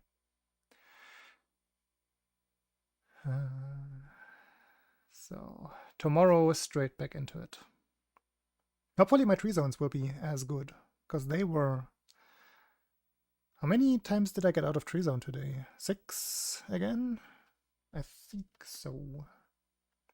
And every tree zone was a 413. And generally, over the last couple of weeks, I was not stuck in... Basically, so I made the tree set image that you can find in the SML2 Discord. And I think from that point onwards, I have not had a single tree set stream. I have passed on the curse. Hey Darp.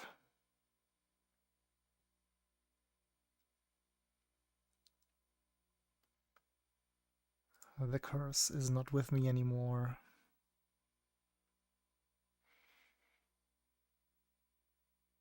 Nah, I mean, I feel good about today's runs, actually. Just because of how well the tree zones have been going. I am hopeful that this will, that the trend will continue. Let's see. Is there anybody raidable?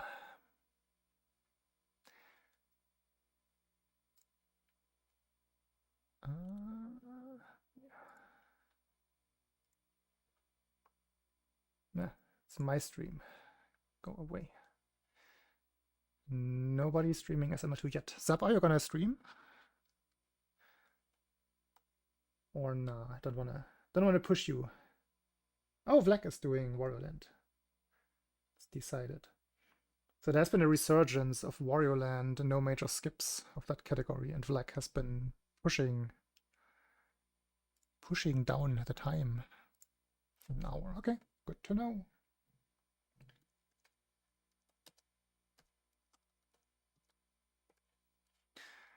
Black as R. There. Let's go watch some Wario Land and later Zap. Yeah, thanks for watching today. Goodbye everybody and see you tomorrow. Yeah. Bye-bye.